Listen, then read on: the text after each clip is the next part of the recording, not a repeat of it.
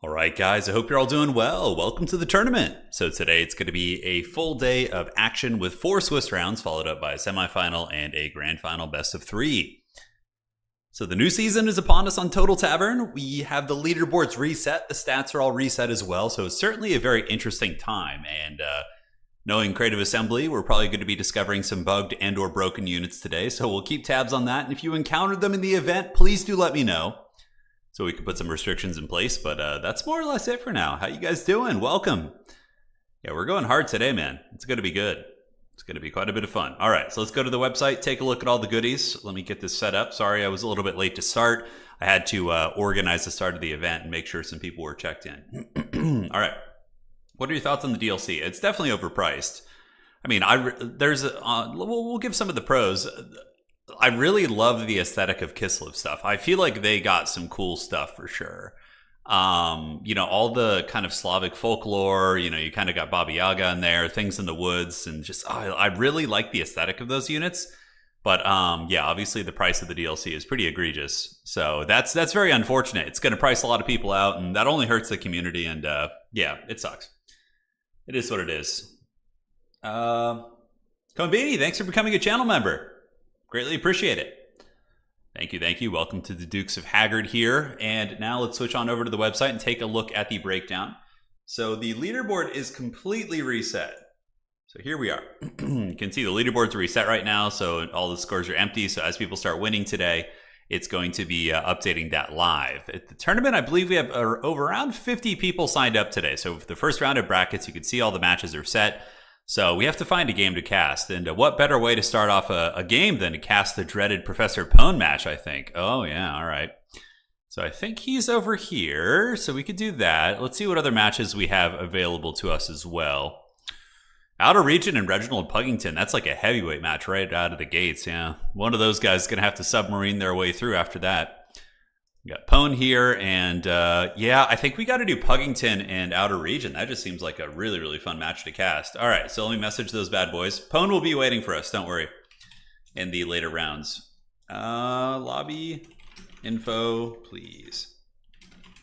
This is going to be a great match. These are two very, very strong players. We will see what they're going to be doing. Hey, Saint, thank you for the donation. Cue the ESPN soundtrack. Yeah, that'd be fun. Dun-dun-dun, dun-dun-dun. I'm trying to remember what the old ESPN soundtrack was back from my day. Yeah, it's going to be good. Let's go, Paul, number 1 player. Paul is our website developer. Yeah, he's the gentleman who designed the website. Grail Guardians are strong, but in my testing and playing them in early access, they're not like as broken as they once were. They don't have like chariot mass anymore, so you can still kill them. It's way easier now than them just like bouncing through all your units. Hey, glad to catch a stream after... I'm not playing today, but I will be playing in the next couple tournaments. I wanted to make sure the first tournament went smooth, and we had to update a lot of stuff on the website as well. So yeah, that was basically the jam here. Yes, yes. All right. We got the lobby code for this first match, which is going to be very, very fun. Let's get this one and see if there's any admin issues that pop up. Join with the code. Alrighty. Outer Region was the #1 ranked player last season, so this is going to be a fun one. The thing is, some people in chat asking about the season finals for the previous season. It's going to take place in about 2 weeks from now. So I'm going to be starting to schedule with the top 16 players from last season, and it's going to be played on this patch because I think this patch is going to be way better than the previous one. So let's see here.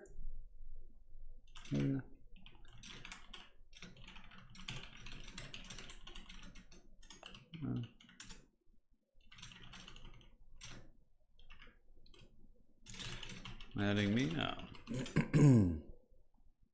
All right, outstanding. Yeah, I've been playing a little bit of Baldur's Gate 3. I did uninstall it though to make sure I could get work done. It was like one of those things where I was just like playing that instead of like streaming and doing other things, and I was like, man, I gotta cut that off. Is Cathay's? No, Cathay's good. Cathay's good in Dom, dude. Yeah, Cathay's gonna be a solid mid-tier faction, I think. The Crowmen are a huge difference maker. Like anytime like anybody tries to fly into your backfield, let's say like Screamers or not Screamers, but Harpies, Screamers, Furies, you can just shut them down now. So they're also pretty good DPS pieces. Like you can use Crowmen in tandem with like Jade Warriors and use the Crowmen to like rear charge a chaff unit to buckle people off objectives. It's pretty good. It's pretty good for sure. Yeah, so we're going to do a patch notes stream sometime in the next few days. Maybe after we finish the tournament, if I still have a little bit of energy, we could do a patch note review where we just kind of sit down, you know, have a coffee, hang out, and we can go over everything. Yeah, so we'll see. I remember Brett Favre. Yeah, I remember Brett Favre won the Super Bowl with the Packers in 1996. I think I remember watching that game with my dad. Yeah, he's been involved in some scandals recently, though. There was like some weird thing where like he was like, I can't remember what it was, but it had something to do with like, you know, yeah, it was some weird allocation of money and some shady business. No, classic. That's why you play Baldur's Gate while streaming. I know. Besides Crowman, do you feel that Cathay kind of got the short end of the DLC on this patch? Yeah, definitely. So here's the thing. Kislev got Akshina Ambushers, top tier unit. Things in the Woods, top tier unit. Elemental Incarnate Beasts. Or Incarnate Elemental Beast. Whatever the hell it is, goddammit. That thing is a top tier monster. Mother Stank is really good too. Hagwitch is amazing. And Kislev, I mean, and then you go over to Cathay. Yuan Bo is really good. Crowmen are really good, but the other two units are more niche and or meme units. The Jet Lion and the Jade Lion suck. Those things are awful. For how much they cost, they should cost like 200 gold less, or Creative Assembly should just give them terror. Like, the fact that they don't cause terror and they cost more than a Tomb Scorpion just makes them awful in my opinion, so. Because, you know, that's, if a monster isn't going to be like a world beater, you know, really doing a lot of damage, it should at least like scare things away and give you that utility. But yeah, overall, I just think they're pretty janky. Yeah, Kislev is going to be the Dark Lords. Yeah, 100%. I have been saying this for the past 2 weeks. I think that Kislev is going to be the #1 faction this season. They are just so strong. I mean, there are a couple factions that can beat them. I did a lot of playtesting in the early access to find ways to consistently beat Kislev. And the answers that I came across were the Dwarves and Tomb Kings. Tomb Kings can give Kislev the dirty, but it's more of an even matchup there. Dwarves can really give Kislev the business on the right map. But the Akshina Ambushers really make the Dwarf matchup a lot harder. So on a big map, Kislev, I think, will be favored against Dwarves, actually. So it's precarious, but yeah, I see Kislev being a 60-65% win rate faction. Maybe not today, but that's... people are still learning them today, right? So Kislev's win rate might only be like 50% today, something like that. I could be wrong, but I do think that once people start to learn what's really powerful with them, then it's going to be scary. Hey, TY, thank you. Hey, I was looking through your videos on your channel, noticed that the last Autogen tournament... Oh, yeah. The Autogen tournament... You know why we stopped doing the Autogen tournaments? Because basically... It wasn't the autogen feature that we have in the game doesn't actually auto-generate your armies. It just like generates a preset list apparently. So we were finding people were getting a lot of the same armies. So it just doesn't really work that well. Like, this was in Warhammer 2 though. I haven't tried it in Warhammer 3, but I seriously doubt CA changed anything in regards to auto-generating armies in multiplayer. That's not on their priority list. But you know, a matchup I haven't tried is actually Bretonnia versus Kislev. This is really interesting because you have Foot Squires, you also have armor-piercing Grail Knights and Grail Guardians, but Little Grom can certainly pound them. This could be an interesting matchup as well. I mean, Bretonnia last season was the strongest faction in the meta, like hands down. They were the strongest towards the end. And now they've had minor nerfs, like we've had cost increases to a couple units. Their cavalry no longer have chariot mass on the elite spectrum. So, yeah, I don't know how this one's going to go. I don't think I played this matchup in the early access, so not sure how that's going to go down here. Yes. All right, cool. And all is good in the realm. Yep, looks like the tournament is flowing nicely. Shout out to all the players for making it going well. Yeah, Kislev is very good, though. I think, like, if you really want to win tournaments, Kislev is going to be a solid faction to learn. Like, for me, this season, I'm going to be focusing on... Obviously, for a powerhouse faction, Kislev, probably Dwarves. I think I want to focus on some Tomb Kings because they're very good against Kislev. The Bone Giant's great against the Little Grom, and then Ushabti Great Bows can really rip apart the cavalry. Catapults can kill their infantry. You kind of see the direction I'm going here. So the Pug is on Bretonnia. This is going to be a great match. Two very sweaty players duking it out on the Imperial Road. And yeah, Outer Region's ready to go already. So man, that's a very, very swift build. No, there's no limits on... the only thing we have limits on, Leo, is Zangors. Because Creative Assembly forgot to add the unit caps for Zangors in multiplayer. So we just don't have those. So you can literally bring like 15 Zangors on ladder. If I go to play land battle or dom ladder right now, you could just bring like 30 Zangors and just cackle all the way to the bank. Not that it would be good in every situation, but it's currently, CA forgot to add the unit caps. They've acknowledged it and said it's going to happen in the next update, whenever that is. So, hey, Okoy, how you doing, man? Dude, man, I've been watching your Baldur's Gate stuff. I've been watching your solo rogue playthrough. Man, it's crazy what rogues can do, like that stealth ambushing and cheesing in Baldur's Gate. It's so strong, man. Yeah. Great stuff, dude. Great stuff. I've really been enjoying your stuff. Excited for all the... Yeah, oh my god. The next patch is like tailor-made for me, dude. Nurgle, Dwarves, and Empire are like 3 of my favorite factions in the game. I play both Nurgle and Empire in tabletop. So it's just, it's great. The 15 Zangor bounty. That would be pretty funny. The dreaded 15 Zangors. Did you see that Tomb King's... Yeah, that's how it's supposed to be. Tomb King skeletons should have been expendable. It's literally been a bug that's been in the game for like a year, and I reported it several times. What the hell is this shit? Oh my god. What is this build? Is this like a bounty? Hold on. What the hell is this, dude? Double Hippogriff Knight Alberic? Is he rushing Kislev? Are you guys seeing this? What the hell is this build? He's got Alberic with no caster, who I'm probably going to be coming out of reserve, I would imagine. Double Hippo, Grail Knight, Mounted Ailman, and yeah. Look at that, dude. What the hell is this? This is not a bounty, right? I don't think it is. I just added new bounties a couple nights ago in preparation to the new season, and I don't remember this. Oh my god. No, he's Russian, baby. Pug knows. What does Pug just want to go out on a shield here or what? I don't see this working. Because he's going to be in Kislev some territory. I mean, I guess maybe. I don't know. All right, guys. So taking a look here, it's oh my god, and he's got a horse Alberic. So horse Barrack is going to be providing an anti-large bonus. The Yeomen are just going to be probably diving and just being sacrificed to the gods.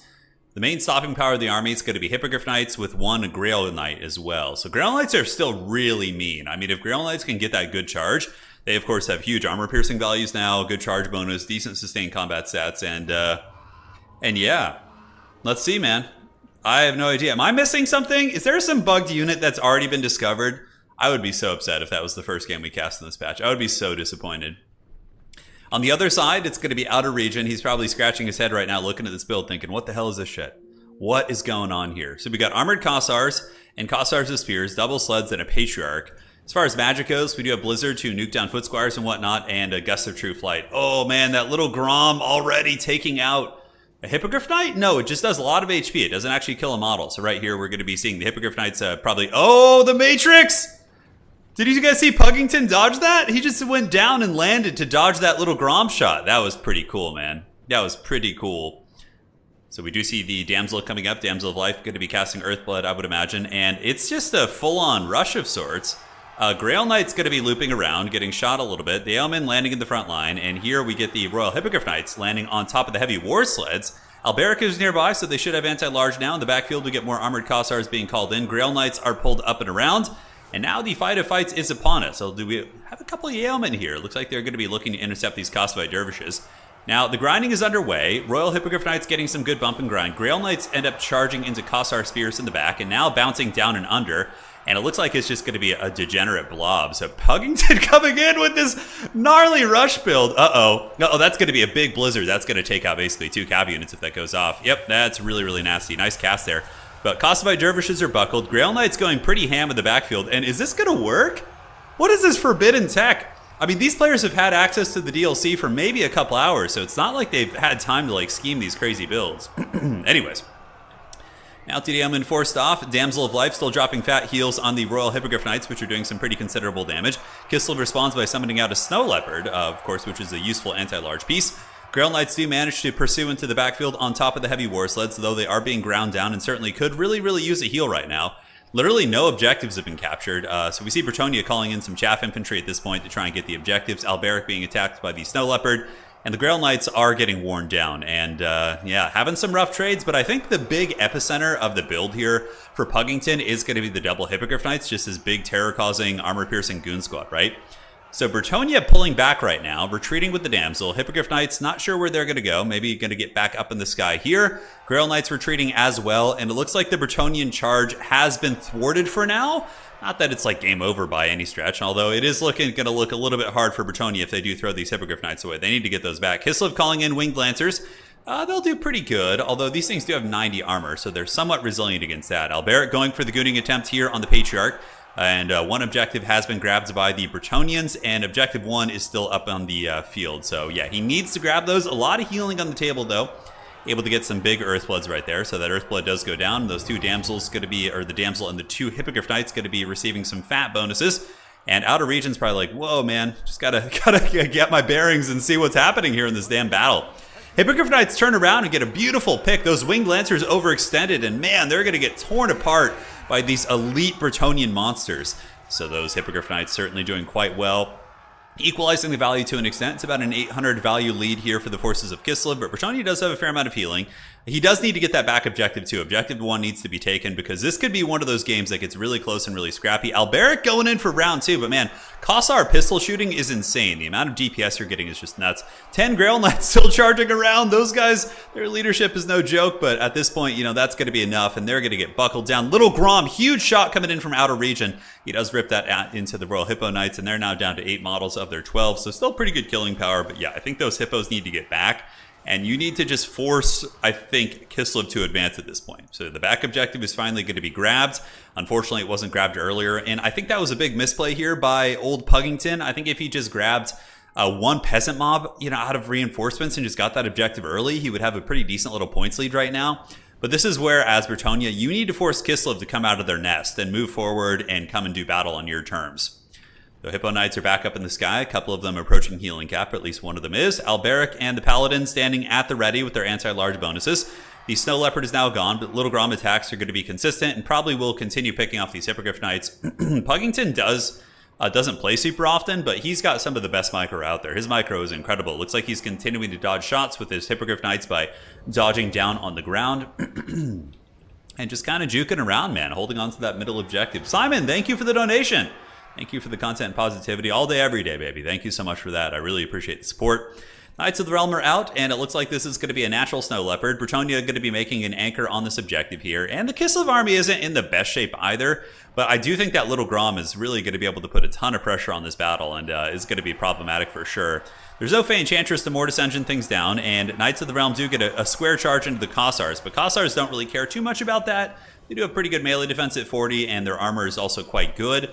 But now we get Royal Hippogriff Knights, which kind of look like Zotes from the distance, but they're going to be charging in on the ground, looking to do battle. Kossar Pistols going to be ripping shots and forcing them back for now. But Bretonnia is still holding on to the 2 objectives. Puggington does pull a little bit of a points lead. Bretonnia probably is going to want to start calling in some foot squires. Granted, it is risky against the heavy war sleds. We're not seeing things in the woods being used. It looks like it's going to be mostly sleds, which against Bretonnia I think makes more sense. Having that armor-piercing shooting utility there is very good. So slight blunder with the Damsel. The Damsel overextends, takes a bunch of damage, and is going to be retreating here. But does get a little bit of healing off. No, she actually stabilizes. Wow, it's pretty impressive. So she's doing it for the lady. Men-at-Arms in the front, battling and getting run over by the sleds of Kislev. Nasty, nasty damage. These Men-at-Arms get absolutely bunker busted. And on the other side, the Hippogriff Knights are now going to be descending on the sleds, which they have a pretty big anti-large bonus because of Alberic, but sleds have crazy mass, so they should be able to just retreat back and through, and the Hippogriff Knights will just kind of be left sitting there and chilling. Kislev's hybrid shooting is really crazy. It was always something that people were, hybrid shooting is always going to be terrible and mediocre, but man, Kislev certainly proved that wrong. Their hybrid shooting on the armored Kossars is absolutely nuts. So big cavalry charges. Looks like it is going to be Knights of the Realm penetrating through the front line of the armored Kossars. Pretty massive value difference right now. Obviously, the rush was decent, but the Kislev line was very hardy. They had spears, they had a lot of shooting, and the heavy war sleds are very resilient against those type of dives. So this is going to be a tough one for old Puggington. I do think that Bretonnia has plenty of tools for beating Kislev, but the dive, though, was very ambitious and looked like it had some potential. I don't think that was the way to get it done. The Elemental Incarnate could still come out. It could. There's also a chance that Outer Region might not. I mean, he should have the DLC. We haven't seen any new units. I'm not sure. He might not have bought it, which again, I would completely understand. It's egregiously priced. But Halberd's now moving up. Alberic going to be grinding in the front versus the hordes of Kislev. And yeah, the Armored Kossar is going to be really, really bullying these Halberd boys. And this objective is probably going to be flipping soon. We do see a lot of troopers coming on. Men-at-Arms with polearms are a good choice here. As long as they're not being shot by the hybrid shooting, they'll be okay and have decent AP values. Cavalry hammering in, mounted yeomen from all sides. And the Kislev army is running a little bit light on ammo, I guess, on the Kossars. Although, no, it looks like they still have plenty. Hippogriff Knight's going to be looping up and around. That's going to be a fat blizzard from outer region, and that is going to be some big, big damage. That's going to just wreck these guys in the back, and also is going to be hitting some of the yeomen as they bounce in here. But I do like this rear charge. I think that's quite nice from these Hippogriff Knights who've gotten, how much value this game? I would wager a respectable amount. Although, yeah, the Kislev army is really, really tough to get down. Some more halberds on the way up. He's desperately just trying to hold on to the points. And here's the thing, like, even if a Kislev army outtrades you, if he had just grabbed the objectives and sat on those instead of advancing into the Kislev Doom Squad back there, I think he might have been able to just grind on points. That's what I found Bretonnia wins with a lot of the time. It's just kind of swarming with, you know, the Grail Reliques and the infantry and holding on those points and kind of counterpunching you with the cavalry and all that sort of stuff, right? So Alberic is down here in the pits of hell, fighting back some of the Kislev cavalry. Looks like the winged lancers are currently by our blood procced. So several of these Kislev units are a little bit close to breaking, but the middle objective has flipped, and man, that's going to be very, very tough for Bretonnia to get this one back. Heavy war sleds, mainly being used as a shooting piece in the back, so we do have 1, 2, and 3. Bear Riders on the way in. It's going to be the Oath Brothers of Tor. A great choice. They'll wreck most of the Bretonnian cavalry. I mean, Grail Knights and such will do well against them, but any of the lower tier cavalry, like Knights of the Realm, Yeomen, or Knights Errant, will get absolutely slapped by these Bear Riders. And Oath Brothers of Tor have some anti-infantry clearing as well, so they could use the Call of Tor to wear those guys down. Bretonnia somehow is back on the objective, and with capture weight too. That's something about Bretonnia. Their infantry are pretty underrated. We're not seeing any Grail Reliques. I would have loved to have seen a Grail Relique. I think having it on the middle objective on this map could be very, very strong. And once again, man, I gotta say, Outer Regions casting this game with the Blizzards has been just devastating. This is probably gonna punish these Men-at-Arms into the Shadow Realm once again. Alberic going after the old damsel here, and the Bretonnian army slamming forward with the support of a paladin. A couple Men-at-Arms with polearms moving up, and will the objective flip for the lady? It looks like it will. He's got a lot of capture weight, a lot of chaff units. Alberic maybe going to be able to take down that Ice Witch if he focuses, but no, it looks like he's going to be sending him after the Oath Brothers of Tor, while Bretonnia in the backfield going to be calling in more Knights of the Realm and more Men-at-Arms with shields, and it looks like Kislev is able to stabilize the capture weight on that objective. That Blizzard did just wreck those Men-at-Arms with polearms, which of course are expendable, so that's going to be setting back that capture weight a couple generations. Alberic getting some nice shanks into the Oath Brothers, though. They're getting worn down. Halberds, the Men-at-Arms with polearms performing quite well. Now the cap weight flips back and forth. You can see here it is going back to the forces of Bretonnia right now. It's pretty crazy how well Puggington is playing considering how behind he's been fighting from, right? Alberic at 19 leadership. He's going to need to pull back a little bit. Certainly can't afford to lose Alberic. I believe the damsel did get taken out, so maybe resummoning the damsel and getting some fresh Earthbloods on the table could be the way here. Defenders of Fleur-de-Lis, Cycle charging back in. Knights of the Realm also charging in. Oath Brothers of Tor getting worn down, and we do see the value gap kind of evening a little bit. Could this be the comeback? Because remember, there's been a ton of healing here for the Bretonnians. They've had several close to healing capped units, and man, the fact that he can't flip this objective, that certainly hurts. Alberic is steady at 30 leadership, but only 1,000 HP. The Snow Leopard is probably going to be going after him. In the back, we got more infantry moving in. Men-at-Arms with polearms, Knights of the Realm. For Kislev, it is going to be Kossovite Dervishes. And, you know, the infantry might be able to mobilize and get some weight here, but I don't know. Those heavy war sleds are going to be such a problem. And with no Grail Relic to make these polearms into raid bosses, Alberic and company might just get surrounded and taken down here. Alberic is not in great shape. He's at 800 HP, 8 leadership right now. If he falters, the rest of the Bretonnian army is going to falter as well. And obviously most of these units are expendable here, and it's going to be tough. So it looks like there's going to be some witchcraft going down here. I'm not sure what that is. That's going to be a... what the hell was that ability? That was like Oath Brothers of Tor. Oh, okay. I was wondering. I was like, it looked like a bombard on his own units, but yeah, it's just Oath Brothers. So Alberic is routed back, and that's going to be GG well played. Kislev is going to get the W at that point. He didn't even use any new units. I mean, that entire Kislev build was all old school Kislev. Just goes to show that they were already strong pre-patch, and now they also have some more options as well, which is pretty interesting indeed. But, you know, here's the thing, guys. Puggington's build was super ambitious. I personally feel, after seeing that Bretonnia probably could do some good work against Kislev, just with a traditional Bretonnian build like cavalry, foot squires with shield chaff in front and Grail Reliques, hold those objectives and just trade with like Fey Enchantress and double Paladin to take down the sleds. But in this case, you know, he tried something super wild for all of you guys, so shout out to your boy Puggington. And he still has a pretty respectable chance of winning today's tournament, actually. If he, or not winning, but getting to the top 4. As long as he wins the rest of his matches and Outer Region continues to win, his tiebreaker is going to be really good. So that Kislev build was just straight old school, man. And it was cool to see Grail Knights being used and not like having like, yeah, they only got 900 value, right? So they can be taken down. Well played Outer Region, but man, they say, oh, Puckington, dude, if you had brought a more normal build, I mean, I wouldn't even, yeah, your build was wild, dude. This is very ambitious. I personally don't think this is very strong against Kislev at all. All the hybrid shooting, like the sleds and whatnot, yeah, it's just, it's very, very punishing. Yeah, I know you're the state of the game. Sure, balance can be a little bit tough at times, but this is just not a strong build against Kislev, in my opinion. I mean, that's not terrible. You'd probably beat lesser players, but someone like Outer Region, it's going to be very tough. And for this army here, yeah, good value on the heavy war sleds. Little Grom was pretty nasty. Looking at the rest of the forces, yeah, the sleds and the Little Grom are just so good. And armored Kossars are just stupidly strong. Those bad boys just pack such a punch.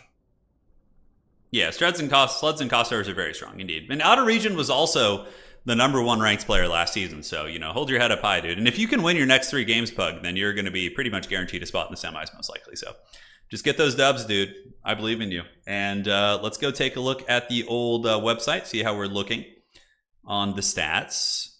We have to see the early stats, the reports. It's my favorite part about starting a new season is seeing all the new stats and like how balance is looking, which obviously, you know, last season, yeah, if we can keep everyone between like 40 and 60%, I'll be pretty happy with that. That would be nice. All right.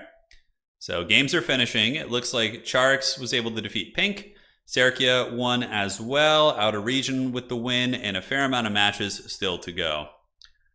Cool. All right, guys. The stats. Kislev. Oh, the Empire was able to get a win. That's what I'm talking about. Warriors of Chaos with the dreaded 0-2 record. Big, important stats right now. It was a fun game. It was a fun game. Yeah, I'm trying to think what like kind of a build you would maybe see here against. I think we did a little bit of Bretonnian testing. What did it look like? I think it was something like this. So let's go to Bretonnia. I think the Fey Enchantress is a must take. Her Mortis Engine's pretty helpful against like the Kossars, like breaking through those Kossar bricks. Yeah, so I think this was like a build that we used Regrowth and this. Life Bloom you can keep, Mist of the Lady, and Favor of the Fae are all pretty good. You can honestly cut some of those if you want to. Favor of the Fae is one that you can maybe cut, but I don't know. Okay, so then you get Henri Le Massif. And also, another weird tech against Kislev is you can mix in the Green Knight. Because sometimes the Kislev player, yeah, their sources of magic damage I think would be the Elemental Incarnate. So let's do a sample build, and then we can look at patch notes as well. Yeah, Elemental Incarnate does the magic damage. That would be a good counter against Green Knight. So maybe you just go with a regular Paladin to kind of save on cost. All right, so you, buddy, let's get you on horse. We can have Guardian, Blessing of the Lady. Got these other abilities, and you're on horse. We don't need Guardian on both of them, but we definitely take Blessing of the Lady. All right, so then in the front, I would probably go with like a front line of Spearmen with shields, just to give you buffering against cavalry, and then their silver shields eat the sleds and Kossar fire. Go with one Growler Leak just to kind of anchor down the middle objective, and then you can get a couple Foot Squires in the secondary row. They're going to be a little bit vulnerable against the sleds, though, or yeah, against heavy sleds. So that's where you need to kind of get your bearings. Granted, you do have the Paladins and the Faegoon squad. They can actually intercept sleds and do some decent units against them. 12 gunpowder units in an opening army Empire win. Hell yeah, dude. That's what I'm talking about. That's good stuff right there. Yeah, buddy. Hey, Leech Lord, how'd your game go? Hopefully it was a good duel of fates. All right, so we need to cut a little bit here if we can. So probably we can cut the, yeah, Earthblood, Regrowth. Regrowth is pretty damn good if you're going to be going for like more elite style units. All right, so let's do something like this. Yeah, I probably just start with like mass infantry and try and press them back. You always want poison arrows with these guys too. So this would be the opening build, and then the Hippogriff Knights are the right direction, though. They're very good against Kislev, for sure. So I would maybe have a couple of those in reserve with Knights of the Realm. And I'm wondering about a Grail Guardian here. I feel like the Grail Guardian might actually even be better than the Grail Knight in the Kislev matchup. Although if you're dealing with things in the woods and Elemental Incarnate, you're going to want that anti-large. But here's the thing. If you don't bring bows, then you're not going to be able to kill the Elemental Incarnate very effectively. So I would even like throw another one in there just to have like at least a solid core of bows. Blessed Field Trebuchets are also an interesting idea you can work with against Kislev. Little Grom can counter-snipe it, but Little Grom's going to be, you know, threat overloaded most likely. Yeah, going to be threat overloaded most likely. Did you see the? Yeah, the new Warhammer Fantasy model looks great. Is the Changeling going to be a meme? Yes. It's going to be either, hey, I'm turning into Kugath because Kugath's good in this matchup, or I'm just a shithouse unit. Honestly, yeah, the DLC Kislev really did well in many regards, and honestly, Tzeentch, yeah, like the Changeling being bad really sucks for multiplayer. How do you choose units without knowing what your opponent is bringing? So Christian, the thing is, in multiplayer, you always know what your opponent's bringing. Yeah. Yeah, the sleds could be good, but honestly, you'd be surprised at the sustainability of the Grail Relic blob with spears, and then the Fey Enchantress and the double paladins with the anti-large. Because you're gonna call your first call-in is a Royal Hippogriff Knight, so then you're immediately getting mass, and you have these like characters to battle sleds. And let's see, so we got that, and then maybe, yeah, I think 3 foot squares is probably plenty. Maybe throw in the Beast Slayers, although they'll probably just get taken down by Kossar shooting, which feels pretty bad. I'm trying to think like how else we want to do it. We're already pretty elite on the cav department, so I think maybe we just kind of max out with like infantry at this point. I really like the men-at-arms and polearms. I felt like they weren't bad. Throw in a couple of these, and this would probably be something I think could be pretty strong. This could be something pretty strong. All right, let me pull up the patch notes as well. Thank you guys for joining today. It's fun as always. First round of the tournament is going. Oh, Grandma is good, dude. You don't want to mess with the Grandma squad.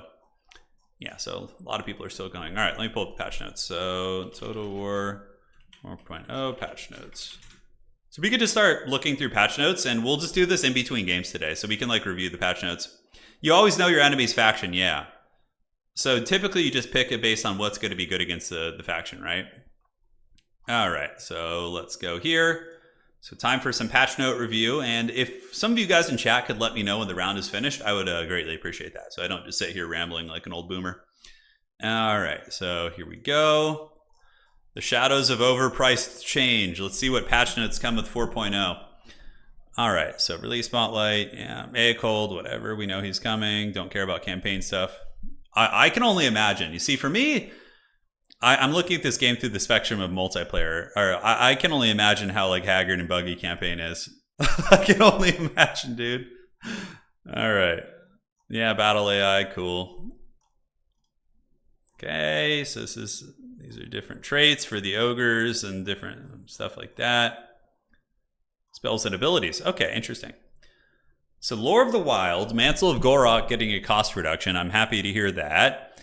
Lore of Tempest, Swiftwing. Yeah, okay, who cares? I like seeing debuff spells be given extra duration to make them like have more of a, you know, to give you more of an incentive to bring those. So I think that's good. So Transmutation getting that, Withering getting a buff as well, a little cost reduction. Occam's Eraser as well. Cool. Penumbral Pendulum. Oh, they lowered the mana cost of Pendulum, did they? Down to 12. That could become more of a staple too, because things like Pit of Shades and those big Vortex spells got a big cost increase, but Pendulum kind of works in a similar way. Like just kind of that big alpha strike there. All right. So Melkoth's getting a cost increase. That definitely seems like a multiplayer change, because Melkoth's is very meta in multiplayer. Does not seem like it's something that was pertaining to a campaign, because, you know, people in campaign are going to be using Vortexes. So Melkoth's probably could have used a cost increase of 1 wins, and it's not a huge deal. It'll still be good. Lore of Heavens, Curse of the Midnight Wind, getting a buff. Wind Blast getting a cost reduction. Could be seeing a little bit of play. All right. Lore of the Great Maw, Toothcracker, got a duration increase up to 35 seconds. I like that. I like how they're buffing things like buff and debuff spells to make them a little bit stronger. Gotta say, I've been getting spanked versus Cathay, now is Empire. Yeah, Cathay has always been favored against Empire Wilhelm. So it's always been an uphill battle. So hold your head up high, dude. You know, if you can win that matchup, you're doing something right. It's very difficult. You're really relying on your artillery. I only really care about multiplayer. Yeah, it's true. No, I mean, that's what I focus on. You know, everybody plays the game for different reasons. But yeah, I don't play campaign, so. Soul Blight getting a cost increase, or a duration increase. Cool. Might be a little bit better. Doom and Darkness getting a cost decrease. Yeah, we're seeing kind of a similar trend of non-direct damage spells getting minor buffs here and there, which is cool. Shield of Thorns up to 30 seconds. I have to start using some of these. Yeah, gonna have to start using these. Lure of Dark, Doombolt down to 9 mana. The Doombolt sniping meta is upon us. The problem with Doombolt is it has really janky targeting and it misses like probably a good 80% of the time. It's really haggard. Yeah. Okay, Blade Wind. Yep. Slight change to that. Oh, look at that. Wall of Wind and Fire down to 6 mana for Grand Cathay. Upgraded version reduced as well. Crystal Sanctuary giving 80% reduction, so definitely not bad for like a little Grom type trade. Interesting. Still a very expensive spell. All right, guys. So for the Beastmen, they got Zangors. There's not really much to say about that. Now, down to Bretonnia. So these are the changes for Bretonnia. Cost increases to Grail Knights and Grail Guardians, it looks like? No, just the Grail Knights. 1,800, and they no longer have Chariot Mass. See how they had a collision priority? They had the mass of Chariots, basically. Or the back-end programming of Chariots. That's why they were insane. So I think this is fine. They're going to be still good. Grail Leaks get a cost increase, which is nice. They were... You used to see people bringing 2 just at 300 because it was so cost-effective, but now you'll probably see people bringing 1. My opponent brought the dreaded double Dreadquake. Oh, really? Did he get you, Pod? Did he take you down with the double Dreadquake? Oh my god. All right, Foot Squires getting a cost increase as well. I think that was warranted. They were really cost effective. I mean, like Foot Squires, when you compare them to Greatswords, are just so much more cost effective. So I think that, like, Bretonnia is not supposed to have like dominating infantry in the front line, right? They're not supposed to. So I definitely like this. Beast Slayers getting a cost increase. Battle Pilgrims getting a cost increase. Yeah, like this is good because all those Bretonnian infantry were way too cost effective. Bretonnia was hands down the tyrant of last season. It'll probably be Kislev this season because of all the new stuff they've gotten, but again, we'll see. So overall, I'm happy with the Bretonnian changes because I still think Bretonnia is going to be very, very strong. But you know, it's going to be more balanced now. Those were good changes. I'm happy to hear that. So now we're on to the Chaos Dwarfs. All right. So all units with Iron Demon and Skullcracker have been added to the rare single entity camp. Okay, so that's going to be limiting how many you can bring in a multiplayer match, which is good. When a Dreadquake mortar towed by an Iron Demon runs out of ammo, it switches to its Iron Demon gun, allowing them to continue firing at range. That's actually kind of cool. That's neat. Iron Demons. So basically, here's the thing about Chaos Dwarfs, guys. In the previous patch, Chaos Dwarfs were very buggy because all their capture weight was like broken on all their labor units. So their laborers had 5 capture weight. And all their trains were like single entity killers. So you can see we've had the melee attack reduced, the charge bonus reduced, base damage reduced, and a cost increase. So the trains for the Chaos Dwarfs have all been nerfed basically, which is good. Skullcrackers are still really, really strong though. I don't know what they did to change Skullcrackers, but those things are still monsters. So I don't know. We'll have to see. We'll have to see how that plays out. Yeah, Iron Demon. So it looks like it was mainly the Iron Demons that got nerfed. Hopefully the Skullcrackers aren't a problem. We'll have to find out. Okay, looks like Iron Demon with Dreadquake got a cost increase. Skullcrackers got Skullcracker and Dreadquake. Yeah, Skullcracker got a cost increase up to 1,200 as well. All right, Deathstreak rocket launcher definitely needed a cost increase. This thing is just gross, though. The Deathstreak rocket launcher is basically the glue. Like, the Chaos Dwarfs are like the Homer Simpson meme, where you have, like, Homer Simpson where he's got, like all his fat taped to his back so you can't tell he's, like, out of shape. Like, that's basically what the Deathstreaker is. It's like the piece of glue that holds together the roster. I think without that, Chaos Dwarfs are probably going to suck. Hey, Blake! Thank you so much! Thank you for the tenor. And those are some kind words, man. Those are some very kind words. Okay, so yeah, the Skullcracker did get some nerfs as well. So, okay, I was worried about that. So Skullcracker got hit, and Deathstreaker and Magma Cannon have gotten slight changes to their damage. So yeah, it's nerfs to Chaos Dwarfs, which were warranted for sure. So people are going to have to learn to play them again, and hopefully none of their units are bugged. Yeah, they still attack you often on the charge, do they? Well, we'll have to see. We will have to see. Demons of Chaos, nothing to look at. Dark Elves, it looks like oh yeah, so this is pretty funny. On the Cauldron of Blood, all the little, like, now the ladies on top of the cauldron, they throw daggers. So the Witch Elves riding now throw daggers at 55 meters. Are you guys ready for the dreaded draw kiting with Cauldron of Blood? You're going to go play some land battle ladder and just somebody's going to run in circles with a Cauldron of Blood. Have the Witch Elves, do they count as obeying the attacking rule is the question. with their Haggard dagger throws. And do they have infinite ammo? Find out on the next episode of Quick Battles. So to the dwarves, I am very happy with this change. Dwarves should not get buffed because they're already pretty strong and like consistent. So here we see the flame cannons getting a cost increase. Or decrease, excuse me. So yeah, they got, wow, 100 gold, not bad. And they got a range increase of 280. Is it time for the flame cannons to rise in the meta? Minus 100 gold, plus 50 range? Sign me up, baby. Sign me up. All right. So Grand Cathay, got a bunch of stuff, obviously. So the big things for Grand Cathay is that all the Dragon Twins have new items, okay? So Zhao Ming has a healing item, Miao Ying has an AoE debuffing item, and obviously Yuan Bo has just combat stuff. Yeah, Flame Cannon buff is great, because dwarves are about to get a DLC, guys. Probably in the next, I bet you around Christmas time. We're going to be getting Santa Grombrindle coming in and dropping off some DLC for those bad boys. Yeah, flame cannons, baby. Let's go. Let's go. So, yeah. Dude, Iron Dragon is insanely good.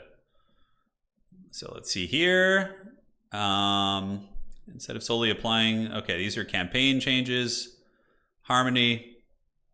Yeah, this is all like campaign stuff, which we are going to be skipping. Lord Magistrate on foot. He's got 20 armor, guys. Look at that. The Foot Magistrate almost has as much HP as Karl Franz on Deathclaw. Classic. Classic. Give us 1 or 2 units. And Empire... Oh, man, there's so many things you could add to the Empire. We'll have that discussion a little bit later as well. So the Lord Magistrate with some buffs, nice, but that's pretty much it. I mean, Cathay got new stuff. Cathay is very strong now. The Crowmen are just such a hard carry unit, so you're going to be seeing them do well. Greenskins, apparently Creative Assembly fixed the pump wagon. Apparently. We don't know yet. So you can see like the profiles have been changed. So I'm really hoping CA fixed it and we don't have to like ban them for another patch. It's so lame. You know, you pay for something and it just is broken and doesn't work, and then it feels bad, man. Yeah, so apparently that's the only thing for greenskins. The greenskins are still just going to be Wurzag and spamming squigs and orc boys and shit. That's going to be their play. There's nothing going to change there. High elf changes. We got the Omen of Isurian. So that got a cost reduction. Love to see it. Eltharion getting a cost reduction. All right. Now, all they have to do is make it so that Eltharion's, his Miststalker thing, the bombardment does good damage, and then boom, he could be viable. So here's the thing. As much as I hate to say it, guys, I think Khorne, you give them a couple small reductions, cost reductions on their infantry, but aside from that, you don't want to buff them too much, because if Khorne gets some bomb shit in their DLC, then we're going to be stuck with like a super overpowered faction for a while. You have to be careful about buffing factions that are about to get DLC or haven't gotten their DLCs yet. You really got to be careful about that. But I still think like right now, a lot of the Khornate infantry should just get flat cost reductions, like straight up. Like even now, I think that should be the case. So yeah, nothing really going down here. So for Kislev, we see Iceglaive Guards getting a cost reduction, both variants. Armored Kossars do get a cost increase, which is good. I think Armored Kossars should actually cost 750. They're that good. I still think 700 is a little bit too cheap, and it's going to be something I'm advocating for, depending on the data that we get back. But overall, I do think that they are a little bit too cheap. 5 matches still going perfect. And we started at 11. We started a little bit late. So I'm going to start sending out warnings in 5 minutes, because we started about 5 minutes late, give or take. So we'll start sending out warnings in 5 minutes. All right. So Lizardmen, let's see. Nothing really going down here. Norska just gets nothing, dude. They're just like the potatoes in the night. They just like they got one. Man, the last time Norska got an update, man, I was living in Poland. That was so long ago. That was like what, 2017? God damn. That is so gnarly. Who will win in a battle? Zangors or Yadi Yashigaru from Shogun? Of course, the Yadi Yashigaru. No changes for Nurgle, and again, Nurgle's not in bad shape. Nurgle's a decent faction, and they're going to be getting their DLCs, though. I do like this change, though. Gorger's getting a cost reduction. I don't think Ogres need any buffs, because Ogres are going to be an S-tier faction again this season. Trust me. They're still very, very good. And here, so Gorger's getting a cost reduction. Nobbler Trappers getting nerfed is huge. Plus 50 gold and losing their bonus for his infantry means that other baseline infantry can now hang with them, whereas before they would just crush things. They would crush like State Trooper type units super hard. Skystrider's also getting a cost increase, which is fine. Ogres, minor nerfs, but Ogres will still be an S tier faction. Because the units that are really good, Creative Assembly missed the ball on nerfing, which are Ogre Bulls and Iron Guts. Iron Guts are just freakishly strong for their price point, and so are Ogre Bulls. So, yeah, we'll see if it matters though. Skaven, Storm Vermin getting a cost reduction, and Warp Lightning Cannons getting a minor buff as well. So that's cool. Yeah, but, you know, yeah, that's fine. It'll help. It will help indeed. So Slaanesh, again, Slaanesh is going to be getting a DLC, so you got to be careful for the Empire, Gotrek, and Felix stuff. Okay, Steam Tank did get a big cost reduction, which I think is fun. I don't think it's going to be like meta-defining, but you know, minus 300 gold off a big monster type unit isn't bad. I mean, you're still paying a lot and basically just getting an armored cannon, but it's yeah, I think that's a step in the right direction. So expendable capture weight for the Tomb Kings with their skeletons, which is good. For Tzeentch, let's see. So campaign stuff, nothing there. Vampire Coast. Morgul's got a cost reduction. I agree with that. Necrofex Colossus, agree 100%, getting a cost reduction as well. A little bit of a missile buff for some of the handguns. So that's nice. Yeah, so the zombie shooting line just got a nice little damage buff. 6 to 8 and 17 to 20. That's very respectable. That's not bad at all. All right, so for the Vampire Counts, Count Chocula, no changes. Vampire Counts will still be a very good faction. They're just steady. Yeah, Vampire Counts are in good shape. They're in good shape. Now down at the bottom, Warriors of Chaos. Let's see here. Nothing to really look at. Soul of Damnation apparently had some minor alterations to its calibration distance, but that's it. For Wood Elves, Wild Riders, they needed minus 100, but I'm happy to just see a step in the right direction. So we see the Wild Riders now costing 1050 instead of 1100. They should have been 1000, you know, but I'm just happy that CA did something. Yeah, so minor reductions here. Glade Riders, this is nice. Getting a cost reduction here is pretty substantial, down to 600. So they're pretty much in line with Classified Dervishes now, which is what they should have been before. Glade Riders with Hagbane Tips getting a cost reduction. War Dancers with Azrai Spears also getting a cost reduction. So not bad. Wood Elves will be happy. I mean, it's just buffs, and they were decent last patch too, so maybe not enough in some regards, but not the worst thing in the world. And let's see if there's anything else. Okay, domination battles. Why are they just working on these maps, dude? Just delete all those shithouse maps like Crossing of Sea of Claws and replace them with our Total Tavern maps, which are just done and can be handed to you on a silver platter. I don't know what all the red tape is with that shit. Like, God, Sea of Claws is such an awful, miserable map, and so is Silver Spire. It just like it's such a horrible gateway to the game. Like you're like, oh, let's try multiplayer here. You have one bad experience on these terrible maps and you're just like, oh, well, this sucks. And it just turns people off, dude. We would have such a thriving community if it weren't for like that gateway we have. It's so awful, dude. That's so awful, man. But I mean, look, they have, yeah, I don't know. My expectations are very low these days. Looking around. All right. Like, if we didn't make our map pack with all these, like, new tournament maps, like, dude, multiplayer would just be, like, such a potato. You know what I'm saying? It would be such a potato. Domination mode would basically be dead. You know, the tournaments would just be rinse and repeating Ibiza and Black Ark and Arnheim, like, every game. Yeah, well, anyways, that's a rant for another day. So, I'm going to go evaluate the... I'm surprised we got through the patch notes that quickly. That was not as long as I thought it was. Oh, Vampire Counts are going to be fine. Yeah, they're very good. They're very good. I played against them quite a bit in the patch, and we got 2 games going. So let me message the players here. I'm going to be a little bit relaxed. Okay, so who is this? You guys. So your opponent. Let's see here. So did they play? Who is this? I think Drakens, did they manage to finish? Looks good. All right, so they did finish that, and then we have these other gentlemen.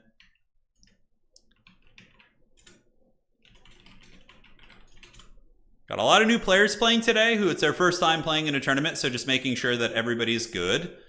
And we're going to be a little bit more forgiving on the time rounds because you know, it's their first, a lot of people's first tournament. So you two playing. Just want to make sure that everybody's good. Did great. All right, so we'll be starting the next round here in just a second. CA is afraid of the Dust Bowl. Yeah, man. I don't know, because, like, dude, these maps are just so bad.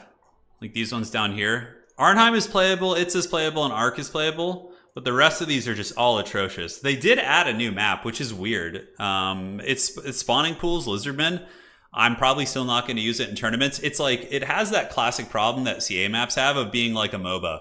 They just have a hard-on for making domination maps be like 3 lanes that are just like have a ton of choke points. Like, whereas a lot of our maps are more like open, they're basically like land battle maps to an extent, but they have like, you know, objectives on them, which I think is a little bit better because you can actually have formations. If you're forced to fight in choke points, it's just going to be big blobs and different things like that.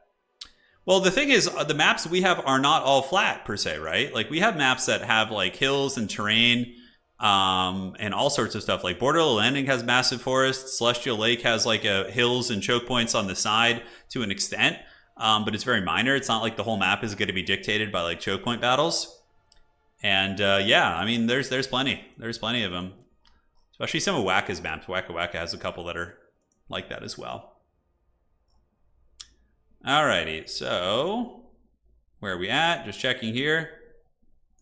Updating time. He's therefore conceded his round, but I don't know. Oh, I got you. All right. So let's do this. 1 sec, guys. Just got to do a little bit of adminning. Okay. So let's report this score. Will give opponent win. Can you play next round? All right, guys, just doing some last minute housekeeping.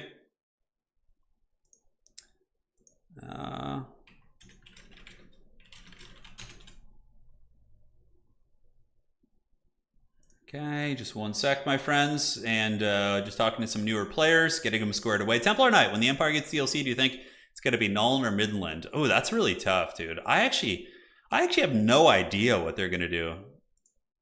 Okay. I really have no idea. All right, so score reported. Looks good. And outstanding. So that should be solid.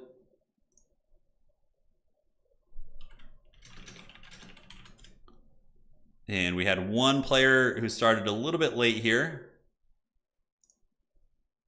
And all good. Elspeth versus Tamarcon. Having Empire get a dragon would be interesting. I just hope they rework all the Empire Lords. Because there's like, you know, like a lot of the power creep stuff is kind of slowly being addressed to an extent. But like, you look at stuff like this, right? Okay, so let's go look at, this is one of my favorite examples, all right? You put Karl Franz, the main character of Warhammer Fantasy, basically, on Deathclaw. Okay, Homeboy's got 5,800 HP on a monstrous war beast, which in tabletop is like a top tier tanky monster. Like the Imperial Griffin is going to have like as much wounds as like a Bale Taurus, right? Or something like that. So this thing has 5,800 HP. Okay, you go to Chaos Dwarves and you go to the Sorcerer Prophet, 8,200 HP on the Bale Taurus, 8,200 HP. And then you want to see a decrepit old grandma on Kislev. So if we go look at Grandma here, look at this shit. We look at a Hag Witch. A frickin' Hag Witch, a generic old grandma hero on her stupid sled, has 6,000 HP. She has literally more HP than Karl Franz on Deathclaw. Okay? Grandma on a sled. It's not even Mother Ostankia. It's just it's just a Hag Witch, okay?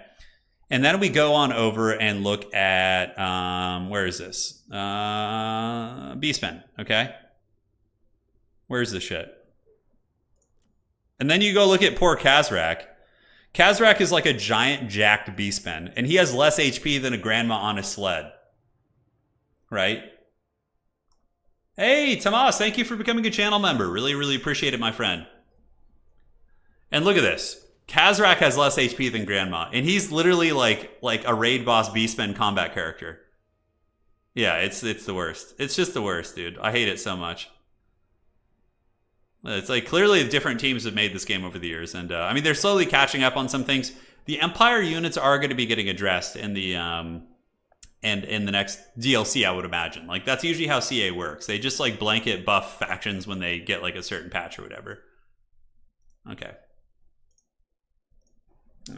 Okay, I will advance you. One sec, guys. So I just got to do one more thing here. So I am doing the last admin on this round, and then we're going to be starting the next round. So we'll go from there. Carl has more HP in campaign. I don't know what the hell they're doing with that, dude. It's just, it's weird. Yeah, I think they're going to be. I've vented all these things to Creative Assembly in the Discord that we have with them, and they said they're going to be looking at that kind of stuff in the next patch. So, yeah, the Empire DLC is going to be $50 base game price. Alrighty, so here we go. Let's do this, and score reported. Outstanding. All right. Game time, baby. It is game time indeed. I really want Sisters of Sigmar to be introduced. Was that actually a thing in Warhammer Fantasy? Do they have that? That'd be kind of cool. All right, so next match. Let's go to the bracket, and it looks like everything is reported. Let me make sure it actually registered. Okay, I need to do that manually then. That's so annoying. A couple little things I have to fix up on the website.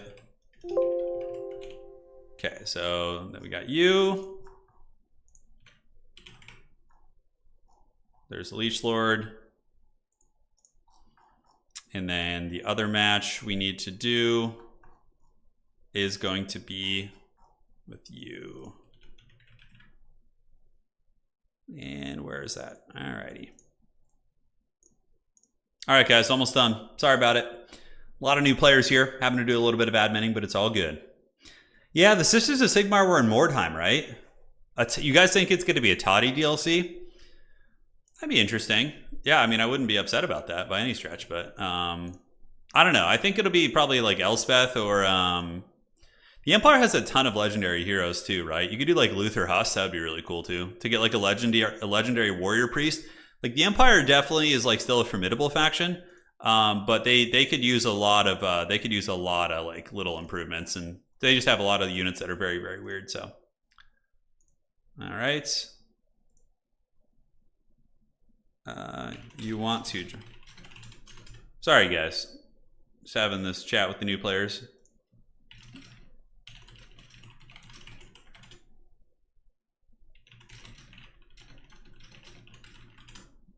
Uno momento, por favor. Out of Region is currently streaming, and a stream is called. Oh, that's pretty funny. Sleepy, that makes sense. Yeah. Yeah, I mean, Kislev is pretty strong. I mean, even without the DLC, they're still like a very powerful faction. But yeah, they're obviously better with it. Like having the more range of units. Things in the woods are really nice. Sleds are still like better in many situations, but things in the woods are a little bit more budget, and they stack on top of your infantry very, very well. I'm not playing today myself. Okay, dropping you. All right, so somebody was trying to update at the last second. So let's get this. Why is Discord showing the name like abbreviated? Huh, that's weird. And all right. So drop there. Yeah, no, I'm not playing today myself. I'll be playing in the next couple. I'll do some streams in the near future where I'm playing. But today it's just adminning, and it should be a little bit smoother after the first round here. We'll get it going. Dude, Foot Reichsguard Knights would be pretty badass. I don't know. The Empire's missing. The centerpiece is 100% going to be the Celestial Huracanum. Like that would be my guess. It's like, you know, they always have like a big centerpiece, right? It could be a Celestial Huracanum and like Elspeth on her, you know, dragon or whatever.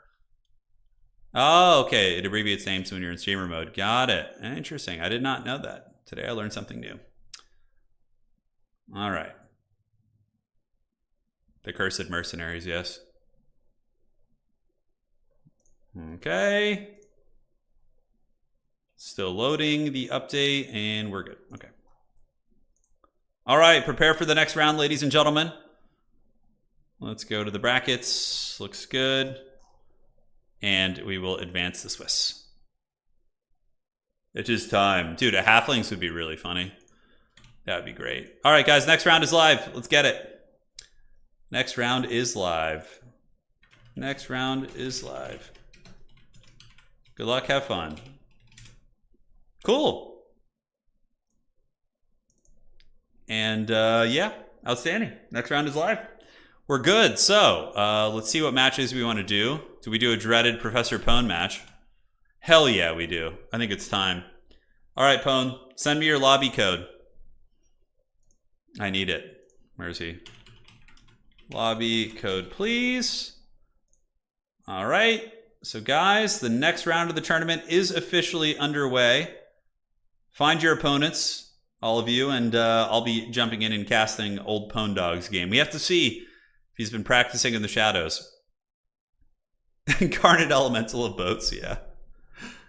Oh my goodness. Yeah, that's a name that I'm probably just never going to get right, like straight up. Okay. So a lot of matches. Here's Prof Pone's game. I need him to open a spec slot. And spec slot. I do kind of wish I was playing today. I was like, seeing other people play, I'm like, I want to play now. I want to play. Okay, so he needs to open a spec slot, and then we should be able to jump in there.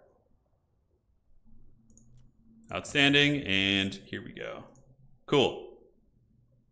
Can you show some of your Kislev builds? I don't have any like preset yet, but yeah, Kislev is good. They're going to be a top tier faction. They are going to be a top tier faction, 100% this season. Let's look at the stats so far. All right. Oh, guys, got to take a look at this. The old Skaven off to a 2-0 start. The Rats looking for blood. Kislev actually 1-2. See what I'm saying? You know, people gotta learn them. They just got updated. There's going to be a lot of people who've never played Kislev before, probably picking them up, trying to play them now too. So that'll affect their win rate a bit until things start to fluctuate. Okay, my guess for the one faction that won't be played today. So we got Dark Elves and Wood Elves left. Nobody's played Ogres. Nobody's played Nurgle. I think we probably will not see a Slaanesh pick today, although somebody might just pick them to contradict me now. But I think Slaanesh is going to be the one who probably doesn't get played today. Chaos Dwarf's 0-1. Oh man, they took a bit of an L here. So if you guys are curious about stats and whatnot, you can come to TotalTavern.com and you can look at stats for previous seasons. We can go to the leaderboard now, and on the front page you can see upcoming tournaments, articles on how to play the game and all that sort of good stuff written by many of our tournament players. And also, oh, look at this! Professor Pone screenshot it! Look at this, the #1 player in Total War Warhammer at this moment with one win is going to be your boy, Professor Pone. Oh my God. Got to take a picture of that. We have some unique avatars up here too. We got Outer Region with his Kugath in the Walmart Kugath. We got Catholic Alcoholic who has a Chariot Master, etc. A couple fun ones. Leech Lord has the Limp Biscuit icon. Yeah, very fun. See that, Pone? You're the #1 player in the world. Yes, yes. Just watch Pone's opponent not show up here. That'd be really funny. Oh, man. He says, don't ever forget it. #1 player in the world, baby. He grew up so fast. I know. Truly unbeatable. I think we should just end Season 5 right now. We just end it at this very moment, and then he can get the top spot for the season. That's really funny how that works. I think we can call him the GOAT at this point. Yeah, I agree. Pone, has your opponent responded to you, by the way, or should I find another lobby just to be safe? Let me know. It's because they buffed Eltharion. Yeah, that's right. Pone's he's good at high elves, man. Yeah, he's good at the High Elves. He knows how to play him. We got some good matches coming up here, ladies and gentlemen. Some big duels, some strong players. Good showing today. 50 plus players, pretty great. And people are coming out for the first time, which is fun. Your opponent is the one who had trouble installing the patch. How did he play first game then? One sec here. Finishing the patching? What is this? Who's this guy? Okay, one sec, guys. Checking Pone's opponent here. Who did he play in the first round? Oh. He's got like a weird one there. Okay. All right, then. So we're going to... Pone's opponent is still patching, so we're going to cast a different game then. Or he had to like restart or something. So let's go ahead and cast another lobby then. No problem. And we'll come back to him later. All right, so looking at other games right now. Look at that. Oh, seeing that multiplayer list with so many games is great. So who do we want to cast? Hlidden versus Housecat of War could be fun. Let's do that one. So Housecat, lobby, please. Hlidden is our resident dwarf main. Be interesting to see some Dowie action. We haven't seen them in a little while. I have not heard about that game before. No, I have not heard about it. I have not. Dude, I did not screw up your game, Pone. I did not. How is that guy? He played in the first round. He had a game loss. Maybe he just forfeited the first round, which is fine. Your opponent. Yeah, all right, let's see if we can find Housecat's game here manually. Here's Leech Lord's game. Prof Pones. You know, a lot of people just don't put spec slots up. Housecat, and let me message his opponent. All right, great. I just got the lobby code now, so let's get in there and party. And join with code. Here we are, 1, 2, 3. All right, so we got our next game of the day. Flame Cannon, yeah, if there would be somewhere to see a Flame Cannon, it'd probably be here. Hlidden is a big dwarf enjoyer. Oh, we got Tzeentch, all right. Is it Tzeentch versus Bretonnia? Bretonnia is still obviously living in the minds of many people as it pertains to being a meta faction. But to be fair, dwarves are very good against Tzeentch, and on this map especially, it's like has a couple narrow points, so it could be better for that. We'll have to see. People are already scared to face Bone. It's true. They know the tyrant has returned. That would be one thing about Total War multiplayer, that if there was some way to speed up the time in between rounds while also keeping it fair and competitive and not having it be like single faction. That would be really big, because the pick and ban systems typically take some time, you know. Yeah, it's Trixie Hobbitses, Trixie indeed. Bone said he's saving his #1 spot. He's got a screenshot of it. Yeah, that's really funny. Oh, I love it. All right, so it does look like it's going to be Tzeentch versus Bretonnia, which probably could be Severed Claw, Halberds versus like Footsquire Faye type build, I would imagine. Faye's pretty good there. She's got a lot of spell resist, so she's very hard to snipe with like blue fires and things like that. Let me go ahead and just do this and check to see if they're picking at the moment. Yeah, they are. Okay. They are indeed. Cool. Builds look good to me. Builds look good to me. Didn't want to spoil those on stream.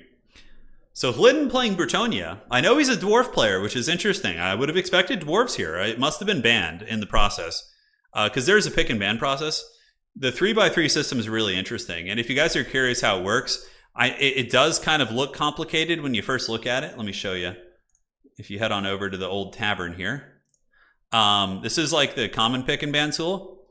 So how it works is both players pick 3 factions out of the gates, right? So I would pick Vampire Counts, Bretonnia, and Beastmen, right, for my 3 factions. So then you create a little matrix like this. You can also do it like typing like that, and you basically have sequences of removing matchups. So you'd be like, oh, I'm going to ban this one, and you alternate with your opponent, like, you know, basically playing tic-tac-toe with the faction selection, and whatever's left at the end is what you play. So you can see you slowly start removing factions until there's only one left, It's a really, really good pick and ban system that gives both players a lot of agency to avoid matchups they don't want to play.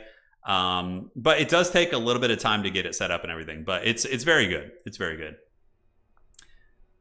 Manic says, I just lost to Hliden with Beastmen versus Dwarves. Yeah, there's no shame in that, man. I mean, Hliden was... I believe he was top 16 of the world last season. Let's see. So going to the leaderboard real quick. Whoever gets 3 in a row wins. Yes, the series is just over. Most RTS struggles with timing between games. It can be, yeah. So let's go to season... all right, what do we got here? Season 3. Trying to find the correct season here. Was it this one? Yeah, okay. So yeah, Hliden was ranked 14 in the world last season with a 62% win rate, which is pretty great. I mean, that's a very, very solid performance. So feels like it's pretty good. Okay, no wait, they were not ready. Okay, they were not finalized with this. So it's going to be Ogre Kingdoms versus Kislev, actually, guys. They hadn't done their picks and bans. It's weird because they had full army set with these other factions. But yeah, it looks like it's going to be Ogres versus Kislev when they just finalized everything. So now I played this in early access a couple times with Subutai. And in my experience, we did have Kislev. So I played it with Subutai. He said that Ogres will usually smash Kislev. But then I managed to defeat his Ogres with Kislev. But then he also said he played with Platypus, and in those testing games, the Ogres had beaten Kislev as well, or not as well, but in those situations. So a bit of a duality in terms of the early testing. But overall, I feel like it can be an even matchup if both players know what they're doing. On this map, I'm trying to think who it's going to favor. Probably a little bit better for Kislev on this map because it's smaller, so the Ogre's high speed won't be as important. But yeah. Should be fun. Yeah, I'm not. You're gonna see a lot of new factions, DLC factions being played today. Obviously. Let me see if they're actually picking their armies real quick here. Check that. Yeah, it looks good to me, man. Looks good to me. Some players, I wonder if they're going to be adjusting to the old new meta here. Things are a little bit different now. Of course, Nobbler Trappers have been nerfed. I think they're around 50-50, yeah.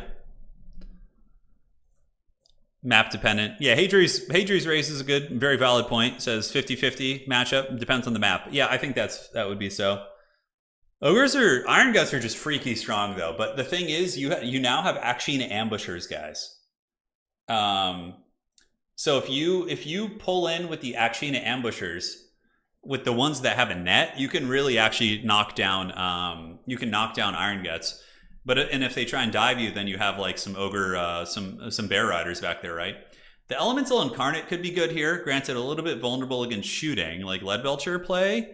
But yeah, it's anti-large attacks. It's more dissension to clear out Nobblars. Could be good, but I wouldn't start with it in my army. But I would probably have the Elemental Incarnate in reserve. Having a big terror-causing monster could be helpful, I think, for breaking points and things like that. Hadri's, are you playing Skaven today? Are you the one who's falsely inflating the Skaven win rate? With your skill? Is that what's going down here? The dreaded 2-0 Skaven, are you going to just get them such a solid win rate that they get nerfed by CA? Although, I don't know. I don't think CA even looks at the total tavern stats. Maybe they do. I'm not sure. Because it's a tricky thing for them, right? Because CA is trying to balance multiplayer around land battle and around Dom, which is tricky because they're both very different. It's quite an arduous task for probably the one person they have on that job. Yeah, it's tough because they're very different game modes, and certain things are very strong in those. So balancing around both of them is certainly quite a tough one. Let's see here. In a build with Kairos, would you rather take Chaos Warriors or Zangors? So Max, it really depends on what matchup you're in. If you give me more specifics, I can give you more details. Yeah, it's basically true, Hadri's. Yeah. Basically true. Although Skaven, we did a little bit of testing in early, and Skaven were able to win some games without power grab abuse. Yeah. I do have confirmation from CA that power grab is indeed a bug. It's not working as intended. So I've thought about banning it, but the tricky thing is it's hard because it's hard to dictate when somebody can unsummon a character, and then I guess banning the Chieftain power grab ability would just be the best way of going about that. It's something I'm thinking about, but it's not that Skaven or even like OP or anything like that. Even Dom and Quick Battle on those maps is nothing like Dom on decent maps. Indeed. Yeah. Perfect.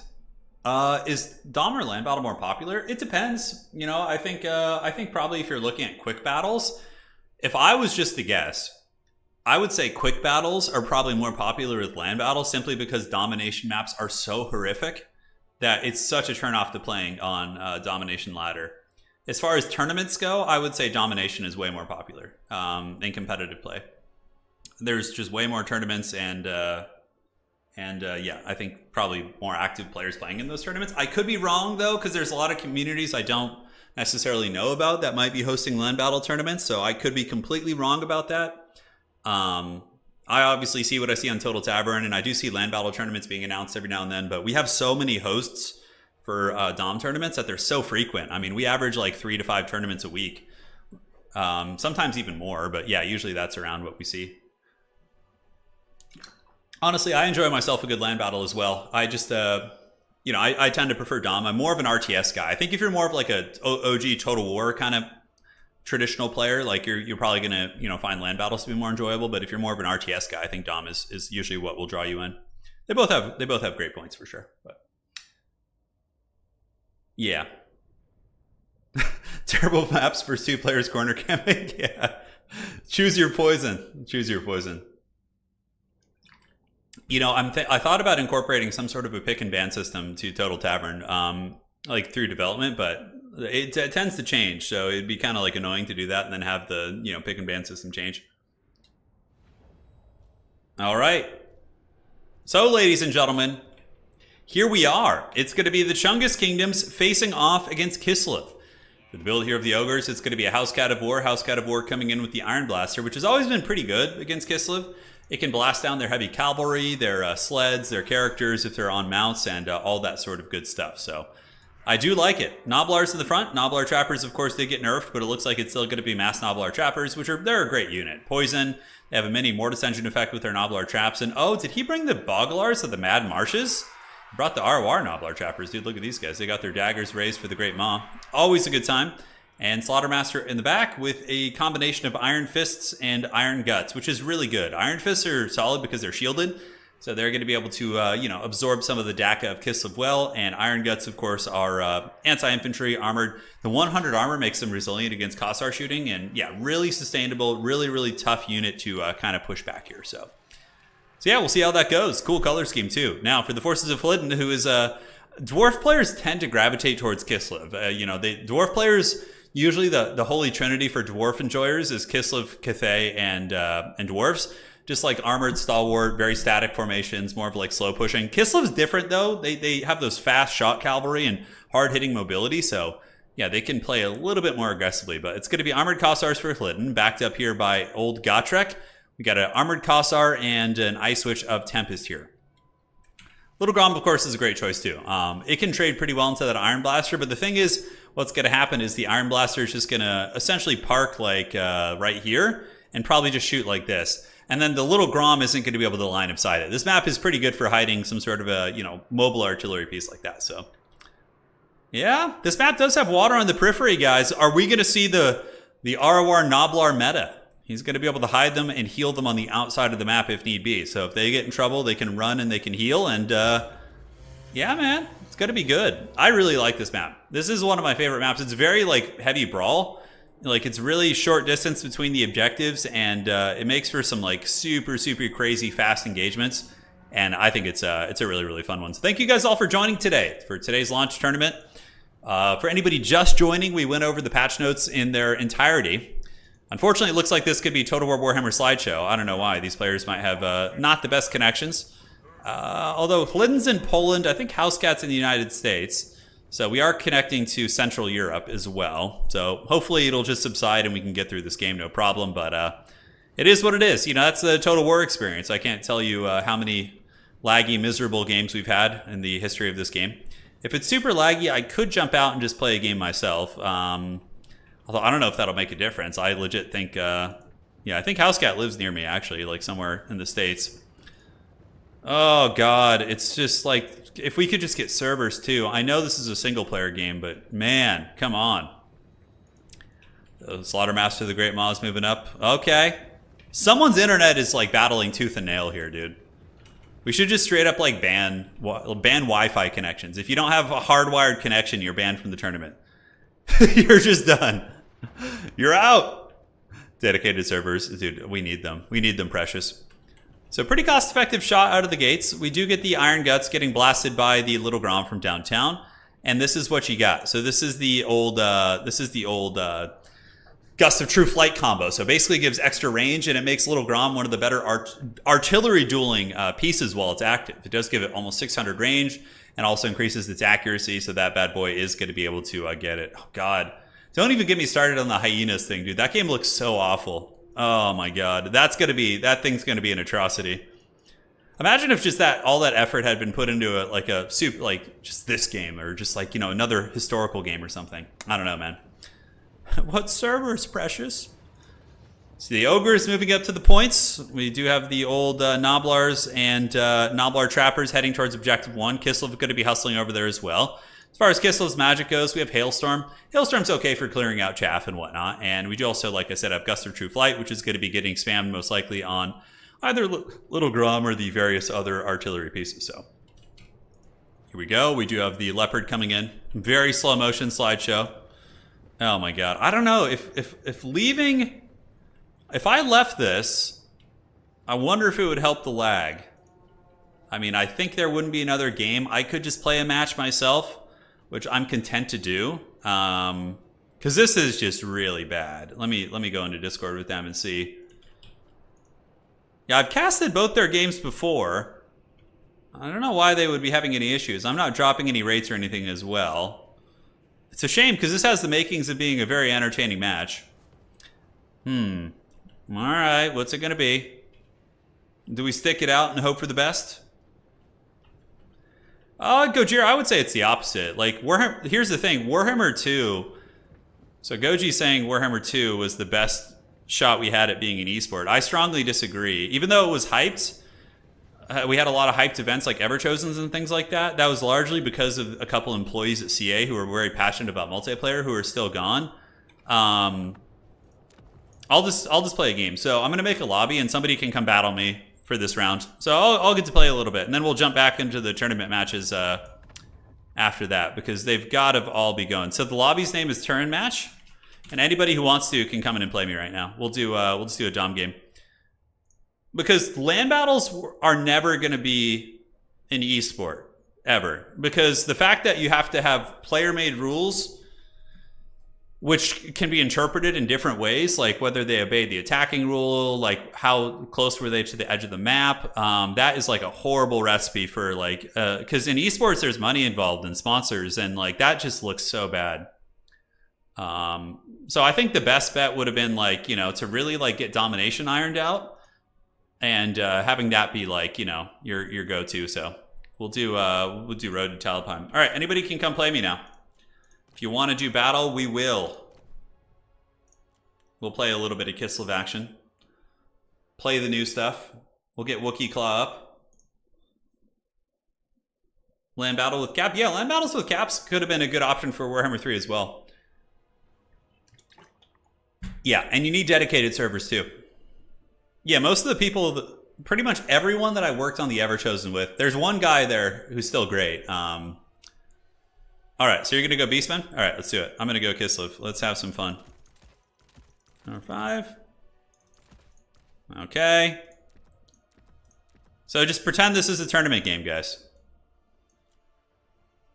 Yeah, the UI isn't perfect here either. No, I completely agree. Okay. Let's get you going, and for this, we can cut that. Grandma's about to get wild here in this game. Okay, so Beastmen are basically just going to be spamming pigs, right? Yeah, it's going to be pigs and... Sweet pig! All day, every day. Alright, so Kislev versus the Beastmen. We got the Manic Tea Drinker getting down with the tea. And then we can probably slap you in for the last disappearing act. Okay, so we want to get this and we want to get that. And then we could probably slap you on this. All right, cool. We have enough for that. We do not. Throw some chevrons there, and that's going to be good for our starting core. Kossars are obviously good. Things in the woods, probably not the best thing in the world in this matchup. But mixing in a couple probably wouldn't be terrible. I mean, because the thing is, oh yeah, Zangors exist.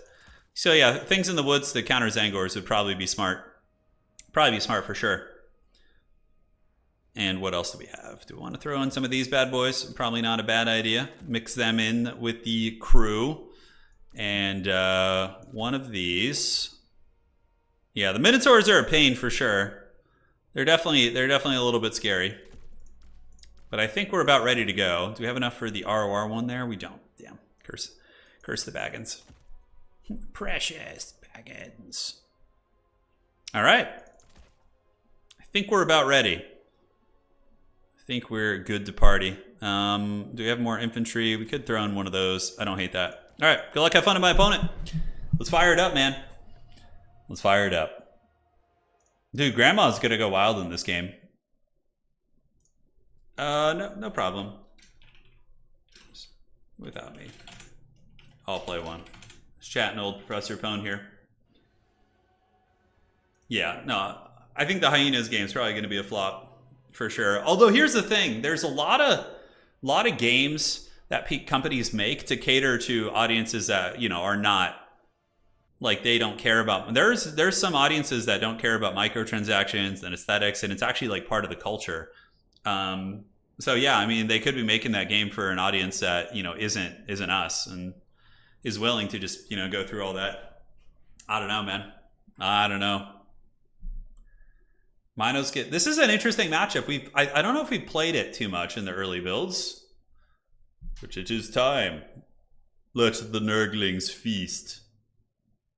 Gonna be a good tournament today. Hopefully we can get some non-laggy games. Yeah, is there a technology where we can test people's like ping?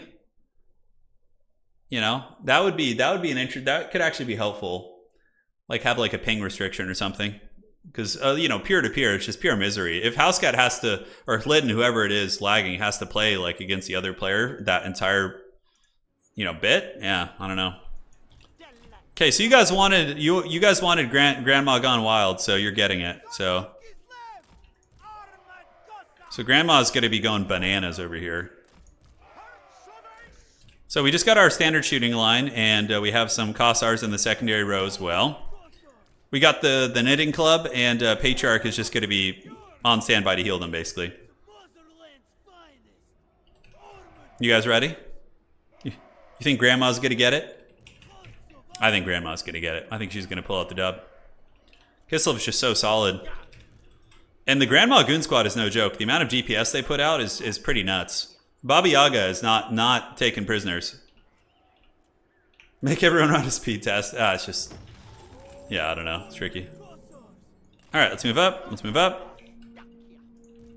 Dude, Baba Yaga is going to just be launching... yeah, Zangor spam. Yeah, that's what I expected.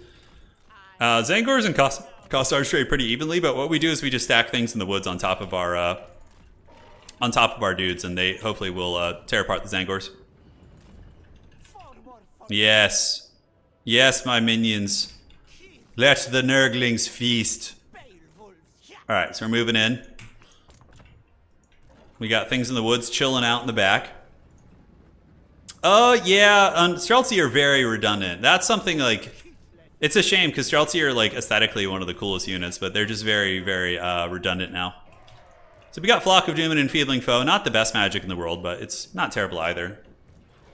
Does Grandma... Grandma's a little risky versus Wood Elves, because she's not the tankiest, so she can be... she can get, you know, hunted down there if you're not careful.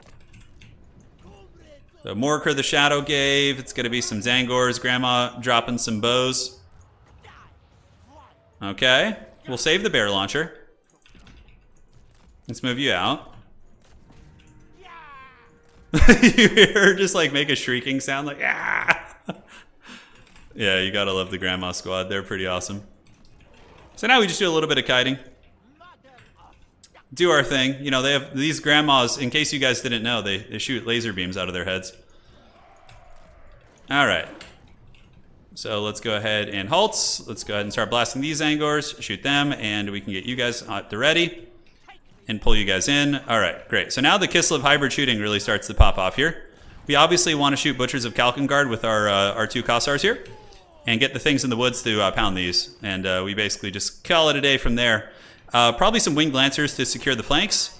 And right out of the gates, we're getting some nice damage in. Good, good. Let's get the Grandma Squad to start mowing things down. Patriarch can heal nearby.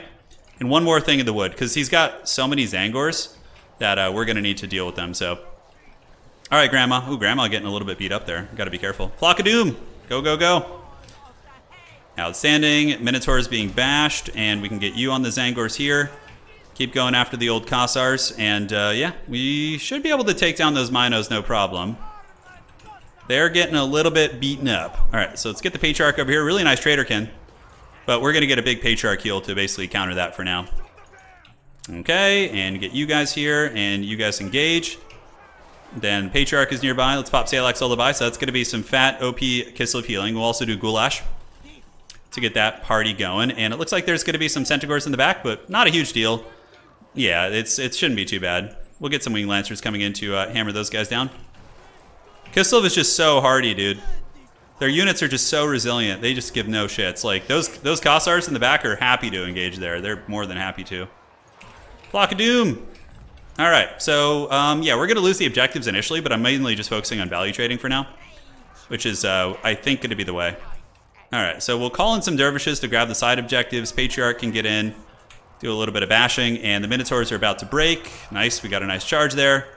Let's get the Patriarch over to help out, and you guys can move in to help here. So my opponent got Chaos Spawn, which means, you know, it's got to be some scariness while the spawn are active, but once those things wear off, then I think we'll be good. All right, so Minotaurs are down. Let's shoot these Minos with great weapons and have you guys keep fighting here. Grandma has the bear launcher. We could just use Enfeebling Foe. Cool. And great. So the Kislevites here have fought their way to the objective. They should be able to wrestle that one. And yeah, nice Mino play, though. Minos are definitely causing some havoc. These Centaurs are buckling. We do have our Grandma Death Star. We probably should get the Grandma Squad out, to be honest. All right, so these are just going to be some Ungors.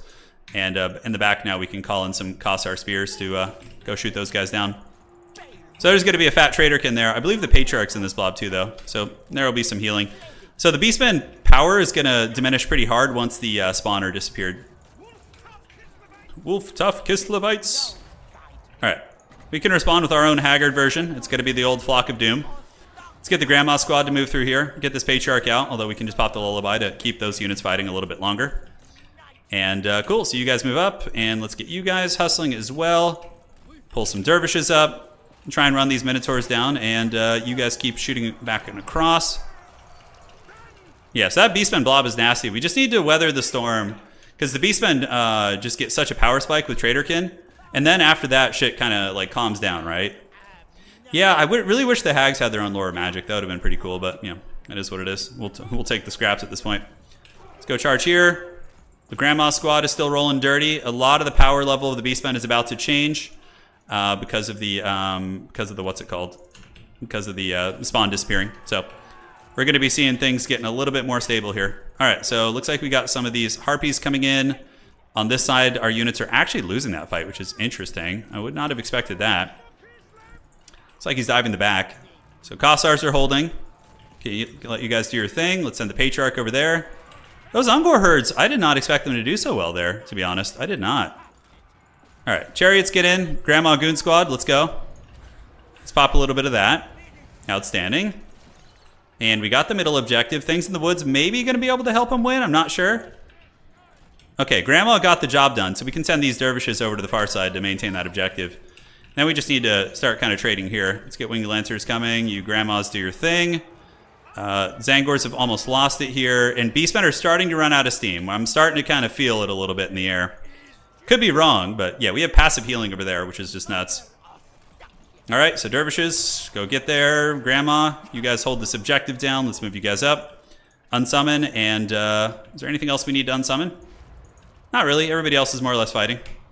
Everybody else is doing their job for the motherland. Dude, Grandma Doomstack would not be bad, actually. You guys got to put some respect on Grandma's name. Those sled characters, they just do work. All right, so let's shoot the Minotaurs. Let's move you guys up this way. Keep some cavalry back there. Get some winged lancers to support. Mother Ostankia. Pistol fire. We don't need to get the other objective. It's a mistake to overextend against Beastmen and split up onto 3 objectives. Like, it's a big mistake.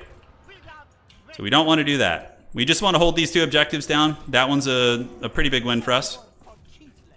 Okay, let's shoot. And you guys just pull behind. Looks like he's charging with those. Going to be nice. And we can just slap a big flock of doom right on their face there. All right, so bows are set up. Bows are set up. Let's get some cavalry moving in. Go after those Chaos Warhounds. So the Chad Armored Cossars holding it down. Zargard is going to be our next call-in to try and hold that point. And let's get the Patriarch back to the middle. And cool. So this is where we just Daka these guys down. Although he's up on points pretty heavily. I got to be careful. You could start to kind of creep in there if I'm not safe here. Let's do Goulash, and we can use the Bear Launcher too if we want to. Winged Lancers at the ready nearby. Let's get them hammering into this position. Grandma's going pretty bananas here. Patriarch heals on Grandma Squad. Kislev's healing is pretty nuts, but honestly, guys, Beastmen are going to be a top-tier faction this patch. With Zangors, they're really good. So all of you Beastmen, fans who've been suffering for so long can now finally rejoice. Let's call out the old Zargard. I need some good sustainable infantry up on the points. So Winged Lancers will fight there. Oh yeah, look at that shooting. Look at the Daka. All right, Grandma, we need you to go intercept here.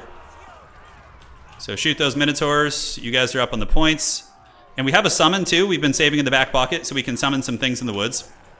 That's going to be very, very nice for us. Outstanding. So now we countercharge here and let Grandma party. Get some Snow Leopard action out too. Not too many issues on this point. Let's get these guys over. We're able to block up the Beastmen push. This has been a really, really good game though. This has been a good scrap. My opponent seems very strong. All right. So let's move here.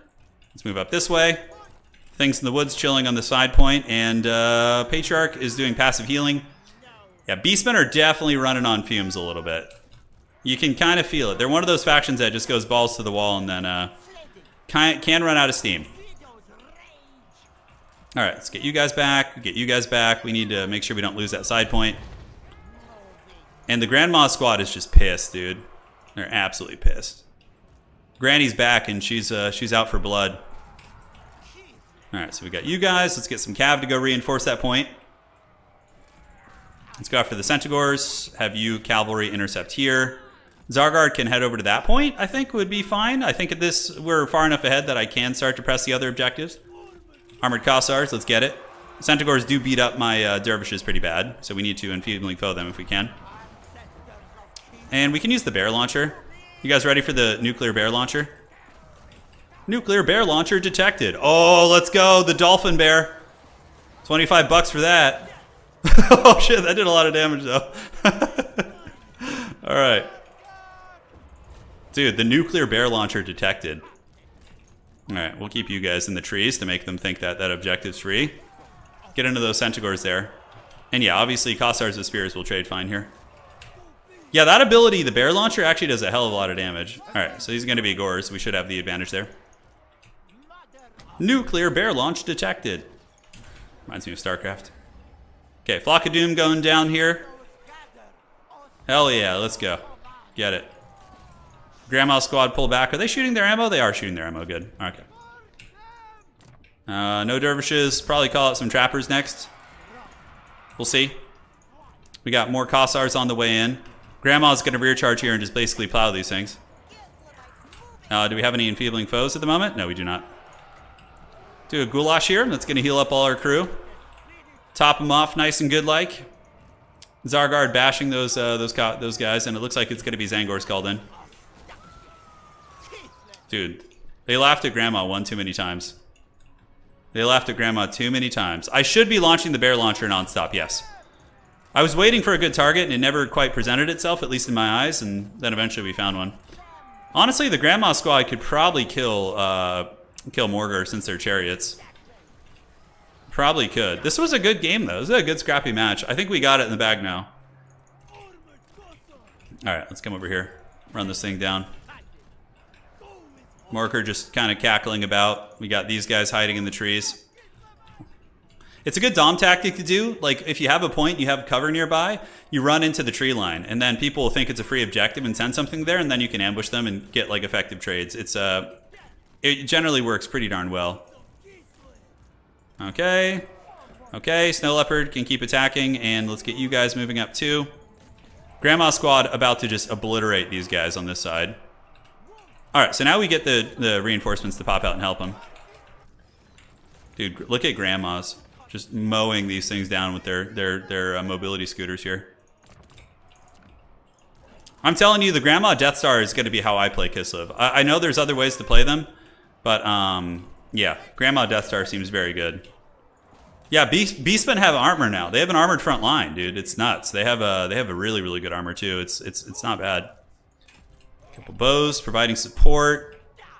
Still going for this objective, but like it's the problem is going for this point here is the Grandmas are just gonna farm you. Like everything you send here, they're just gonna X gonna give it to you, dude. Okay, a couple Zangors on their way out. And what is this gonna be? Some Centaurs? Sure, we can happily fight those Centaurs. We're gonna need some more reinforcements coming. We got things in the woods just to deal with Zangors, and a couple bows as well. You guys are just gonna sit on this point. Can charge those guys down. What happened to this Grandma? How'd she get popped so hard? What the hell was that? That was weird. One of my Esther's in trouble. All right. Wow. Okay. Let's go ahead and send the bear launcher over here. I don't know how that Grandma took so much damage. Maybe I just missed it. Wasn't paying attention. Or well enough attention, I suppose. Let's pull back. Bear launcher's coming. Yeah, it's GG at that point. Yeah, man. There we go. So the Granny Squad, yeah, Mother Stank is really good. She got 3,000 value there because she was running over Zangors and also launching her bears and Flock of Doom. Mother Stank, I think, is really, really powerful. Kossars are obviously OP. Not that they did crazy value, but they're just so hard to deal with. Beastmen actually have good tools. Razor Gores are pretty good against Kossars. Things in the woods, I don't know how they perform compared to sleds. Like, part of me is like, maybe sleds would have been better, but these guys are way more economical, and they allow you to kind of do other things. Yeah, things in the woods, I don't know. I don't know what their price point should be. I'm kind of on the fence about it. So we should be closing in on the next round. Let's see. Dude, don't mess with the Grandma Death Star. It's strong, dude.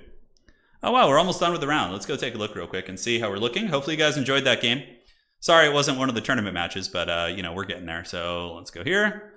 Yeah, so the round is mostly getting there. A lot of people have finished. And now we got 1, 2, 3, 4, 5 games to round up here. Okay. So far, undefeated players. We have Outer Region, Berserk, Pelennor, Catholic Alcoholic. I have no idea how to say that name.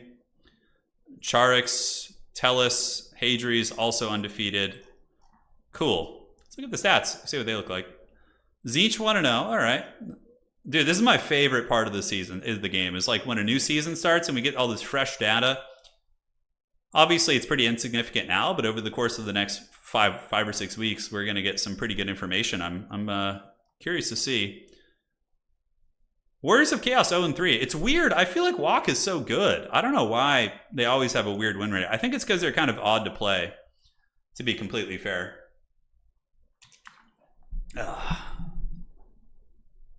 Yeah, the Grandma heroes are strong, but they're not like too egregious. I mean, you're still paying 1,200 gold for a chariot and a summon, right? And it's a single entity chariot. So the shooting attack is what I really like about the Grandmas. They're little laser beams they shoot. When hey, well played, Tea Drinker. That was a good scrap, man. Good scrap. Hey, Dandy, how you doing, dude? All right, so yeah, my opponent didn't bring Ungor Raiders, which are the big scourge. Like, if you're Beastmen, you always want to bring Max Ungor Raiders. They will wreck things in the woods, and they'll also pepper down my Kossars and put pressure on Grandma. You know?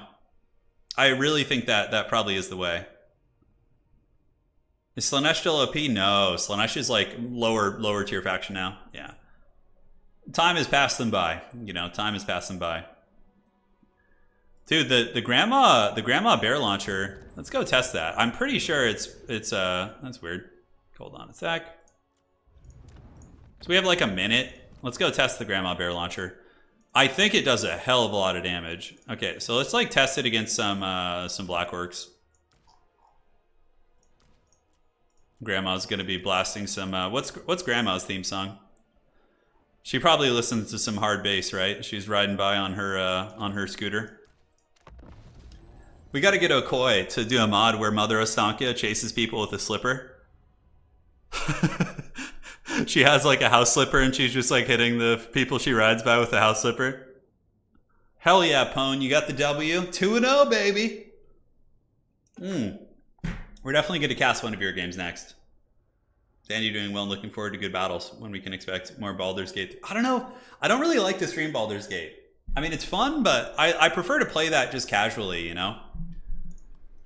All right, so first test is going to be bear launcher against a moving target. You know the horrors of the deep forest. You know okay, so clearly it can't shoot a moving target to save its life. Take heart.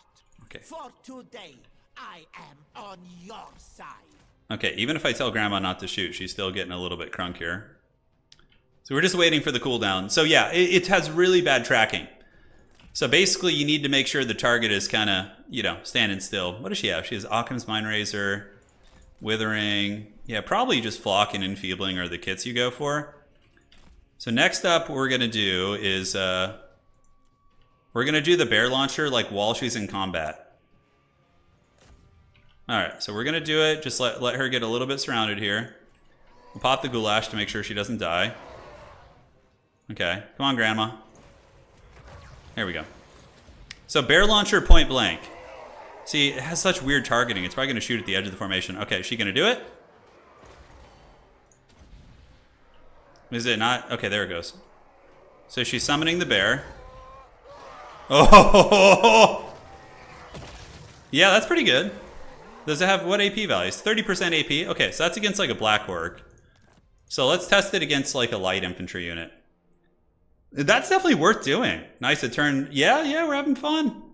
We're having a good day. You know, ranting, complaining about balance, and enjoying other things. It's the classic life cycle of being a Total War fan. Yes. Dude, the hag getting a slipper and just beating people with it. That's, you know, that's a... What other ones would she have? Hey, Dries, what are some other things the hag should have? I could ask Anna, but she's not here at the moment. The bear is pretty haggard looking. The fact that it like swims like a dolphin is so ridiculous. Yeah, I enjoy the haggardness. I think it's fun. All right, Mama Stank, let's get into melee. Dwarf flame cannon for sure. Could be a thing. Okay. So the Goulash. So now we're gonna pop it like point blank here against these light infantry. Okay, Grandma's channeling the bear. Dude, that's so janky. I love it. Okay, that's really goddamn good. Against light infantry, even against armor, it did okay damage, but against light infantry, Mama Stank is just gonna be a raid boss. You just slap her and like fire at will, and she can like run through and like Flock of Doom shit. And Mama Stank's gonna be a absolute beast. I mean, she's pretty expensive. But even still, yeah, that's really good. She just dropped the stanky leg on those guys super hard. Because people aren't going to notice that in combat. It's a very, very subtle effect. So, like, dodging that is not really going to be on the table for a lot of people.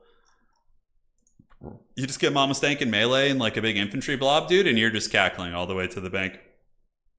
Thanks for all the great Warhammer content you've given us over the years. I've been here since Warhammer 1. Damn, dude. It's a long time, King Rob Stark. And we'll be here until you're done. Hey, man, glad to hear it. And the good times are going to keep rolling through good and bad. We're going to make the best of it because Warhammer Fantasy is such an awesome setting, and you know, we're gonna have fun with it. All right, couple games finishing. So we started at about noonish. So the round is running a little bit long. Yeah, it's all good. Man, if Lydon and Housecat are still playing, guys, I think there's some serious lag going on in that game. I think there's some serious lag. Yeah, she's pretty snipeable. Like, Mother Estancia definitely dies hard to like cannons, right? Like if you have, like for example, if we go Kislev over here, we can get the stanky leg, and then like let's say you're like what I do to beat Kislev with dwarves is I basically just run like a double cannon opening, and you can also throw in like a gyro, you know, or something like that, and you can put good pressure on the stanky leg. Yeah, dude. Yeah, we'll look at the new Bretonnian Enchantress after this. I know, Matt. It's my inside pet peeve. I finished my match that started way late. Yeah, people are, you know, it's a new build. I'm not going to be super strict about the rounds today. It's a new build. Everybody's getting new units, but I'm gonna do something about it soon. It's hard to enforce the 45-minute round timer. It really is. Cannons! This one would misfire. All right, so yeah, you can see Stank can get pounded by like a little bit of shooting. This is 2 cannons is very normal for dwarves to do. Like that's something you would totally see. So you can see she gets shadow round. Like, and you do not want to bring Stank against like cannon factions. Anybody that has like that kind of shooting, she's gonna get just karate chopped, like super hard. So yeah, my advice to you: don't bring her against Cathay, don't bring her against Empire, don't bring her against dwarves. You can get away with the elves, but even still, bolt throwers can put okay pressure on her. But cannons, Tzeentch is also risky. Like anybody that has good single target sniping with spells can drag the Stank down pretty quickly. Dude, yeah, so the old world, Warhammer Fantasy Tabletop's coming back, in case you guys didn't know, which I'll be covering on the channel or a new channel. Haven't really decided 100% yet, but we can see here. Games Workshop just put out a new model, actually. So they a new Bretonnian. So this is the new damsel. It's basically like you know, it's a named character from a couple hundred years before the current timeline, but it's the model's so good. Like imagine if they just never did Age of Sigmar and just like came in with like a whole new range of this quality. Oh, it'd be so good. So this is yeah, this is a damsel, a Bretonnia. These are the old school ones. So these are the Warhammer Fantasy damsels, you know, which are still pretty flavorful in their own way. Like, look how pissed off that unicorn is. He's got like some like death metal like eyeliner on. Yeah, but yeah, this is a great one. I'm so excited for it. Yeah, I made a little trailer, but it just basically shows the model that you're seeing here. So yeah, all in due times, my friends. All in due times. Yeah, no, the cannons are really good against Stank. So, but like factions that are too primitive to use cannons, you know, they're going to struggle there. All right. So checking here, let's do a little refreshing. Yeah, the model is in resin, which sucks, but you know, it's all good. I don't know if I'll collect Bretonnia. I probably won't. I have a Warriors of Chaos and an Empire army in Fantasy. So those will be my 2 starting armies. But eventually, you know, maybe I'll collect Bretonnia. I'm not sure. I know, Forrest. I know. I know indeed. I like it. Detailed but not excessively complex. Yeah, I know that's kind of the thing. I've painted a couple of AOS models, and I always feel like they're a little bit too much going on, you know? But that's just my flavor, you know? Flame cannons, yeah, it could be good. Like, I don't know what factions. If we have time, you know, I could play more games, but we're just wrapping up the next round right now. So thank you guys all for joining today. It's always fun to hang out with the crew. Nippon, you think we're going to get Warhammer Japan? All right, couple games going. Oh, the guy I just played hasn't reported his score yet. Let me tell him. Hey, they're offline, aren't responding to message. Sounds good. I will drop them. Okay.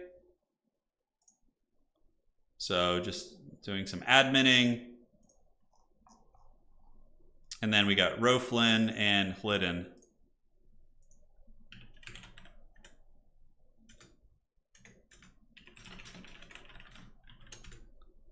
Alrighty. All good. Just checking with this player to see if they finish their matches. All right, what do you got, buddy?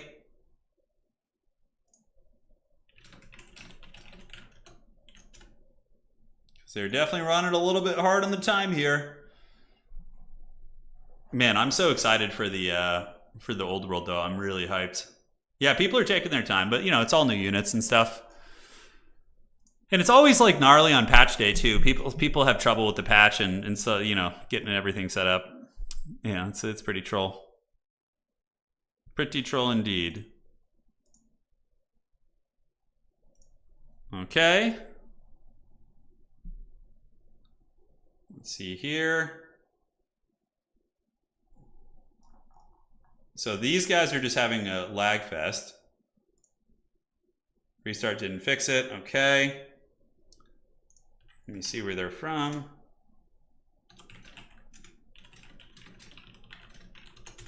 Just got to resolve a lag issue.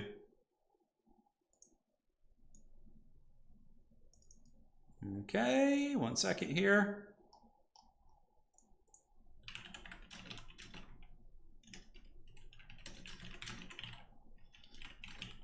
We had 2 players who just couldn't play because of lag. CA, please give us servers, please.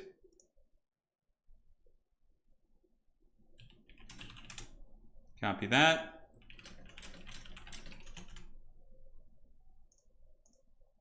Alrighty.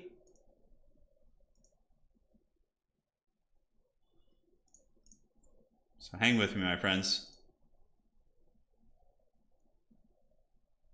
Yeah, unfortunate.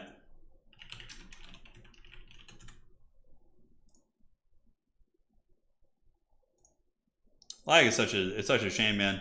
If we didn't have any of that. Just found out there are spiders in Kislev. It makes sense. There's like swamps and forests and all sorts of stuff like that. Hey, Agent, thank you for the donation. I've been watching your video since Warhammer 1. Your time has come to support. Hey, I really appreciate that, man. We'll keep it rolling. We'll keep it rolling indeed. How do we solve this? Got 2 matches.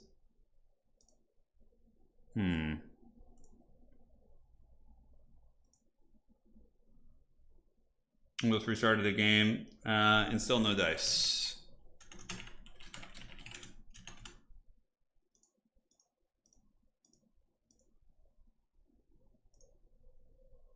Still no dice. Okay, so what we will probably do here. Okay, Roflin is having that issue, and so are you.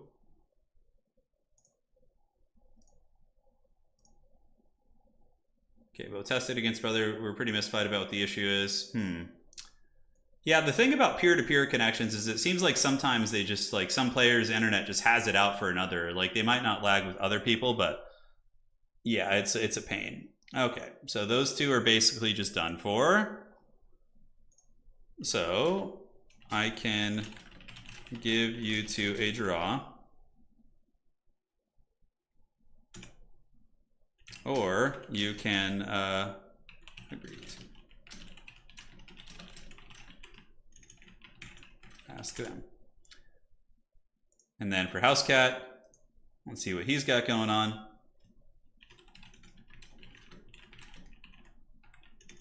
Opponent want a coin flip or a draw. So we're going to offer them coin flips. All right. So who's Roflin's opponent?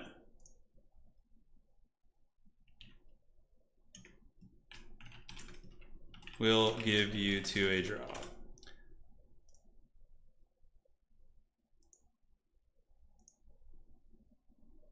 Okay, coin flip it is.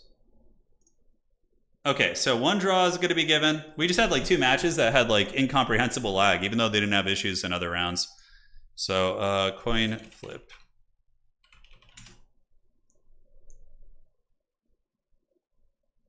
Okay, so going to do a quick coin flip here.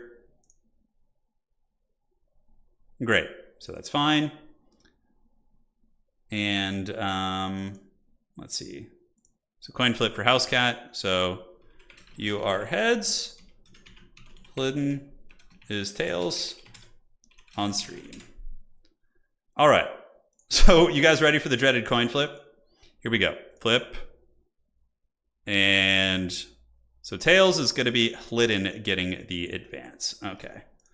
Those 2 players wanted to do a coin flip. I was like, we'll just do it on stream to make it all set. So hidden 1 flip. will update site. Okay, so I just got to report the score real quick. Actually, can you report? Just do Khorne mirror. Easier that way. All right, guys, so the players are just reporting it. Sorry about all the admin stuff today. It is what it is. So we'll advance to the next round. So House Scat's going to do that. And we should be fine. So what is busted? It's hard to tell so far. Kislev overall seems very strong, but we don't have a lot of data yet. Like, you never want to no, not disappointed at all, no. You never want to like just jump to massive conclusions based on like the limited anecdotal opinions of a couple, YouTube people who do YouTube, because people who do YouTube usually, if you look at like videos, it's going to be like sensationalist. Like, oh my God, this new unit's broken. It's going to crush the meta. This unit is so like, very clickbaity. And so you usually want to wait till you get the game in the hands. I mean, you can sometimes tell with really egregious things, but typically you want to, you want to wait. Lost the coin flip skill issue. I know. How dare you, Pone? How dare you? All right. So let us go ahead and generate Advance the Swiss. Vampire Coast buffs? Yeah, I think they needed them too. I think they needed the old Vampire Coast buffs. All right. So the next round is live, ladies and gentlemen. Let's get it. Let's get it. Next round is live. Good luck. Have fun.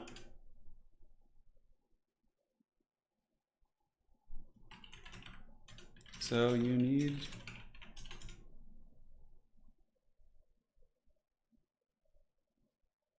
Okay. So everything is good there. Let's see how this is looking. And Pone, it's finally time for me to cast one of your lobbies, dude. It's finally time. We have to see what's going on here. Who is the professor playing? Oh, he's playing Berserk. Okay. Could be a good scrappy one. And let's get it, dude. You ready to see the Lord of the Dowie Czar rise from the ashes? Professor Pone, that's his jam. Cygors will probably not be meta, but I mean, extremely fringe and niche. Cygors are just weird. Yeah, they're weird. Maybe if they got like a cost reduction a little bit. Have you heard anything from CA about community maps? Apparently they might add one of our community maps in an upcoming patch, like one. They've said something along the lines of like, it's way more complicated than you think to add the maps to the base game. Essentially because they need to like run it through a bunch of different checks and have multiple employees do that. So it's like a big like labor intensive thing, which I don't really understand. Like, I feel like you could just literally plug the file in, but maybe they have certain like thresholds that need to be met, like some corporate stuff. I have no idea. Yes, good. I'm in, Pone. It's time, dude. Entertain us. So Berserk is 2-0. Pone is also 2-0 as we approach the third round. Just checking to see if there's any other admin stuff here. Doesn't look like it. I think we're all good. And yes. Should be fun. Yeah, I mean, I feel like you could just transfer the game files over and plug them in. Maybe... one thing I thought about, I was like, oh, maybe CA is worried about, them adding one of the maps and it breaking their game, but I don't know. I mean, I feel like that's a little far-fetched. I got no idea, man. I got no idea. I've been trying. I've been trying for a long time. Pretty much every patch I bring it up. Oh, man, because you could do, like, multiplayer could be so good in this game. Like, if you look at other RTS games that have come out, like, Total War Warhammer blows most of them out of the water in terms of what it brings to the table with all the different playable factions, the dynamic of the meta, all the different matchups and, like, map nuances. But it just has, like, these core issues, like the map, like the dedicated servers and a couple other things like this. And I'm just like, God, we're so close to greatness, always. We're so close to greatness. Yeah, I don't know, man. It's a shame, but I still enjoy the hell out of this game. Don't get me wrong. I'm only, you know, venting about it because I'm passionate about it and I want it to be great, but it's tricky, you know. It's tricky. Yeah, I mean, like, we could just send them every one of these maps in a file and they could just copy paste it, I feel, but obviously I don't know everything about development, so maybe there's more than meets the eye. Maybe there's more than meets the eye. Maybe security, legal issues. Yeah, who knows? I don't know everything, so I don't want to jump to any conclusions, but Berserk and Pwn have not picked their factions yet. They're doing their 3x3 grid. So that should be good. Looks like our opponent made it back. Outstanding. All our matchups are good. Hopefully there's no lag. If some of the players who lagged earlier still have lag once again, then we will... yeah, then we'll have to drop those people. Yeah, a lot of potential too, for sure. A lot of potential. Yeah, I'm not sure why the map thing is so problematic. I really don't know why. Our map makers have done a great job. I mean, like, I know some of the maps here are cool with layer effects and whatnot. Some of the CA maps aesthetically look nice, but don't play well. But yeah, I mean, I can't really tell the difference between any of our maps and the CA maps at all. Like, yeah, I can't. Like, in terms of quality or bugs or weird things like that. Yeah, no idea. Yeah, when does that game come out anyways, the Hyenas one? Is that going to be, is that sometime soon? That's like, man, if you know what would have been like a huge win for CA? If instead of investing in Hyenas, they invested in a new Alien Isolation game, like a sequel to that. Holy shit. That game, the original Alien Isolation, was so good and so scary. I watched it being played and was like enthralled by it. Like, imagine if they invested in that. Oh, that would be so great. Plus, it's like a big name franchise too. It's like a safe bet, you know? I don't know. The Hyenas thing is like, it seems like it's like a gamble. It's like they're like rolling the dice to hope that it's like the next big kind of like Fortnite type game. And, you know, hey, if it fails, whatever, we took a chance. I suppose that's kind of the school of thought. Oh, Hyenas actually came out today? Are you serious? Do we want to go suffer? Oh, man. Yeah, that's pretty great. All right, so still picking their factions. I think Pwn wants to play Chaos Dowie today, which let's go look at the stats after 2 rounds. Let's see here. We're starting to get a little bit more data in the old pool. Empire at 2-0, Skaven at 3. Oh, Sons of Sigmar, screenshot it, baby. Empire's 2-0. Kislev currently 3-3, so obviously starting to pull back. Who are in the pits of hell? We got the Beastmen on the bottom, which doesn't make sense. I think Beastmen will climb their way back up to 50% once we start having some single faction tournaments and stuff. I think that would be cool. Man, another Alien Isolation was so good. Tourney winner has to play Hyenas, dude. What is this, punishment? Oh god, I already don't like games like that, like Overwatch type games. I've never been a fan of. Khorne. Holy shit, we got a Khorne pick from Berserk. Wow. Khorne was in the pits of hell last season, or last patch, and I think Pwn actually got his Chaos Dwarfs again. Okay, I'm actually very interested in this. So we got a Khorne player here. Shout out to Berserk. Playing the underdog faction here in round 3. This is an undefeated round. So these are 2 players who have not lost yet today. Playing it out and going at it. When are we going to stream some more Hyenas in here? Dude, stop. No, I'm not streaming. I don't want to stream that game. That would just be pure suffering, dude. Oh, it's just like everything I hate in modern gaming. Is there skin packs and things like that? Is there like deals like aesthetic, like, you know, like predatory like purchases in the game or what? Yeah. Yeah, who knows? I haven't looked at it yet. Khorne for the Khorne of the Cob. Yeah, I mean, he looks like he's playing Khorne, legit. I'm actually going to check to see if they're picking their stuff yet. Oh, yeah, dude. I love these builds. Pwn going with a tried and true certified classic build, and his opponent's got some wild shit. Stream Hyenas? Why do you want to see that, dude? You don't. You probably were telling me to do that, and you wouldn't even show up to watch it. You'd probably just do that and just be like, don't put that evil on me, dude. Did you watch the Warhammer reveal today? Which one? The older world stuff? Yeah. Oh, Baldur's Gate 3 is great, Nick. Yeah, I agree. That game is amazing. I don't even like single player games, and I was hooked on that. That's how good that was. Although I was a big Baldur's Gate 2 player. Shadows of Amn was my shit. The closed beta launched. Okay, fair play.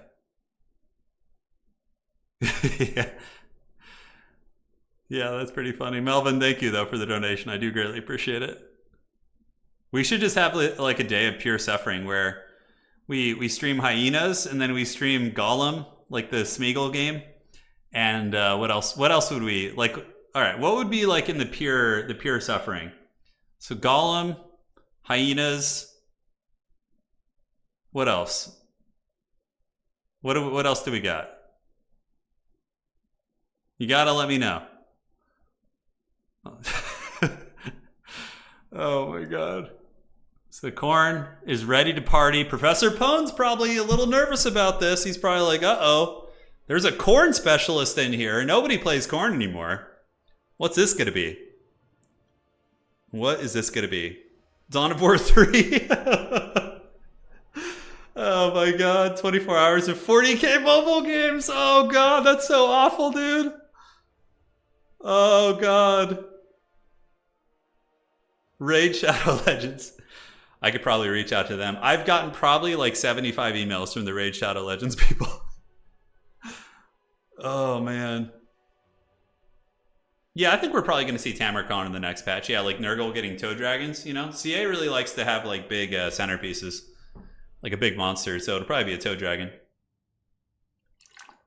Oh god, you guys, you're putting a lot of evil. So okay, we got Raid, Shadow Legends, Diablo Immortal. I don't play phone games though.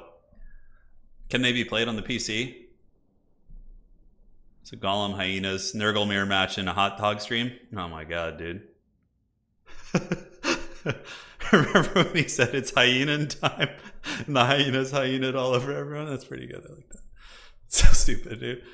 All right, guys, loading into the Glade of the Everqueen. We got Scarbrand the Exiled. Homeboy's coming in to party. And he's got mass dual weapon warriors. Just going super wide. But guys, I can tell you about Pone's forbidden double Death Shriek tech. He loves doing it. And he basically just snipes your big thing with Death Shriek and then uses Spirit Leech to finish you off. So that's pretty funny for sure. Imagine the raid money. I actually, so this will be the last story about raid. So they reached out to me to cover it, and they're like, oh, we want to do an integration with your channel. This is like the language they use. And, what would be your rates for this and that? And I asked them for 30 grand, and they just never responded to me. I was like, I'll do it for 50 grand or 30 grand or some shit, yeah. Yeah, that's pretty hilarious. In another life. But you never know. Maybe they would say yes, I do have a phone, but my hands are messed up. Playing phone games is hard. All right, guys, enough of this nonsense. Let's get back to the good stuff, baby. Here we are. It's going to be a VM Berserk with the forces of Khorne facing off against Professor Pone on the Chorfs. So Marauders into the sunset. So it's going to be Marauders in the front line. Secondary line is going to be Marauder Berserkers with dual weapons. Basically, Berserk is just going to be trying to swarm the Chaos Dwarves and hold all the objectives. Even if he loses on value, he's got a lot of bodies, a lot of high capture weight, and it's going to be looking to play those points for sure. So that is pretty much it. $1 million with like a Dr. Evil finger. Yeah, Scarbrand is a good fighter, but he's really weak against Death Shrieks. Like, Death Shrieks are going to hunt his soul pretty hard. So Berserk needs to find a way to try and shut down the Death Shriek rocket launchers, or you're going to have a bad time. Over here, we do also have the Sorcerer Prophet of Death. Sorcerer Prophet does have Spirit Leech as well as the Fate of Buna. And yeah, Spirit Leech is great against Scarbrand, and Buna can be good against any of the more elite units, which you might see. So yeah, Spirit Leech is probably just the go-to here. Goblin Laborers up on the front point, double Death Shriek rocket launcher. Core Army is going to be Blazing Beards of Basharak. Pretty solid against Marauders, obviously. And some Infernal Guard with great weapons. So Pone going with a semi-elite army as well. Oh man, this is nice not having any lag here, I have to say. Not to curse it or anything. But Pone's going to go and start dropping Spirit Leeches on your boy Scarbrand. Berserk is a very strong player from the days of old. I don't know if I've seen Berserk play too much in the last couple seasons, but I remember the name from early Warhammer 3 and Warhammer 2. And I believe Berserk is a pretty strong player from the old VM clan here. So Scarbrand's going to be running to the edge of the map. Look at this. Scarbrand's trying to find a hiding spot from the Death Streaks, dude. Oh my god, this is so funny. Is he going to go up into the trees? Yeah, he knows what's going to happen here. Like, Scarbrand has got to know. It's shrieking time, as they say. It's shrieking time. So Furies are called out to chase down the Sorcerer Prophet. Not that they can beat him. Honestly, the Sorcerer Prophet could turn around. And yeah, honestly, if you bring a big expensive centerpiece for Scarbrand, you have to hide him in the bushes. You just... Against Death Shrieks, that is. You just have to hide here and live in the... This is your new home. This is your new natural habitat. It's going to be in the tree line here. Because then, you know, the Death Shrieks will most likely hit the tree line. Is he parking Furies above? Okay, the tree absorbs the first shot. Scarbrand is not only brutal, but also cunning. Certainly making Gork and or Mork proud there, which is pretty fun. On the backside here, we do see a lot of Marauders and Marauders of Khorne with dual weapons getting ready to party. Objectives opening up, and Khorne is here, and now, if you're Pwn, you just got to start nuking down these infantry, I think. Scarbrand is the Dark Lord of the Bushes, though. Where is he going to go? Is he going to engage against these infantry? Fury's up in the sky doing battle with the Sorcerer Prophet. Look at that. He tried to rampage the Sorcerer Prophet onto the ground. Oh my god, is he going to be able to do it? I think he popped Rage Embodied a little bit too early. I like the idea, guys. So he tried to rampage the Sorcerer Prophet onto the ground to Scarbrand. But Pwn's going to be responding with Bull Centaur Render. So the Bull Centaur Render is going to be popping out, and Scarbrand's going to have to peace out now. He's like, screw this shit, I'm going home. Overall, that entire engagement was a bit of a disaster for Khorne. Pwn definitely came out ahead there. Furies, though, still doing a little bit of work. Marauders engaging versus the Bull Centaurs. Deathstreak rocket launchers, they do good damage against tightly packed infantry formations, but loosely packed infantry like Marauder Berserkers will be okay. Bloodletters being called in, which is a great choice, really good against the infantry. And now we see the Bull Centaur Renders pulling back into the tree. Yes, Wooden Scarbrand, Bushbrand, Treebrand. He goes by many names. Man, look at this. Berserk getting real crunk here, calling in a bunch of Hound units. Going to be looking overwhelmed. Oh, Scarbrand gets nailed by 2 rockets. Pwn is really, really on point with his Death Shrieks. As soon as Scarbrand moved out of the bushes, he was like, your soul is mine. And he just starts blasting that bad boy. I agree. I think Scarbrand should be given Gore Feast. That would be super cool if he had a free healing ability. Not free, but a passive healing ability. So this is nice, though. Double Fleshhounds into the Bull Centaur Renders is turbo cost-effective. Scarbrand is also able to fight into the trees, and he is getting a little bit of cover here. So grinding away. Call-ins here are going to be, ooh, blunderbusses for Pwn. That's a lot of firepower in the bushes. I'm sure that Berserk is regretting bringing Scarbrand right now as he's under constant pressure from these Chorfs, as that firepower potentially can do some good work even in the tree lines. But all 3 objectives have been taken by Berserk, and this is the problem with investing in 2 really expensive artillery pieces and, you know, almost a 3,000 gold Flying Lord is. Your ground-based army is going to be a bit of a potato. And if these artillery pieces get taken offline by the unholy hordes of Khorne, that's going to be a big, big issue here. So we see Chaos Dwarf Warriors being brought out, and now both Deathstreak rocket launchers are going to be temporarily compromised. And Marlon Scarbrando, guys, he's living it up in the tree here.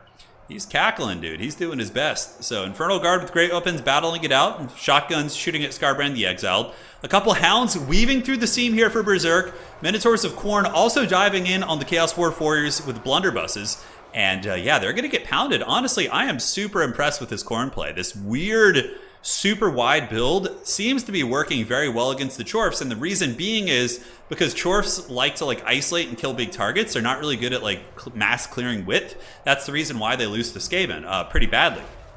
It's because they can't deal with all the clan rats. So now we see Hobgoblins moving up on the point as well as some Infernal Guard. But Bloodletters will trade turbo cost effectively here, ladies and gentlemen. So here they go. So Bloodletters are on the way out. They're going to be cleaving. Skulls for the Skull Throne. There are going to be some tiny little skulls, but here they go, baby.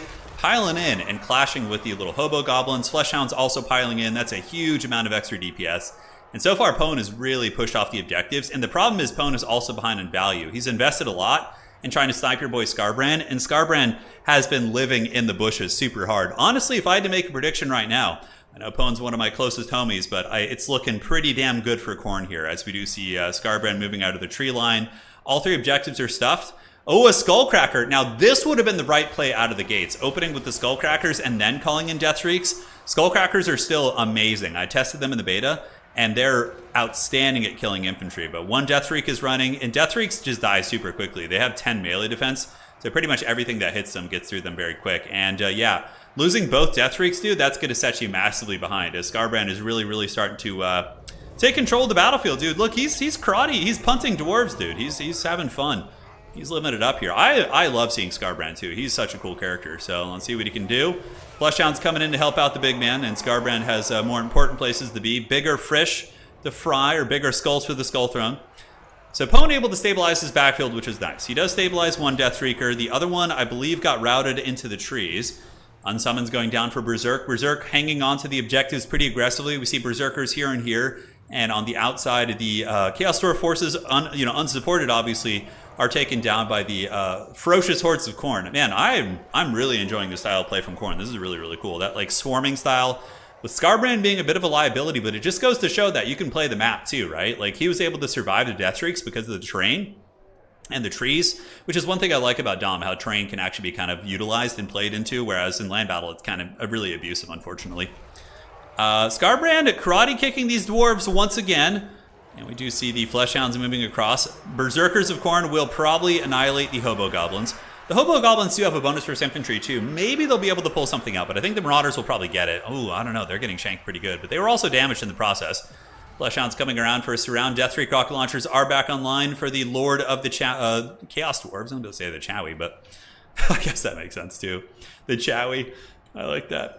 Furies dive in the backfield. Just got to keep these Death Reeks offline. That's really the only thing that Pwn's got going for him. And yeah, they were really good. And had they been able to snipe Skarbrand earlier, that could have been pretty devastating. But in this case, we do see the Sorcerer Prophet getting pushed back. Hobo Goblins coming up. Fury's going to be easily shutting down this Death Reek, most likely. Pwn, though, with good defense, he does have Hobo Goblin Riders back there. But if the Furies get the jump on the Hobgoblin Riders, they might actually be able to edge that fight out. We'll have to keep tabs on that. But he's just stuffed back.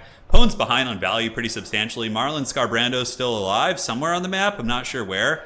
Dude, Skarbrand is the lord of the trees, dude. Look at him. He is one with Athel Loren. He has embraced his natural habitat, which is the bushes, and he's able to hide and survive. Fleshhounds on the Deathreek rocket launcher. This other Deathreek is going to be shut down as well. Minotaurs in the backfield. They are a great weapon. Khorntaurs are really good. They are armored, so they're super resilient against these type of chaff units. And once again, we just see the Deathreek or the Skullcracker trying to clear, but there's no way it's going to be able to clear quick enough. No way they're also going to get the back objectives. Fleshhounds could respond super quickly and just outmaneuver. And yeah, Khorne looks like they've just ran away with this game, which is wild. Oh, Skarbrand with the breath attack. Oh, and he takes down the Deathreek with it. Look at that. Marlon Skarbrando's coming in. He's going to be karate kicking. Oh, come on, give us the kick. Okay. Skarbrand definitely has some of the coolest animations in the entire game. So he's able to chase back those Hobo Goblins, getting blasted. Professor Pwn with one last cackle here as the Chaos Dwarf blunderbusses do come out and start to nuke down Skarbrand the Exiled, but he gets away with 800 HP. And it's going to be going to Rampage to this guy, most likely. So we're going to see a Rampage Sorcerer Prophet. Yep, he's Rampage. Skarbrand's really low, though. The Sorcerer Prophet could kill him, but Skarbrand is going to do a lot of work before he goes, most likely. So he's still going strong. 700 HP down to 200 Spirit Leech, and he does do about 600-700 damage before he goes quietly into the night. But now there's basically zero chances for the Chorfs to win. They're not going to be able to get the objectives back in time. Skullcracker here rolling around dirty, but Minotaurs with great weapons able to effectively counter that. And we do see the Sorcerer Prophet being hunted by some Minos with great weapons also. Look at the little bull feet. Look at how his feet move. Oh my god, it's so ridiculous. And he's going to get back up in the sky. But Khorne has done it, man. Khorne has gotten the job done, ladies and gentlemen. And Berserk showing that he truly is, a scion of Khorne, a champion of the Blood God. There's not very many champions of the Blood God around anymore, but the few that do exist have become hardened from battle. The weak ones have left the Blood God's realm and have started to play OP factions, but the true dedicated of the Blood God can still get wins here and there, and we can see it happening here as Skullcracker tries to roll through these Bloodletters. Spirit Leech not bad here, but yeah, this thing's going to just get absolutely bashed. Skullcracker's great, though. Still got some okay value considering there's a lot of Minotaurs in the battlefield. It's trying, and that is going to be a GG. Well played. No, the matchup is very winnable for the Chaos Dwarfs. As a matter of fact, I personally think that matchup is favored for the Chaos Dwarfs if they bring the right build. But Pwn's build was very skewed into killing SEs and dealing with like more elite armies. And then, Berserk came in with a super wide build. Pwn did have some contingencies for that, like the trains and stuff. But there wasn't much infantry killing power in this Chorf army. Like, these are anti-large rockets. This guy is a sniping character too. And the infantry killing power in this army was very, very, very poor indeed. No, somebody in chat asking, my channel name is just my middle name is Turin. Yeah. So it's just straight up my middle name. GG, well played, man. That was a really fun match. The Hordes of Khorne, man. Old school. Minotaurs, just all the good stuff from Khorne basically utilized there. GG, well played. All right, so what's up? Let's see. We got to do a little bit of adminning action here. All right. Sounds good. I will give you in. Okay. So let's go to the website, take a look at the rounds. Blood for the Blood God, skulls for the Skull Throne. No, Turin is just my middle name, straight up. I'm not very original. It's just, yeah. Not much going on there, my friend. Really? Do we have like no rounds finished yet? Was that the first game we had finished? No way. We might even have time to play a game ourselves. All right, so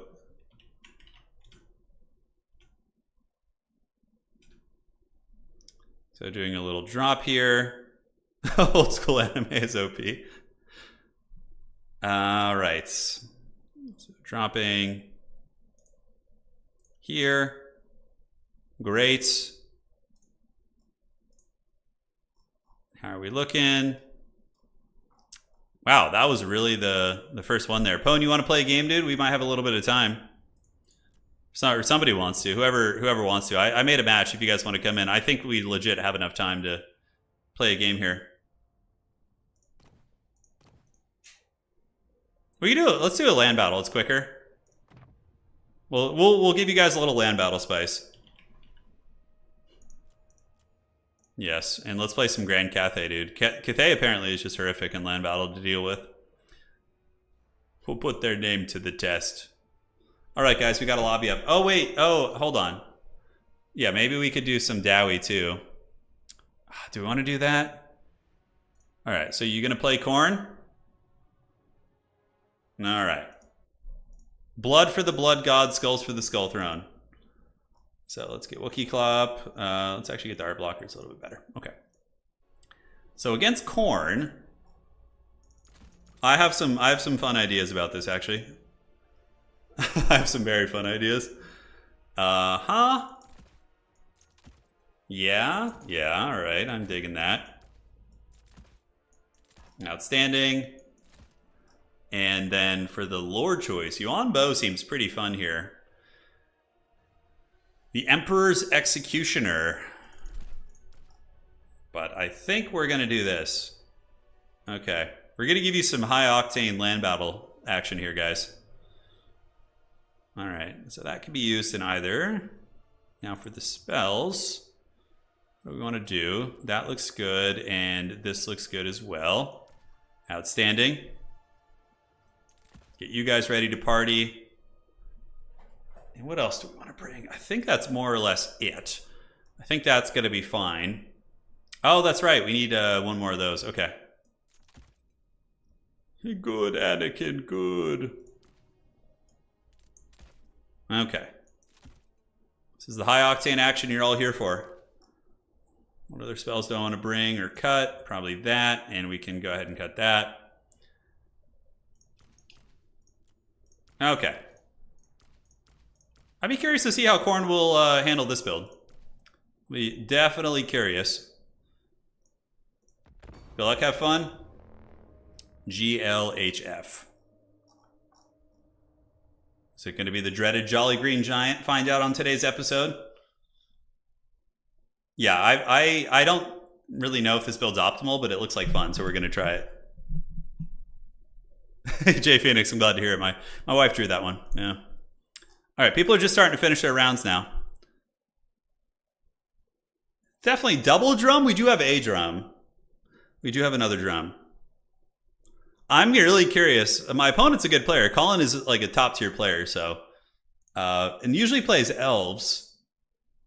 But I just tried to bring something that I felt would be really gross. I don't know what the meta is for Cathay and land battle, but I imagine it's pretty simple to figure out. You know, just usually like a harmony box. Does this map have a good corner? I mean, every land battle map does. Every map does in general. So, yes. All right. Da-da-dun, da-da-dun. This shit's so stupid, dude. Look at this. All right, so we got you. We got you here. Oh man, this is such a toxic build, dude. And then we got Miao Ying here for the heals. We got a couple lanterns just to poke. They're like infinite ammo, a junk. And then like there's no way we lose the air, right? With the Crowmen and plus those guys, there's no way. Yeah. All right, guys, you ready for the big plays? This is the high octane action we're here for. Let's go. Okay. I have no idea how this is gonna work. I kind of like hope I lose because it just seems like so shitty, but you know, we're gonna find out. Maybe if he comes in with double Bloodthirster, maybe he could win, like up in the sky. But I don't think he did, unfortunately. So let's go ahead and like do that, and then yeah, like. All right, let's go, baby. You think you're gonna contest the skies against Grand Cathay? Maybe. Oh, double Bloodthirster. Okay. It's gonna be interesting. We have a pretty good Air Force though too, and let's do the Disdain of the Dragon Emperor. And we have healing also, but we can't use that healing in the certain forms. Okay, so we already see the flyers getting popped down. I brought a pretty good Air Force. Yeah, the little blimps are shooting well. So let's blast these horsemen into another dimension. Miao Ying's gonna go dragon form. Oh, they're gonna take it, man. They're gonna take this fight. This is going down. The longer he doesn't fight me, the better, because my blimps can just keep poking. This is the appropriate build, though. I think he has a chance of beating me with this, because you need to win the blimp fight.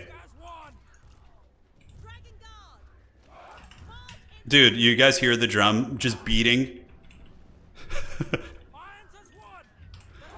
I don't know how this Air Force fight's gonna go. I really don't. I should have brought like a single Iron Hail or something, just to like put some pressure on this guy.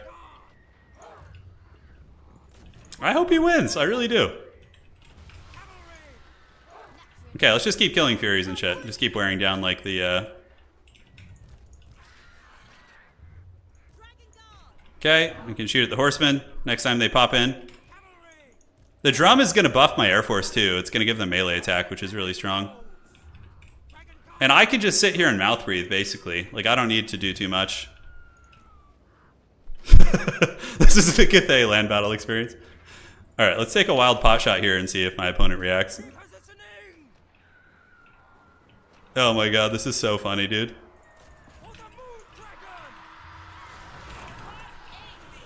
Okay, let's pull back. And now we can engage. We have a pretty mean Air Force, I feel. Yeah, Fury's immediately getting taken down a little bit. We do have the Long Marauder RORs too, which let's blast these horsemen if possible. We got the Blimps of Doom, so most of the supporting pieces are already going down.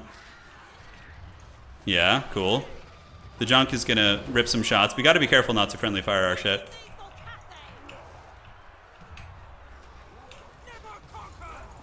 Alright, so the Furies are dead, so now we just focus everything on the Lord. And then if we just win the Air Force fight... Oh, he's actually trying to kill a Lantern. Okay, I don't mind that. That's fine. Because now we just goon the Lord. Let's call these Furies over. Yeah, it looks like they're already broken. So we keep... Not Furies, excuse me. Whatever the hell they are. So let's tighten up our box a little bit. Yeah, we have the melee attack buff. So you can see the Exalted Bloodthirster is just getting dunked on here. We're tightening up our box to be even more obnoxious. Because he has no magic with Khorne, so we're just like, whatever, right? Exalted Bloodthirster is getting karate chopped. Let's do the bombardment here while we can. Okay, so let's get you guys like so. And cool. Nice bombard right there. Miao Ying's just a raid boss too. I can just go back to her human form too and heal her up, which is pretty nuts. High octane action, baby. Let's go. Okay, let's blimp these guys. Okay, so the Lord is dead. It's basically just over at this point. There's absolutely no way. We can go Disdain of or Bastion of the Great Cities now to give our ground-based army like raid boss stats, and then we just go. God, this is so stupid that this even works. All right, so let's move here. A couple of Khorne throwing axes. The Bloodthirster's down for the count. Now we just kill the other one. Oh, the lantern. It's going to come back, baby. So all our guys on the ground, how much do they have? This is a good showing of my sick micro, dude. Yeah, no, they definitely should be feared. Please, Sword of Cain, deliver us. Is he trying to land the Bloodthirster? He is. Yeah, looks like it. It's fine. We could just go on the ground. Let's get some heals off. Let's just really put the nail in the coffin here. Yeah, so the big demon has crumbled. Let's go chase down these marauders. And Miao Ying's gonna drop a fat... Oh, I missed it. Oh, it wasn't in range. It's fine. Get an Earthblood, and then we can do a little bit of this as well. Pull back. So that Talons of the Night should absolutely karate chop those Chaos Warriors of Khorne. You can go after these ones as well, and the Skyjunk can just nuke them too. High octane action. I prefer domination to land battle. That's why I don't show it as much. Land battle bounces really. Yeah, I mean, look at that build, dude. I did nothing, bro. I did nothing. I didn't have to micro shit. Oh man. See, at least in Dom mode, Cathay, they have to go play the objectives, you know, and dwarves and things like this. But yeah, that's just pure filth, dude. I mean, he had no chance. I don't care how well he played. I don't think he had any chance. Especially with Crowmen now. And the drum, like, giving me melee attack in the sky, that's so haggard. Khorne is also, though, on the weaker end of the spectrum, to be fair. All right. So let's see what we got here. Outskilled, outplayed. Yeah, right, dude. Just the complete opposite. Oh my god. Like, Colin is a really good player and often beats me in regular tournaments, but yeah, there it was like there's no chance. Yeah, Cathay is balanced out in domination mode because they're really good still, but you can't just like mouth breathe and sit in a box. Yeah. Kane, what's up? Didn't my Bloodthirsters just kill stuff? Dude, they suck, dude. Bloodthirsters are so bad. And the problem is like my Air Force is just so sauced with all the stats because they get Harmony, right? So when you go look at this, my stats are just so superior to yours because of the Harmony box that your Bloodthirsters are just like potatoes, right? So let's go ahead and just give you a Bloodthirster here, okay? And this, oh no, that's the wrong army. Okay, hold on. And Bloodthirster. Yeah, that was basically like a campaign battle. That was like, you know, no matter how hard my opponent microed. Granted, that wasn't like the perfect Khorne build for beating Cathay, but it wasn't like terrible either. Like the Air Force was good. I think you need foot characters to beat Cathay too. Like a couple cultists to grind through the halberds and summon bloodletters on them. Yeah, Bloodthirsters just suck in general. They could use a cost reduction, honestly. Like 150 gold off them. And I think you could call it a day. So yeah, we can get Meow, this... And let's get the drummer, man. The drum gives Harmony, so you don't even need to bring range units to get Harmony now. So the drum is very good in land battle, obviously. Yeah, I think that'll do the trick. I'll do a dwarf game at some point on stream today, and then we'll do the man. How were we the first ones to finish? It's crazy that was the case. Thanks for joining today, by the way, guys. It's been a lot of fun hanging out. I know there's been a lot of downtime in between games, but it's always fun just shooting the shit with y'all. So, Imrik. If you had Imrik and 2 Moondragons, yeah, that's a whole different game because you also have healing too. So, like, if you look at the stat line on these guys, right, when they're like in the Harmony box. So I was using Disdain, which gives me melee attack. So, like, the stats on these Longmas is nuts. They have 61 melee attack, right? And 55 melee defense. Miao Ying is going to be absolutely jacked. The stats on these ground units are good. The Crowmen, Empress's Crowmen have 60 frickin' stats here. So, like, part of me feels as if the Crowmen might be able to solo a Bloodthirster with the... Let's go try this. The Steam Tank is not that good. It's fun that it got changed, but... You guys ready for the dreaded combo of combos? I wonder if a Crowman can beat a Bloodthirster. Let's go find out. All right. I mean, the Bloodthirster has got the same stat line as these guys, basically. Come on.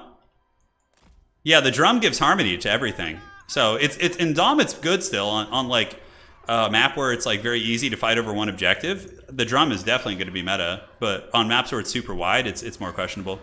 Oh no, drum, live. Okay, attack the crows. Come on, AI. Here we go. Crowman. Oh, but he's got the cheating buffs underneath. That's going to screw up the test. Oh well, it's okay. I don't know, guys. The crowmen are kind of getting it done. The bloodthirster's like, help me. Help me, Anakin. I'm too weak. Help me. Dude, like... The crowmen are gonna... If it weren't for this damn guy fighting it... Oh my god, crowmen, come on, pull it out. I know there's only 14 left. You just gotta get him crumbling. Okay, regardless, I call that a very cost-effective trade. Those crowmen just almost killed a 2,000 gold unit, but they had the support of a drum. Without the drum, the Bloodthirster probably would have beaten them a pretty substantially harder, but it would have been like a 30%. Yeah, so the drum giving the melee attack plus the harmony to them, they just like become linebackers. Yeah. No, those were 800 gold. Those were the ROR crowmen. The regular crowmen would not do that. Their stats are way worse. That was the ROR, to be fair. Yeah, so it's pretty hilarious. The Bloodthirster's like, help me. I'm too weak. The crows are too strong. Oh my god. No, the lions do suck, unfortunately, to be fair. Yeah, they do suck. Well, that's why that Air Force fight went so bad for you, because Furies get dunked on so hard by crowmen, so. Okay, one game left. It's Ghoul Baby versus Moors. Nice. And we'll be starting the next round, the fourth and final round, in a second here. Yes, yes. Have you heard the tragedy? Yeah, Tyler. A hulking giant rage monster being beaten by crows. The flame cannon, please. I know, I heard you. Don't worry. We'll try and get flame cannon action for you today. I'm not playing though, so I can't guarantee it. You don't know the power of the crow side of the force, dude. Yeah, crows are great. They're really good. These ones are nuts too. They you could take like let's get like a shielded Khorne warrior or something, and then get you. We'll do one more test real quick. If you cast Flock of Doom, they should get more models. Yuan Bo is super good in multiplayer, Toby. In the build I brought, he would have actually been really good. But typically, I feel in the build I brought, like in land battle, healing a box is super powerful and OP. But in Dom mode, Yuan Bo is more dynamic. But he's also really good in land battle too. So, because his execute has some weird synergies with spells. You can cast like Haggard spells and yeah, it's a bit of a different beast. All right, so crowmen are just awesome for a couple of reasons. One of them being is that you can fly like right over the top of some infantry. Oh, that's not crowmen. They're over here. I was like, where's my bombardment radius? Yes. Yeah, so if you go to our website, totaltavern.com, our Total War Warhammer competitive website. Yes, perfect.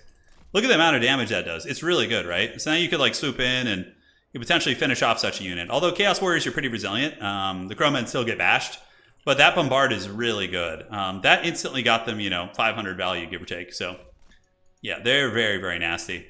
Very nasty. But yeah, if you go to our website, Total Tavern, you can get a complete breakdown of all the matchups. Granted, we just started a new patch and a new season, so you can't see the really up-to-date data yet. It's too early in the season to see the stats. But, yeah, Yuan Bo is great in multiplayer. He's really good. His execute is just insanely good. The Iron Dragon is broken too. 60% healing is just gross. It's against like Skaven, Beastmen factions with light armor and mass. Like he's just going to be a raid boss. Yeah, Iron Dragon's really good. He's going to be used in a lot of matchups for Grand Cathay. All right, so they should be playing. Hopefully not having too many lag issues. Yeah, crowmen are great. The Jet Lions suck really bad. Like, these guys are just absolute trash. For 1,200 gold, and they, like, look at their stats, dude. They're just, like, 380 weapon strengths. They die so quick. The Jet Lion had, like, its missile mirror at least is somewhat useful, but, yeah, overall, it's just Jankimus Prime. But yeah, like the Drum, the Crowmen, and Yuan Bo were all very good. Kislev got scored pretty well in the DLC. You know who came out really well in this DLC too, that, you know, unfortunately isn't being represented too well today from what I can tell, is Warriors of Chaos. So Warriors of Chaos got Aecold. They got access to Zangors, which aren't that good for them because Zangors count towards a Mark of Chaos. So you can only have like a couple of them. So you still are better off with Chaos Warriors probably. But they have the dreaded Cockatrice and the Mutalith Beast. But really, this is like the big win for them. Getting these two units on the Warriors of Chaos roster is huge. Aecold is so hard to kill. He's basically like Sigvald, right? So yeah, you could just have these two bad boys fighting and it's a problem. Is Constellation of the Dragon... Yeah, it's not terrible in multiplayer Sly. There's more efficient spells, but the Crows don't have a unit cap in Dom. Is that really... I'll have to put in a special rule for them. You should only be able to bring... what would be the comparable amount? So Furies can be brought in 4. So Crowmen would be 4 as well. So yeah, I'll have to announce that if CA forgot to put a unit cap in. Classic. I can't wait for land battle where 50 Crowmen fly over your head. Yeah, the Crowmen are strong though. They're very good. Empire Coast, it's so weird. They're such a cool faction, but they just like something about them just feels so bad to play. It's so hard to make them work. Anyways, all right, so checking here. There's always one here. There's always going to be one. All right, let me message him. Message the ghoul. You two playing. Should be playing. Hopefully there's no lag involved. But we'll find out in a second. So let me give this player a moment to respond, and then we'll figure out what it's going to be. Any Zinch played yet? Not on stream. But we still have a lot of games left. Well, we have one more round, and then we have a semifinal and a best of 3 grand final. Yeah, so that's the sequence of events for today. Is everyone painting? Chaos Knights right now on tabletop. I'm painting my Nurgle Chaos Knights. New handgunners are strong? You're talking about for which faction? Did they change something I'm not aware of? You'll have to let me know, brother. Would you recommend getting it as a DLC or wait for the greater sale? I mean, honestly, waiting for the sale is probably a better call. But you know, it's you do you too. If it's, you know, if you like, or if you're playing multiplayer and you want to like try these units in multiplayer, like yeah, I mean, great, get it, you know. But don't you know let other people bully you into making a decision either way. Just do whatever you want, really, you know. But yeah, I mean, it's definitely the DLC is overpriced for sure. I mean, previous DLCs were like what, like $8, $9, something like that. Now they're like 25, which is pretty insane. And it really kind of like highlights some of the other issues with like just massive amounts of bugs and just like lack of support for multiplayer and just all this. It's like, it's crazy. Demonetization trice competitive? No, it's very niche. The only time you would really go for the dreaded cock is if you want to have an Air Force fight. So if you're in a matchup in which you think there's going to be a big Air Force duel, okay, that's when you bring in the Cockatrice. And because it has an AoE melee attack debuff, which is really good in an Air Force fight. So let's say you're playing against someone who's going to be trying to win this guy's like vampire counts.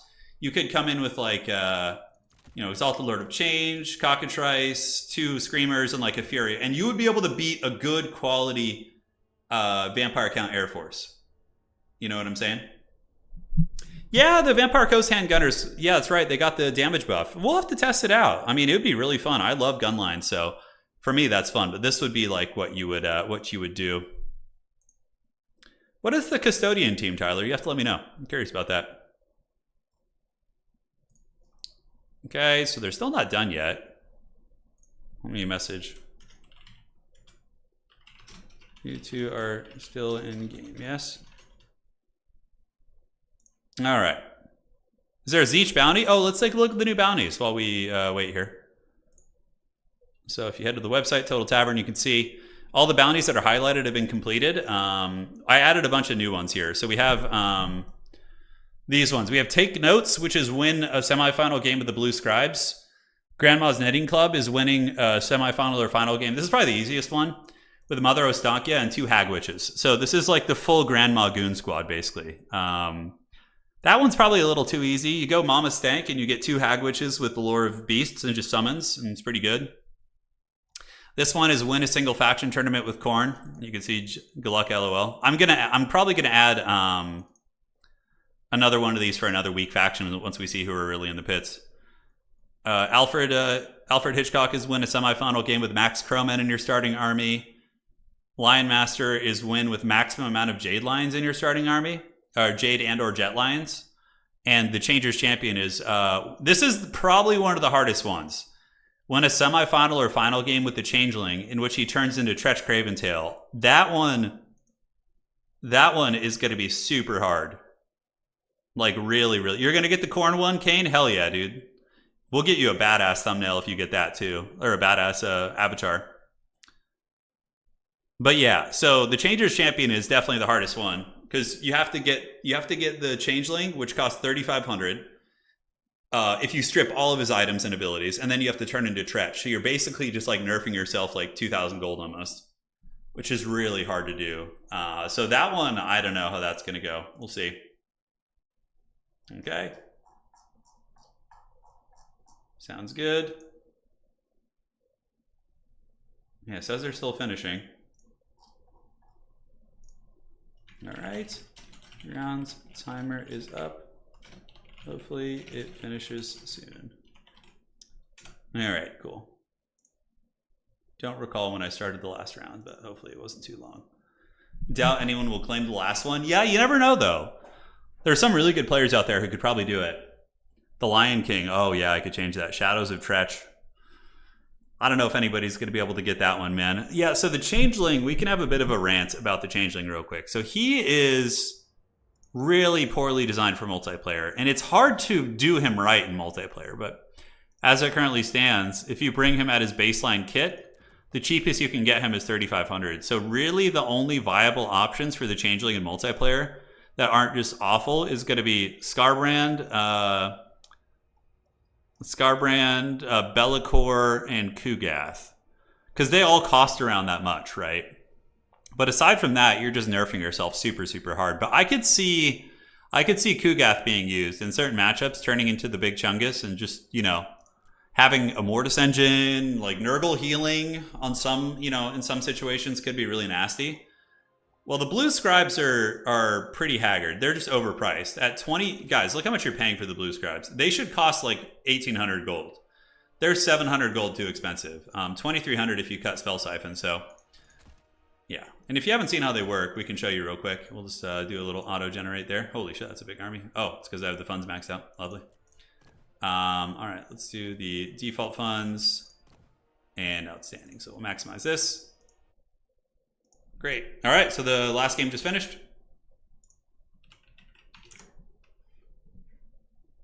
Entered now, so the scores. Let's get the next round going.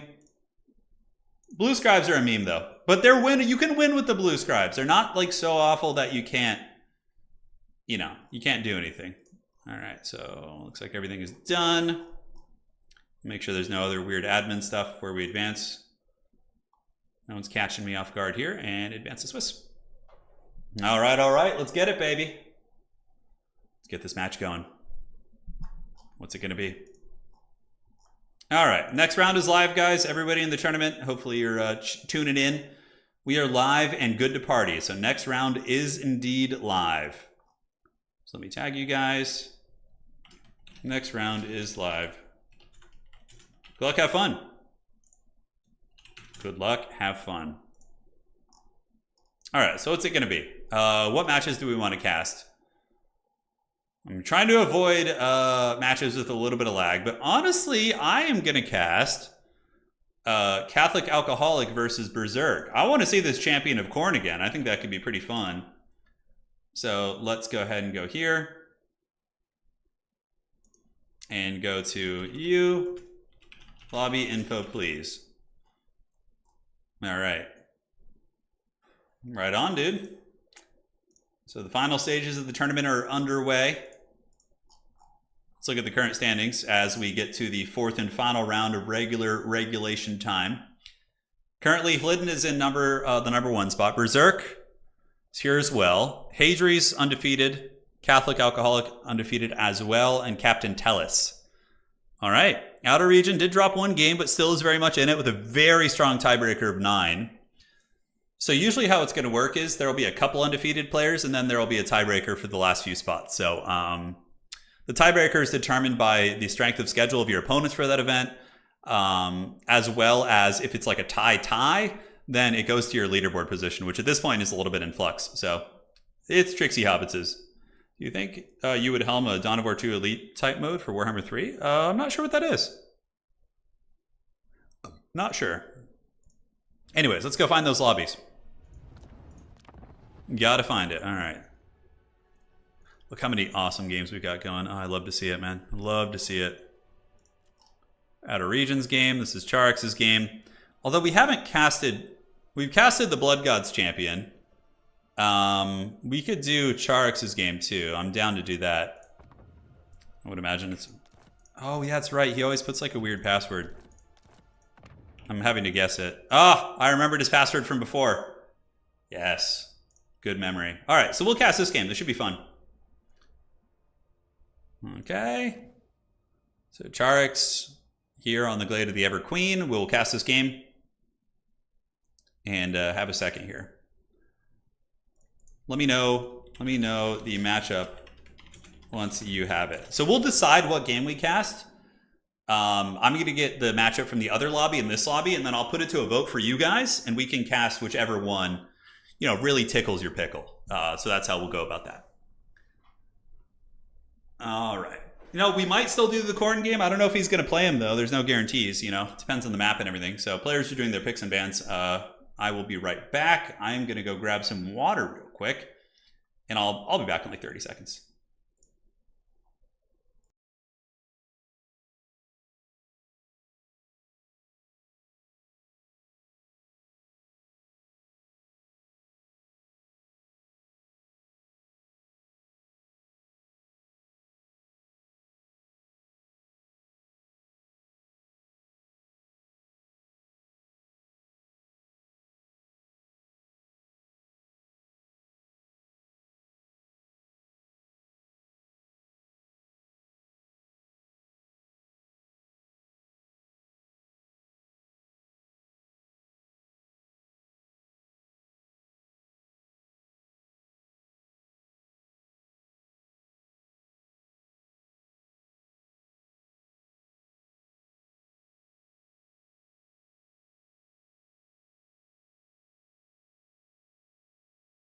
All right, guys, I'm back. Let's party.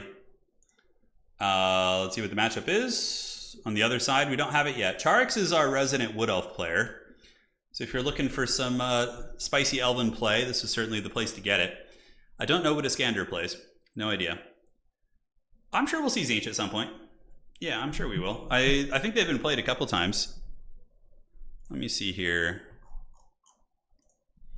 Wow, Skaven, undefeated so far. It's pretty funny. Let's go look at the news. Okay. Skaven are 4-0, which is funny. It'll change, obviously. Grand Cathay is 3-1. Empire's 3-1. Yeah, so we're getting some good stuff. Khorne 3-3, dude. Khorne's cackling, dude. Vampire counts at 0-2. People, probably not Vampire count. Vampire counts, you kind of need to be a specialist to really play them well. Chaos Dwarfs have lost a few. So yeah, we're starting to see Kislev rocking the 50% win rate. But again, it's only 10 games, so not too much data. Varying skill levels as well. Yeah, I did, Daniel, I already did a rundown for the patch notes earlier today. So on the stream, in between the first and second round, I broke down all the patch notes. We did a whole review and talked about everything. All right, so we don't know what they're playing quite yet. Hopefully we will find out soon. It's a little early to draw any conclusions. We need at least High Elves 3-1. That's probably... Are you playing today, Kane? Is that your doing? You bringing the High Elves back to their former glory? High Elves are one of my least... They're like my kryptonite. I always tend to lose to High Elves. I don't know what it is. They just give me a lot of trouble. Definitely some evilness.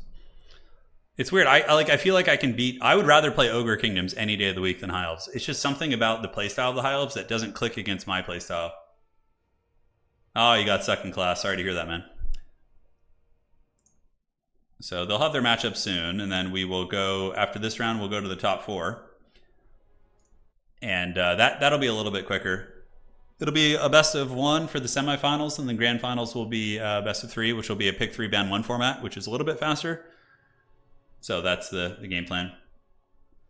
Oh, you went 3-0 with Isles today, Catholic says. Nice. I would love to see some good Isles play, man. AKA Emmerich, Silver and Guard, and, you know, the crew. I can never beat Skaven. Yeah, it's weird. Did the Noblar nerf affect Ogre Kingdoms enough? I don't think it's quite enough, but I think it's a step in the right direction. So I'm just grateful to have what little changes we can get.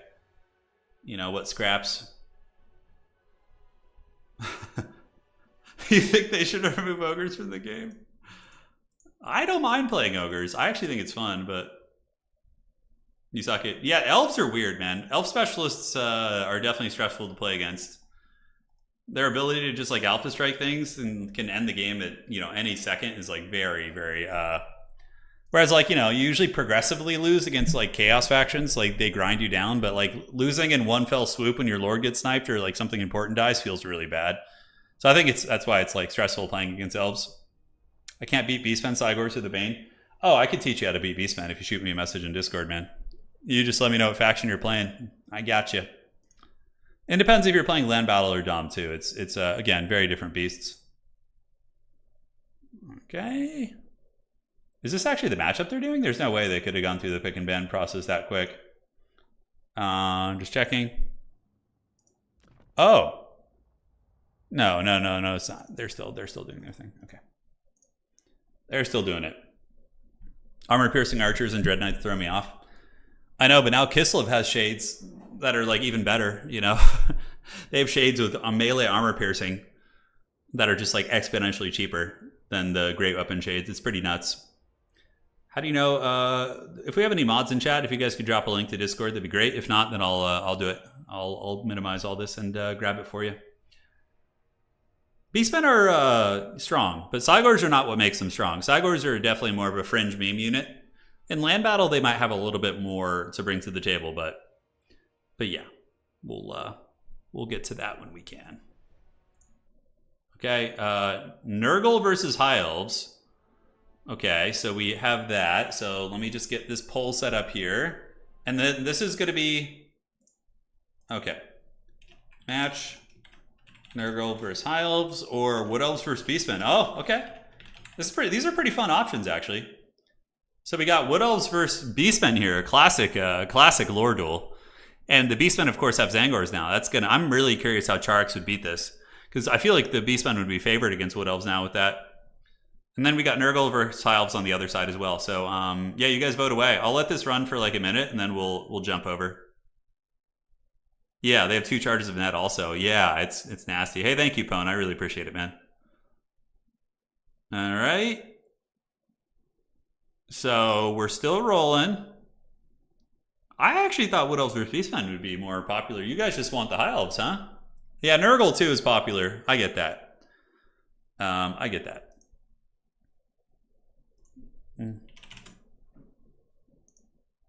Okay. The poll is going. Yeah, I'm going to do some 1v1s for Age of Empires soon, yes. Okay. Yeah, I mean, this is looking like a solid win for the Nurgle versus High Elf game. Yep, I don't think that's going to change. All right, so we're going to go check that out. And let's do this. Get this lobby set up. And let's party.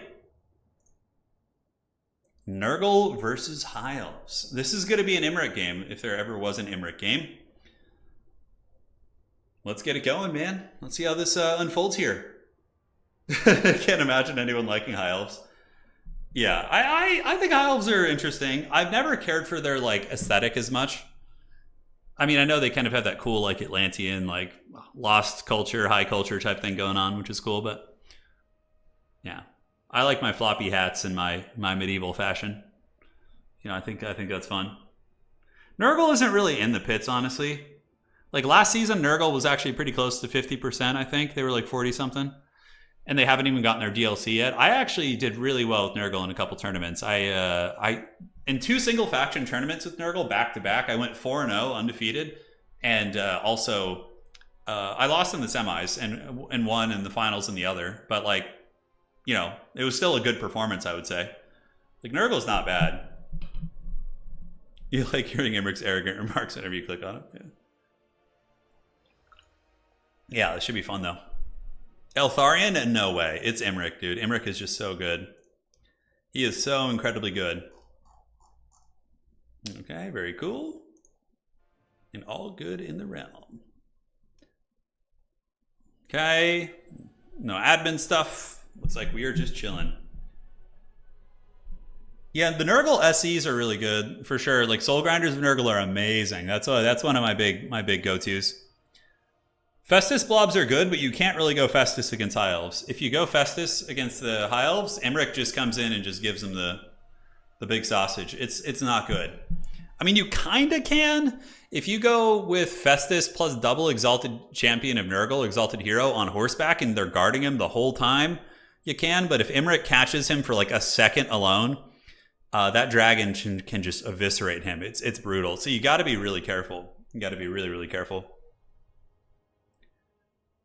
Double Soul Grinder and Kugath can be whack. Yeah, it's good in some matchups. Like, in this matchup, I'd probably go... Ooh, I don't even know. You could go with Kugath, but the archers of the High Elves kill him effectively, and breath attacks from the Star Dragon can melt him too, because you can't really dodge them.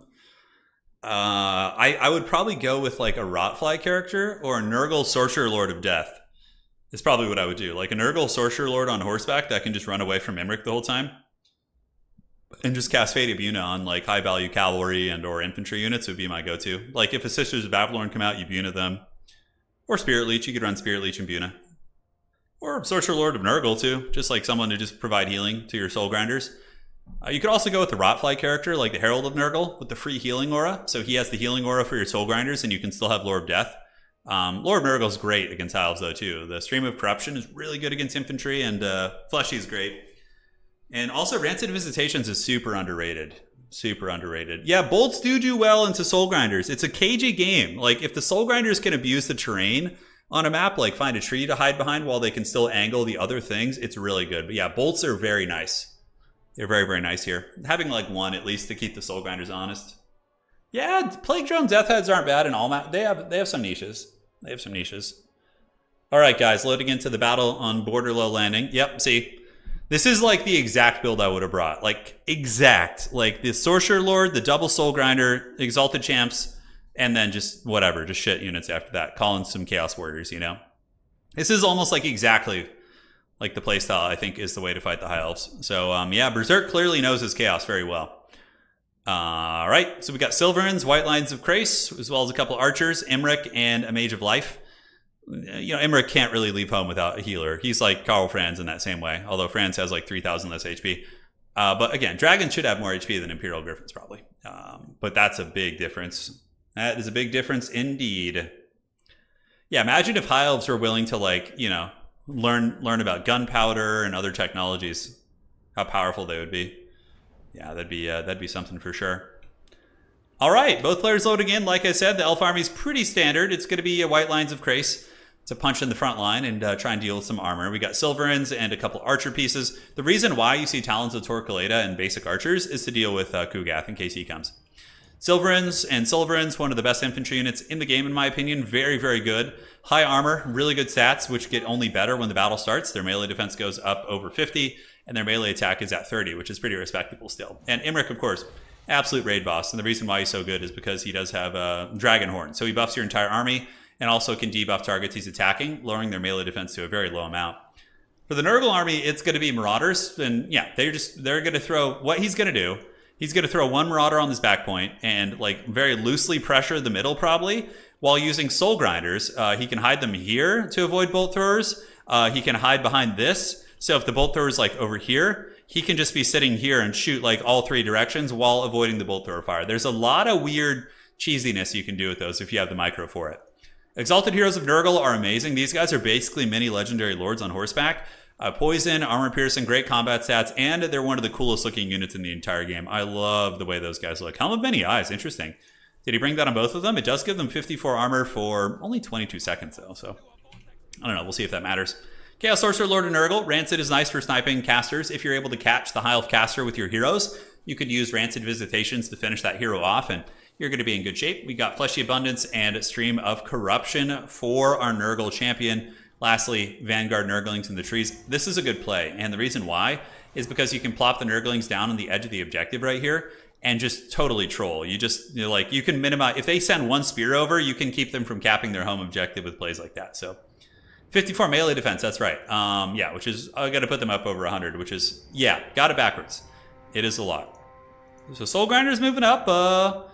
Usually Soul Grinders do their best work at mid-range. Imric is going to be hunting those things down super hard. Catholic probably calls out a bolt thrower quickly, I would imagine. That seems like it would be the play, and the first thing is going to be a Spearman unit, so Spearman going to the side objective, but the Haggard Nurglings in the bushes, guys. Here they are. You ready for the Popcorn Bandits? This is like such a Nurgle thing, too. Just like disrupting your objective capturing with like a little shithouse infantry unit and just, you know, trying to win on points against you is pretty fun. Soul Grinder's shooting. Gonna rip some shots into the archers with light armor, and Imric thought about landing there, but Imric will lose to this Goon Squad.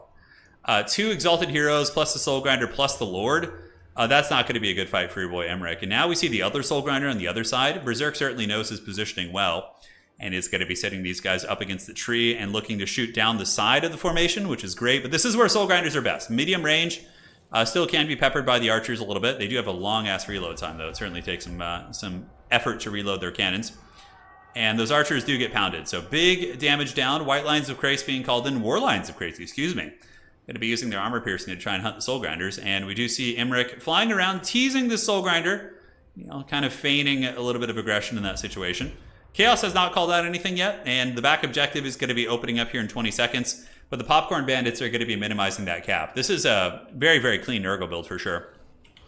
Breath Attack going down. Nice one there by the Catholic, but it is partially dodged. Soul Grinder does get popped a little bit, but overall, he's still living his best life and is going to be going after the Silverin Guard. So nice shots right there. Silverins do get buttered a little bit. Not too bad.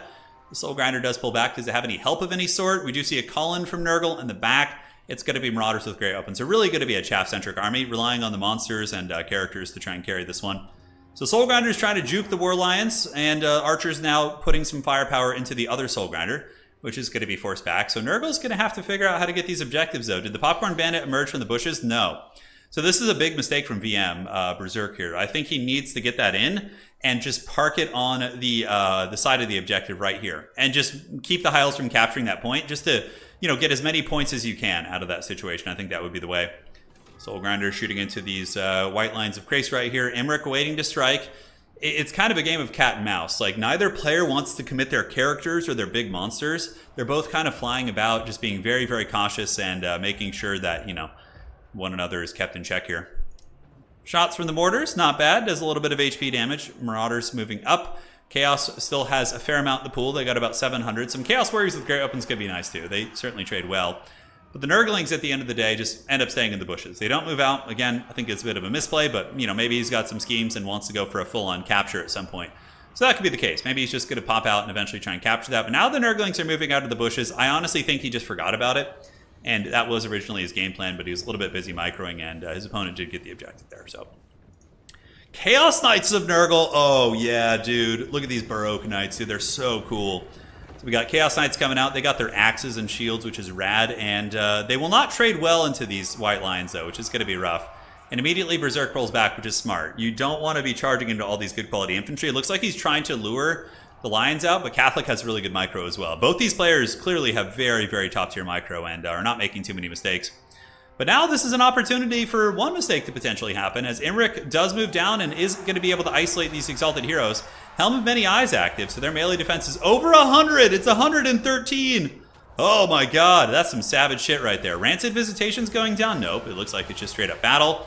And the Soul Grinder even putting a little bit of hurt into your boy. Stream of Corruption from the Nurgle Sorcerer Lord. Heal going down on Imric. But he is being pounded by the 3 characters here. But the Sorcerer Lord of Nurgle does not want any of that. Does not want any piece of that. And the regrowth is able to keep Imric very healthy.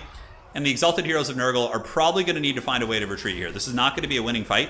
Imric has too much support nearby. He also just got his heal. And I think you need to get them back and get a sweet fleshy abundance. So Chaos Knight's trying to loop around and get into the backfield. But they are partially intercepted. Bit of a lapse in micro here. Berserk needs to get them up and around. He needs to pull around the formation because Catholic has done a great job of intercepting here. And he does notice it. He pulls them back and doesn't take too much damage in the process. But now in the blob fight, we do see the Soul Grinders moving up, and this is solid positioning. The Soul Grinders basically sitting like point blank and using their cannons as shotguns is just a super, super money play. Great stuff here from our High Elf champion, though. He does isolate the Exalted Hero of Nurgle. In alone, they will lose to Imric. The other two heroes moving out, the Lord as well as the other hero, trying to bash on Imric a little bit. But now, like, Imric might be able to win that duel. So that's very, very scary for our Nurgle champion. Chaos Knights have kind of been blundered a little bit, honestly. And that's been, I think, one of the big momentum shifts. I often see this with Chaos Knights. He called them out, and they really, like, against High Elves, they don't seem that good. I mean, maybe for chasing down archer lines, but now we just have Chaos Knights on the outside just dying to just crappy spear units, which has got to feel pretty bad. Nurgle maneuvering for the side objective, and it looks like the hero did come back. Imric taking a little bit of a beating. He's down to about 60%, and it looks like Fecundity is going down. And what Nurgle has to do here to get back in the game is an overcasted fleshy. There needs to be one right here on these champions, and then isolate and beat down Imric. That's like the only play that I really see. So, man, Imric is fully surrounded. There's 4 single entities on him. We got 2 champions. We got the Chaos Sorcerer and the Soul Grinder, plus these chaff infantry units, which are causing a little bit of disruption here. Chaos Knights just running in the bushes, not really having a great time. Marauder Horsemen throwing axes coming in. And where is that healing? That looks like there's going to be a fleshy going down now at this point. Oh, it's going to be a Rancid. So he's going for the snipe. He's going all in to try and get Imric. And Imric is going to take a lot of damage here. I would wager he does have his healing nearby. Yeah, the Mage of Life is just hiding in the trees. Imric going to take a lot of damage from that Rancid Visitations. It's a spell that does a bunch of DPS.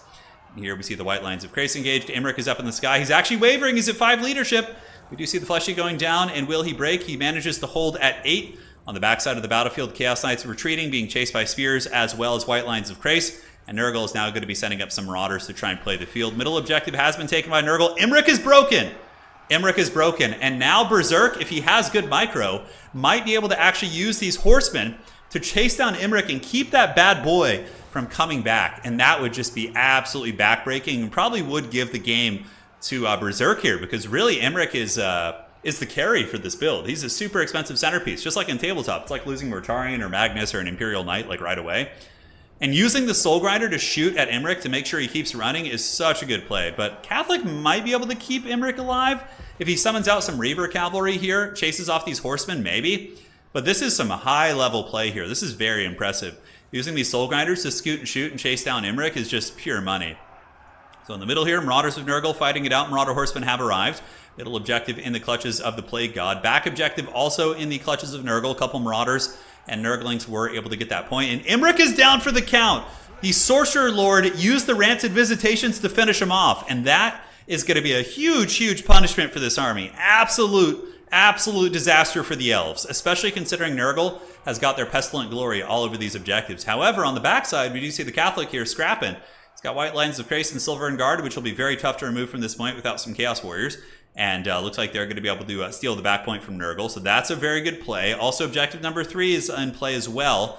But I don't see him winning this game without, the hero. I just feel like the Soul Grinders and the Nurgle champions are just going to run all over this army here. All over this army, and it's going to be a bad time. This objective might flip back to the Elves, but at the end of the day, the Nurgle characters and monsters are just going to be able to probably clear everything out. We got more Marauders on the way in. And on this objective, a couple Marauders with Great Weapons have arrived. Objective still being held by the Plague God, but not for long. So that one's going to be flipping into the old trash can here. As far as points go, we do see a pretty close game in points. 480 to 545, so still relatively contested. As Nurgle does manage to hold on to the back objective. But now that the Storm Riders have arrived, these are the ROR Lothern Sea Guard. They're going to be forming ranks behind the Nurglings and forcing them into combat. Nurglings will obviously lose to these guys. 31 and 53 for combat stats is pretty good. It's still going to take some time, but overall, the Catholic is going to be able to pull back the back objective. Now, the question is, I don't think you can afford to save up for Imric. I really don't. Soul Grinder's just bashing. One of the Exalted Heroes here actually dying at a bunch of spears. And White Lion's not dying, but getting very, very low. He's got 500 HP. So I would imagine the Nurgle player is probably saving up for a Fleshy Abundance. That would probably just seal the deal and just end the game. Elves completely routed in the middle. And now Nurgle can just allocate their forces to securing the back objective, and that is going to most likely seal the game out for sure. So Soul Grinders battling Phoenix Guard. Well, kind of a cool choice seeing some Phoenix Guard in here, some elite troopers, and they've gotten 300-400 value, and certainly will get more value. I don't know if Berserk notices that his big monster here is trapped in elite halberds. Certainly not a position that the Soul Grinder wants to be. A couple Marauders trying to fight through the remnants of the Elven army. And on the backside, uh-oh, they found the mage! Looks like the high elf mage that was hiding in the bushes has been discovered by the Soul Grinder. But yeah, he's got to start playing the objectives. He's got to be careful. You know, the games can run away from you if your opponents do get their clutches on the objective here. So is that going to be a Dwellers below? Does he have Dwellers for real? Wow, I haven't seen that in a while. But that's going to be a money Dwellers. Really good cast there by the Catholic. It's going to be nailing down all those old Chaos Knights. So those Chaos Knights getting melted, that still does good damage, despite the nerfs that it got a couple of patches ago. Chaos Knights are a nice diving piece back here. And it looks like Soul Grinder, not Soul Grinder, but Chaos Sorcerer Lord going to be getting a really good stream of corruption on those Spearmen. And Chaos Knights managed to survive. But they are battling spears, but it looks like the Goon Squad's on its way over, which is probably going to be enough to sweep this up. Soul Grinder, Exalted Hero, and the Chaos Sorcerer Lord on the middle objective. Still held by the Plague God. Marauders cruising up. Soul Grinder was able to get out of combat from those elite halberds, and now is going to be shooting into them, which is going to most likely wear them down over time. Catholic really holding on to this back objective, though. Looks like there's not going to be too much play on this, but he is not going out quietly. Nurgle is probably... I mean, there's healing for both sides with Emmerich being taken into account, so... Some of the value you're seeing here is a little bit, you know, all over the place. But yeah, Nurgle just needs to secure 2 objectives and basically hold on to them. And that's their recipe for success. Reavers being sent in, bit of a disastrous play here. You're basically just giving those Reavers for free. Nurgle is super entrenched here. They have their heroes, their Goon Squad. They have several units of Horsemen and Chaos Knights. So obviously that's going to be a crushing defeat for those Illyrian Reavers. A light cavalry unit being sent into the big chum guy of Nurgle. These Chaos Knights are pretty meaty. Nurgle ones, of course, have super high melee defense as well as poison. Makes them tough to fight. And the Elves going to be pouring it on the middle objective, just trying to challenge Nurgle to get them off, which, honestly, we still actually have a game on your hands. I thought this game was going to devolve into, like, just a rout, like a mass rout, but the Elvish infantry are holding very, very well. And I'm like, Nurgle kind of looks like they might be able to do something here. High Elves do have that middle objective. We got Silver and Guard and White Lines of Krace on the way up. Back objective being held by Silverans, which should stay there for sure, because Nurgle could always pounce on that back objective. Nurgle's going to be calling out some capture weight of their own, and on the back objective, it looks like the Storm Riders. Here's the thing, Storm Riders might be able to drag down some of these Chaos Knights, although I guess there's a Soul Grinder back here, so that'll probably be enough to tear out those bad boys off. Middle objective held by the High Elves. Rangers have arrived. Here we got Reavers and Rangers. Rangers will do pretty well against Nurglings, but Nurglings also will return the favor pretty efficiently against them. Nurglings do magic damage, which circumvents the physical resist that Rangers like to rely on for their defensive prowess. But yeah, those Reavers got folded like a piece of paper. Middle objective in the clutches of the Elves. Elves do have 2 objectives right now, man. The Nurgle player's probably starting to sweat bullets a little bit. He's like, wait a second, I thought I had this game. I killed Emmerich. Shouldn't I just win? But, you know, it's not that easy. I still do think that the Nurgle player probably wins this, but, you know, Catholic is not going to make it easy. He's a top-rated player, and he's going to be scrapping hard for this one. On the back objective, objective number 3, we do see the Soul Grinder of Nurgle just beating down these units and should be able to eventually push them off. I would imagine a Spear unit being sent over here would be a pretty good play. Like a full health, like a Silver Helm, not Silver Helm, but Silver and Guard or basic Spear unit would probably be able to defeat the Soul Grinder and push it off the objective. But Nurgle does reclaim the middle point. But now Nurgle does have the dreaded double cap, and maybe now the High Elves are officially out of steam. Officially out of steam indeed. So Silverans and White Lines, yeah, now we see the Plague God spreading his pestilent glory as all these units are dragged down, and the Elves are going to be forced into a full retreat. The big Soul Grinder just absolutely slapping the base, and you know, for all the crap we give this game, you know, with the patches and other drama and bugs, it is really good looking. Like, man, these Chaos Knights are just so cool. And look at this Soul Grinder. Just all the fighting. It just looks so good. That's, I guess, why we all play it. So, back objective held by Nurgle. Home objective still being held by the Elves. Doesn't look like Nurgle cares at all about that point. They're just like, screw that, man. I'm playing the middle or busting here. A couple Phoenix Guards still fighting on the other side. Rangers as well. Soul Grinder just being an absolute beast back here. Are there any spears on the way? It doesn't look like it. Catholic is he saving for Emmerich? He's got 2,100 supplies, ladies and gentlemen. This could be a dreaded Emmerich call-in. That would be pretty interesting. Although Emmerich isn't going to be bringing capture weight. So the only issue with that is like, yeah, you're giving up a lot of agency on the battlefield. But maybe Emmerich just comes back here and kills the Soul Grinder. I don't know. He'd probably go to the middle and just cause havoc. If any, he'll need Elves to support him though. Like Emmerich will still struggle against all these SEs and like Poison Hounds around him and whatnot. But guys, we got 2,500 in the bank. He's saving up for Emmerich. I mean, he's got to be. Emmerich costs around 3,000, I think. So Emmerich will be getting called out soon. I'm sure he's got his mouse over the button, just feverishly clicking it, just with excitement. A couple White Lines sitting on the back objective. Spears moving back in. Elvish Infantry and Rangers trying desperately to fight, but the Chaos Knights are just going to absolutely plow them. Chaos Knights just dominate those kind of troopers. I mean, they're designed to kill lightly armored infantry that lack armor piercing. So Chaos Knights, you know, basically going after the weak is basically what Chaos Knights are good at. Imric is back, baby. All right, the Lord of Dragons returns, but has he returned quick enough? Nurgle does have this back objective, and there are a couple rallying elves nearby. The Chaos Sorcerer Lord was able to get healed to full. One champion's really low. The other one is on death's bed as well. And the Soul Grinder's kind of beat up too. And maybe could Imric do something here? This would be a wild, wild comeback. This is going to be a wild comeback. I don't think it's going to happen. I think Nurgle will find a way.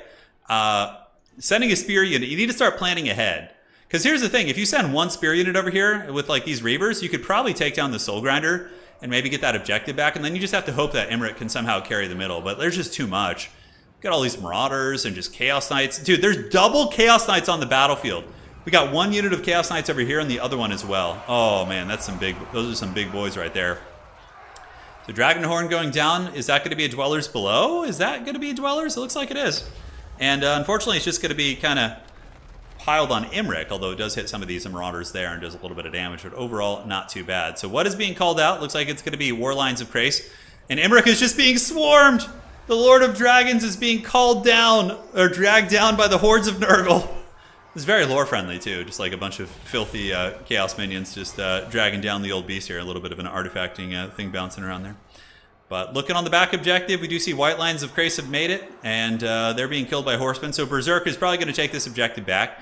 Marauder Horsemen get the job done, and that is going to be GG.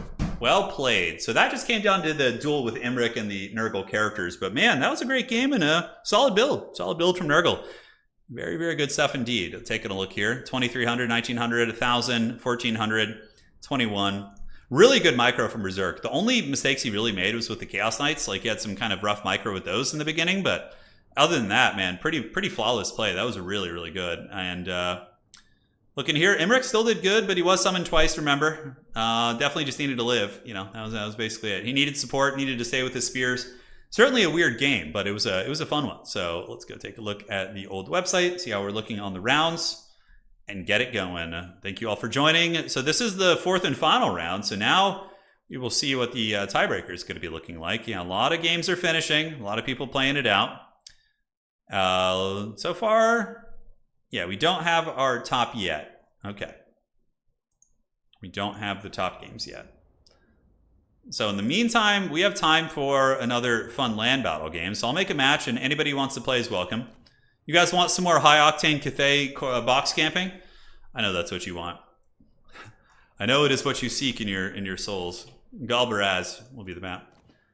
And who do we want to play? That was a really good game. No, that Nurgle tactic can definitely be beaten. I guarantee you. If you had, I think you need some bolt throwers. High Elves, and the High Elves could have won that game too if they just didn't lose Imric. You know, that would have been fine. Oh, the Dread Pug. Okay, who do we play here? Who got some changes? We could do a little bit of Warriors of Chaos. Yeah, we'll go Warriors of Chaos. It'll be fun. All right. So pick whoever you want, Pug. All right. Outstanding. And let us get it. Yeah, a lot of players with 3 wins, but a ton of matches have not finished yet. So what's going to happen is there's going to be a couple undefeated players, okay? And then there will be a bunch of people with 3, so we'll see what the tiebreakers yield. Wood Elves, eh? All right. A little wood. A little wood in the morning. Okay.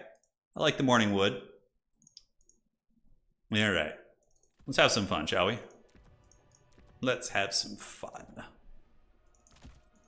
Yes. Good. Good. So Elves can do some interesting stuff. Definitely a lot of DACA, a lot of bows, that sort of thing. Let's get you. Get this. This guy, oh, this guy has like a Palpatine hood on. That's sweet. I wish Chaos Warshines were a little bit better. That's something I would have enjoyed, having them be slightly stronger. Although I did win a game with a Khorne Warshine recently, which was fun. Alright, so Shielded Warriors are always great. Those guys always do some solid work, in my opinion. That looks like a good starting army for me. All right. Oh, that's kind of interesting too. That's kind of a cool idea. I don't hate that. A little bit of this. Okay. Better watch out, Pug. We got some big schemes here, dude. We got the big scheming. All right, so then for the rest of the army, we can throw in a couple of you. This is an interesting build. I don't know how good it'll be, but it's it could be fun. Puckington's a very, very strong player too, so it will not be easy. All right. Let's get it. And let's party. Yep, I think we're good. Good luck, have fun. Good luck, have fun. Give us some Mutilith? Oh, it's pretty terrible against Wood Elves, actually. They have so many spears and bows, it'll just kill it. I did bring one fun unit for you guys. Like one really fun piece. So we'll hopefully give you a good time with that. Still monitoring the tournament here. Trying to give some of you land battle enjoyers a little bit of love in tier 2 in between games. Yep, still plenty of games to be played. Is anybody actually undefeated so far? Yeah, Berserk. So the gentleman that we just casted, dude, I like his playstyle, man. He's playing Khorne, he's playing Nurgle, like against top tier players and winning, which is really, really fun to see. He's got the dreaded Chaos Micro. All right, Pug, what do you got, man? Where's your big scheming? Where's your big scheming? Actually, I'm gonna switch something up. Okay. Looks good and looks good. All right. Let the good times roll, man. Yeah, the patch is pretty massive, isn't it? Thankfully, I already had it installed because of the preview build, but I know some people had problems with it today. Skaven Assassins build? Yeah, you can do that. You can go with like a Skaven Goon Squad. I don't know what the current land battle rules are like, but typically when I play land battle, I just play with CA caps. So whatever you can bring with Creative Assembly's unit caps, I just do. But because the thing with land battles, there's 3 different rule sets. I think there's the fruit rules, there's the BBB has their own rules, and I think like VM and I think they play under a different rule set. I don't know. I think ODM uses the fruit rules. Yeah, so there's a bunch of different rules, and I know the Chinese community has their own rule set also, which is very different. So that's it's a little tricky to kind of tricksy hobbitses to figure that out, if you know what I'm saying. Yeah. See, saw a few land battle enjoyers saying the Jet Lion is great, really? Okay, interesting. Yeah, maybe in land battle that could make sense. If it gives harmony, then yeah, okay, I respect that. In Dom, it's pretty terrible, I think, but I would love to be proved wrong. I would love those little lines to be great. All right, so what I suspect from the Pug is going to be like a tree build. I could be wrong, you know. I think it's going to be some trees, though. So I brought Sigvald and Eocold, which I just feel like is going to be an unholy nightmare for them to deal with, but we'll see. We will see. Yeah, Hadries, I noticed that. I noticed that today. I was like stressed about it, but 99% of land battle events are under the first rules. I wouldn't say 99% because BBB runs a ton of their own events, which I think accounts for way more than 1% of the community. So. Okay, so I brought some of my favorite boys, the Hell Scourges, because they're awesome. And they trade really well into even elite units. We got Sigvald and Eocold here. So my 3 Chaos Marks were Eocold and the 2 Hell Scourges. Cockatrices actually don't use a Chaos Mark, because they're on the Warriors of Chaos in Fantasy, so. 3 and 4. We got double Chad Knights. And then we got the dreaded Cockatrice. I brought the Cockatrice in case he goes for like a SE build to have like a monster to do some work with, so.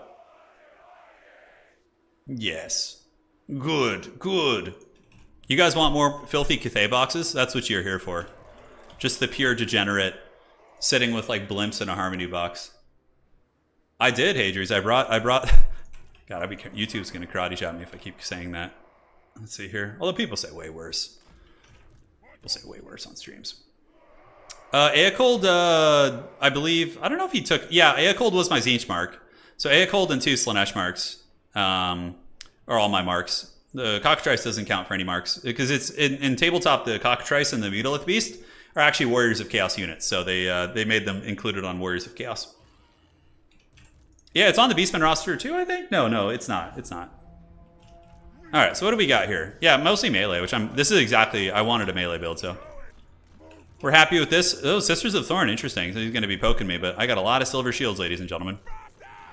Got a lot of silver shields. So he can kite my Chaos Boys all he wants.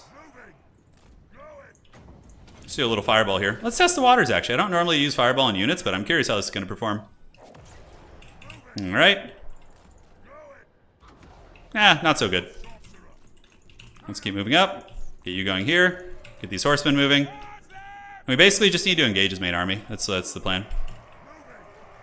Got to make sure my caster doesn't get sniped. I think he's mostly melee focused. I think what we see is what we got. Just kind of move up in a very defensive box. I don't know how he's going to kill Eocold, honestly. I feel like that's going to be very tough. Eocold and old Sigvald. Okay, let's keep moving and grinding. Keep these Chaos Knights moving up with the main army. Keep the old cockatrice cruising as well, and just kind of keep it nice and tight. And Chaos Knights have shields and armor, so I'm happy to have them absorb those shots. All right, so now we got we do have the action here. So let's move up, move up. Horsemen, you guys keep going, and you guys, there's the fun. All right, I was wondering when it would come out. So let's get these guys back. These Chaos Knights need to just kind of lurk, and let's have you guys chase here, and cockatrice can do its thing. You guys keep hunting. It's very much a game of cat and mouse in this matchup. Got to get my horsemen around the side. I think we rotate this way and try and like form a formation of sorts. Okay, so let's get this. Sigvald and Eocold can head over here and go after these blade singers. Do this. You guys screen there. And the cockatrice can just come in and get ready to party. Marauders, horsemen, go after the firebark elders. You go here. And now we just kind of keep screening. All right. Do we have any burning heads we want to get? It's a little bit risky, but I think it'll nail him. I don't think he's going to be able to move quick enough. Could be wrong, but we'll find out. Oh, buddy. Still got it. Still got it. Oh, that was a burning head. All right. So keep doing this. Rotate. Pressure around the top side here. Eocold and Sigvald just be annoying and just kind of chase down those blade singers. That's basically the game plan. And we have our caster. Let's get him back and stroke that forbidden rod a little bit. Outstanding. And let's get the cockatrice to come in and start diving these Deepwood scouts. Could go after the Lord too, actually. Okay, so the blade singers are getting attacked. We need to keep the burning head nearby to help out. And these Chaos Knights are just going to keep hunting. Let's get these guys up and around the top. Horsemen dragging these down, and the dreaded cock is now attacking the Spellweaver of Life. So, yeah, Eocold and Sigvald will beat the brakes off those things, I think. Could be wrong. Could be wrong indeed. All right, let's get you guys. Do this. Ride down those Deepwood scouts. These Chaos Knights can loop up and under and see what sort of disruption we can cause. And yeah, our infantry are definitely getting melted a little bit, but we're gonna save a little bit of burning head action for later, I think. Oh no, we still have 2 infantry over here. Okay, we're good. I was a little bit worried there for a second. Nice charge there on those Deepwood scouts. Let's keep moving through. These Chaos Knights have taken a pretty cost-effective engagement, mostly Sisters of Thorn and things like that. And we do have burning heads, but I think we save it. The cockatrice can keep hunting here. I'm actually really liking the piece here. Seems to be going well. Let's get these Chaos Knights away from the Blade Singers. Scroll of Shielding. We can do it on these Chaos Knights. Keep them fighting. All right. Looking good. I think we're ahead. I think we're winning this game, like, for sure. The cockatrice is a problem. It's actually just, like, hunting his lord pretty hard.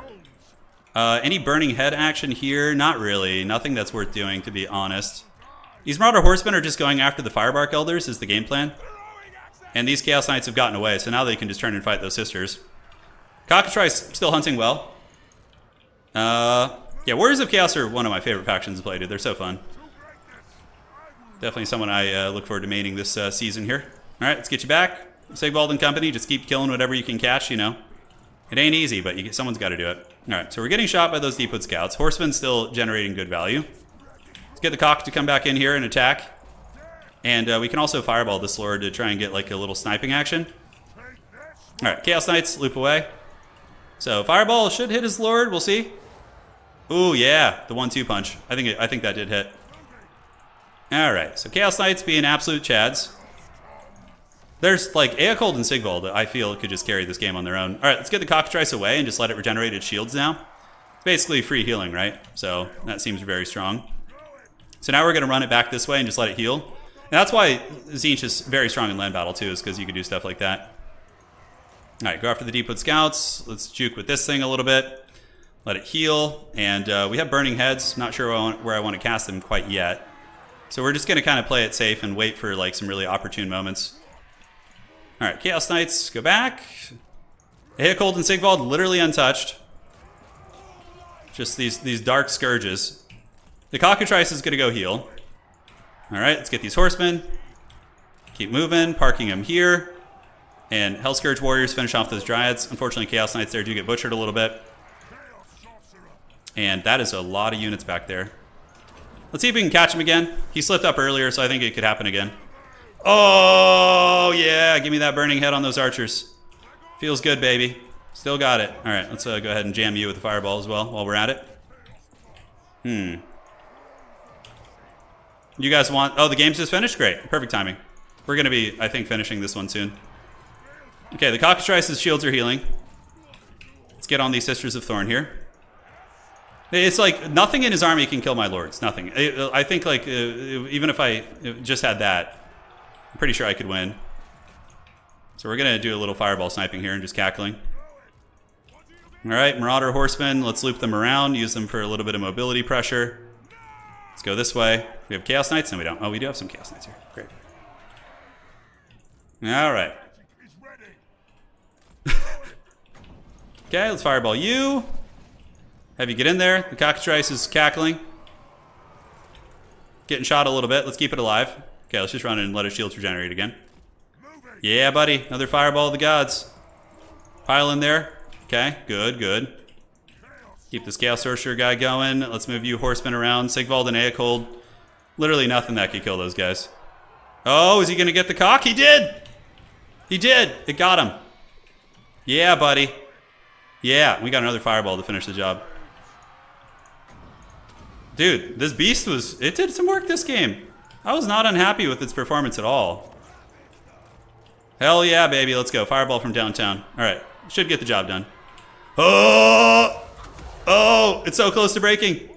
It's gonna break now. It has to. -8 leadership. Come on. So the Cockatrice is running for the hills. All right.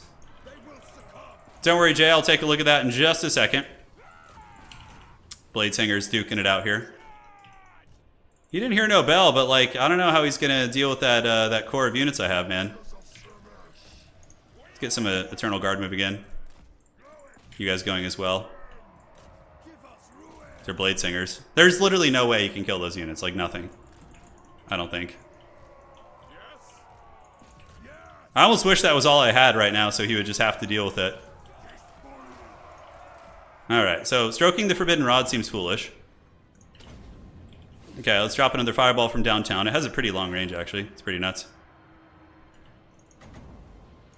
We can do that. Hopefully he gets the kill. Pull you guys in. Why is it not showing me the range activator on that? It's so weird. Is it line of sight thing? Yeah, I think it is. Okay, we just dodged a lot of his shots, thankfully. Trying to snipe my shit. We do get the break there. Let's get these Hellscourge boys moving over that direction. Alrighty. Keep going. We have the Cockatrice. A lot of Marauder Horsemen here. There's like no way. I would be so shocked if I lost this with those friggin' characters. Can charge some Dryads. Pug's sweating though. He wants it. Let's pull you back. Let's get these Chaos Knights coming back in. We're just hunting down some Eternal Guard while we can. Let's charge here.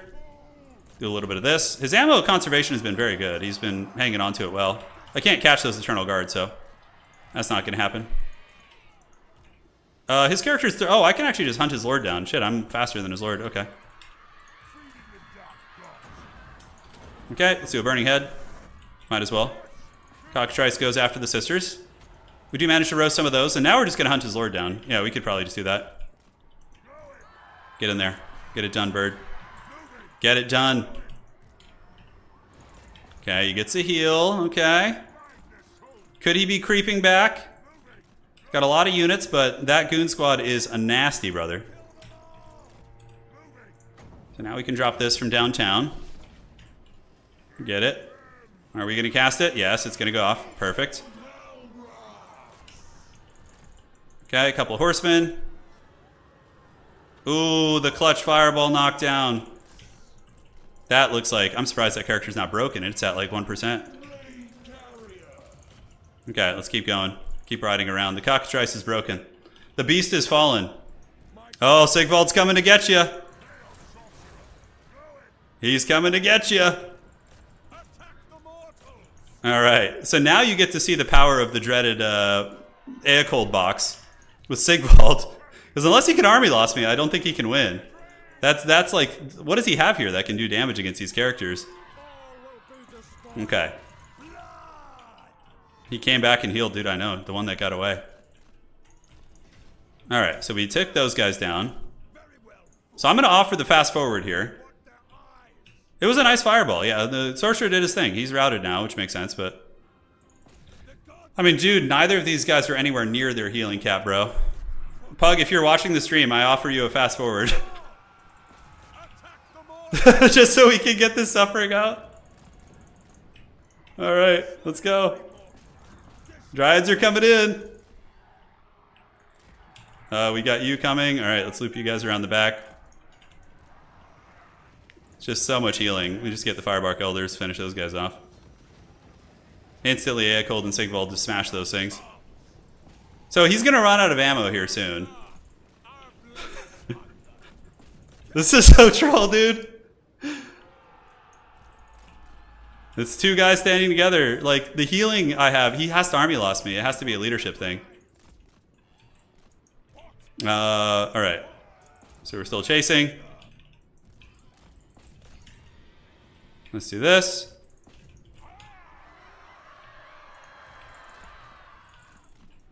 Okay.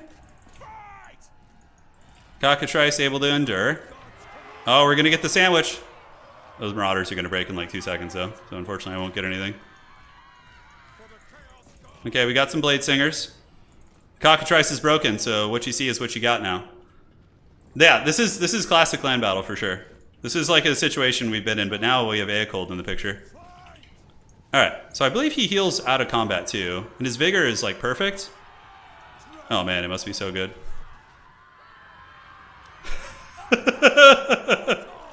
I hope he wins this, dude. Oh my god, if my shit is able to win this, I'm so haggard. I mean, they're taking a little from the Blade Singers. I guess I didn't see the Blade Singers, so maybe there's a little bit to work with there. So we just need to make sure to keep focusing them. Dude, Noctilus flashbacks, I know. Look, Blade Singers are wavering. That's not good for him. Classic Wood Elf Valley. Yeah. Honestly, Pug played very well too. My build, I think, was pretty good. It was a good bit. He was behind in the beginning, and then he took over the momentum, and then lost it, and really back and forth. And you know, now he's got to deal with this. But you thought one Sigvald was hard to deal with. How about 2 Sigvalds, dude?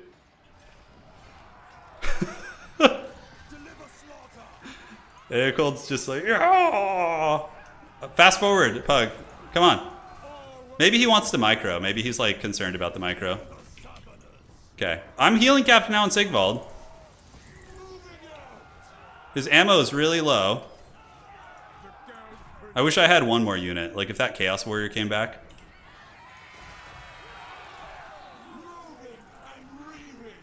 Okay, Sisters of Thorn charging in.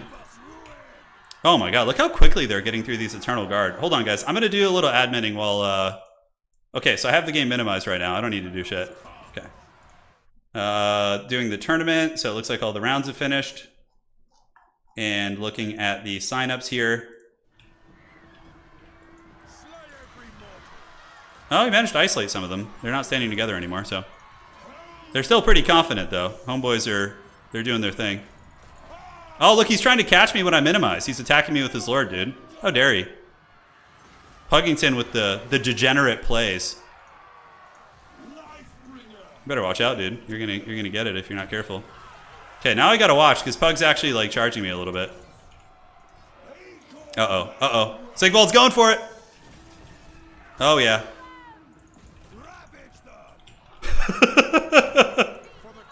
High octane action, baby. Yeah. Alright, so Berserk and Hadries are undefeated. Glidden and Outer Region and Charix would be basically, let's see here. Yeah, so we got a 3-way tie there. And since it's day 1, the leaderboards don't really matter, so we'll do, we'll randomize here. There's no way he can win this, dude, like I was saying. Oh my god, the 0 APM gaming, dude. Hyper competitive, Total War at its finest. Alright, let's go. I feel like the in Rome, you remember in the Gladiator movie? When the Emperor is talking to Maximus, I can't remember if it was exactly that situation, but it's like people should know when they're conquered. Oh my god, dude! Like Eacold's nowhere near healing cap. He's trying hard too. Okay, so let's see here. So we got Hlidin, Outer Region, and Tsarix. Okay. So what we're gonna do is we are gonna have Charix and Outer Region play a game right now, and they're going to that'll be deciding who advances. So they can play one, and we'll start the top side of the bracket, and it's fine. So Outer Region, go ahead and message Charix, and you guys are gonna do what we just did, the standard pick and ban format, and we'll go from there. Okay. So let me go ahead and advance to the top 4. And sorry guys, I'm trying to mod the tournament while he forces me to fight this fight that he can't win. Okay, advance to the top 4. Alright, GG. Chaos is too strong. So to make it fair, since the 2 lower seeds are Charix and Outer Region, we're going to have you 2 fight for it. And since like the leaderboard isn't a good tiebreaker on day 1, since it's just completely random, so you guys literally have the exact same score on the leaderboard, so we're gonna do it this way. So yeah, Charix and Outer Region. Let me go ahead and tag you guys in Discord and do this. All right, let me go to the tournament chat, and I'll cast the top side, and then we'll just work our way through the other side. Charix and Outer play for a top 4 spot. Same format, map is Itza, feel like have fun, and then we'll continue with the other stuff. All right, so I need to do a little bit of adminning right now. High octane gameplay, dude, yes. Land battle at its finest. Land battle AFK win. I was AFK for a lot of the end there. I was just like minimized doing stuff. All right, so advancing to the top 4. I know. And let's get that, all right. So I need to do this. Outer, just play the game, dude. Just play it. All right, so Hadries and Hlidin, an Outer Region and or Berserk. So that's going to be to be determined. Well, you know, flipping a coin is one thing, but it already randomly put you there, so we're just going to go with that. So go ahead and play your game, and I'll cast the other ones in the meantime. It randomly put you 2 there, so same as flip. Play a game. All right. Perfect. So I will host, yeah. I'm going to try hosting this. So you and Hlidin will play right now. Well played to Pug. Turin semis. Host game a spectator. So Hlidin and Hadries will be in here, and we will cast this game. Hadries has got some big schemes, I'm sure. And then we got Hadries. All right. So lobby is up there. Perfect. I'll cover the Realms of Ruin when it first comes out. Yeah. I will. All right. Outstanding. So we got that updated. And let's get you in here. So the map for the semis here is going to be... It's always good to go back and get a little dose of the old land battle action. I do enjoy it, though. That battle was fun. I had a good time with that fight. Okay, so it's going to be Road to Talabheim. Hopefully we don't lag here. Let's pray to the Dark Gods that we don't have any lag issues. Well, Sigvald's hard for Wood Elves to deal with, but now you have Eacold, who has 2 forms of regeneration, is also shielded, and is just like a raid boss also. So, like, I knew there was no way he could kill it. There was literally no... He didn't bring any SE killing tools, really, so I was like, there's no way. Even though he probably outplayed me in many regards in the late game of that battle, it didn't matter. It's just cheese, you know? And it's just absolute cheese. Yeah, Sigvald has a shield, but so does Aecold, actually. So they can do their thing. So the other players on the other side of the bracket are playing for the other side. The winner will place... so let me go ahead and message Berserk. Let me find him. The other two are playing for a spot to play you. Please wait. We'll get your game soon. An old man. Have to like say shit as I type it. Classic. I feel land battle would be better if we embrace the broken nature of the mode. Just make it what it is modern. It's the standard MTG. Yeah, it's fun. Yeah, I mean, I enjoy it every now and then. Not as a competitive format, though. It's just enforcing the rules is too annoying for me. I just don't like it. And I prefer traditional RTS where there's like either a base to be destroyed, objectives, something that has some sort of constraints to end the game. You know, for me, that's really important. Yeah, it was always fun. I have a bit of a different history with it, too. You know, I've covered land battles for 5 years.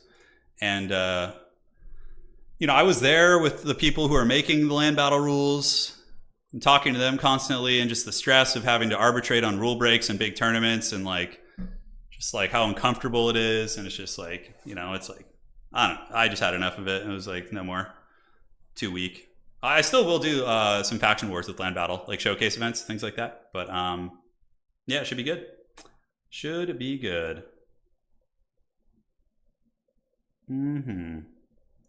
Okay, looks good. Sounds good.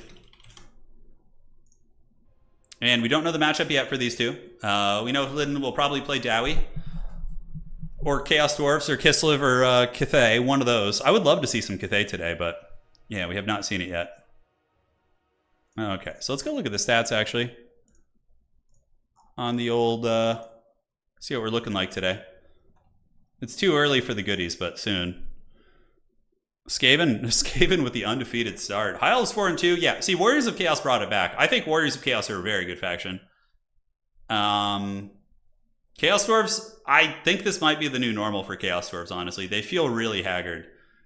Like, Chaos Dwarves were a faction that was held together by a couple broken, buggy units, you know? And now that those bugs have been fixed, their roster just feels kind of janky. Like, the only good lord choice is the big guy. Like, I don't know, man. Maybe some people will discover it. There will be some champions of the Dowie Czar, but I just feel like they're going to be tricky. Tourney drama and Warhammer 2. Oh, there was a bunch, dude. There was a bunch of tourney drama in Warhammer 2. And I'm not talking just the stuff I hosted. There was like, for major events like the World Championships and different things like that, when you get these different clans playing each other and emotions are running high and there's big money, not big money, but $500,000 on the line, like there was some like, it's so weird with like rule breaks, right? Because people will want to, in a competitive game, which you can't blame people for, they're going to want to squeeze every morsel of value they can out of a unit, which means, you know, the attacking rule used to be as such that you had to attack with like one skirmish cavalry counted as attacking, right? So a greenskin player could have like 4 trolls running and just draw kiting you and healing, while like one shitty goblin rider shoots like an arrow attack every like 20 seconds or something, you know? So it's like, it's so like hard. Like technically he's following the rules, but then it's like kind of in this gray area. It was just so much stuff like that. $500,000. No, we never had anything like that. Yeah. Wide front line with some Centaur flanks. Keep seeing a weird focus on SCs. Yeah, maybe. I would love to see some Chorf innovation. Hey, Pyro, if you know the way, let's get you in these tourneys. I believe in you. Get in here and do some karate chopping. Yeah, the Chaos Dwarf stuff definitely, like, the thing is Chaos Dwarf Warriors are better than Dwarf Warriors in a head-up fight, but I don't know. Yeah, like Dwarfs like don't win games through their infantry. I mean, they kind of do with blasting charges, I guess. Yeah, I don't know. It's weird. I'd have to really look at Chaos Dwarves and get in there and yeah, figure it all out. Still don't have the pick yet for these two mighty champions. This is a series here. And let's see what this looks like. All right. After today, we shouldn't have any issues with tiebreakers.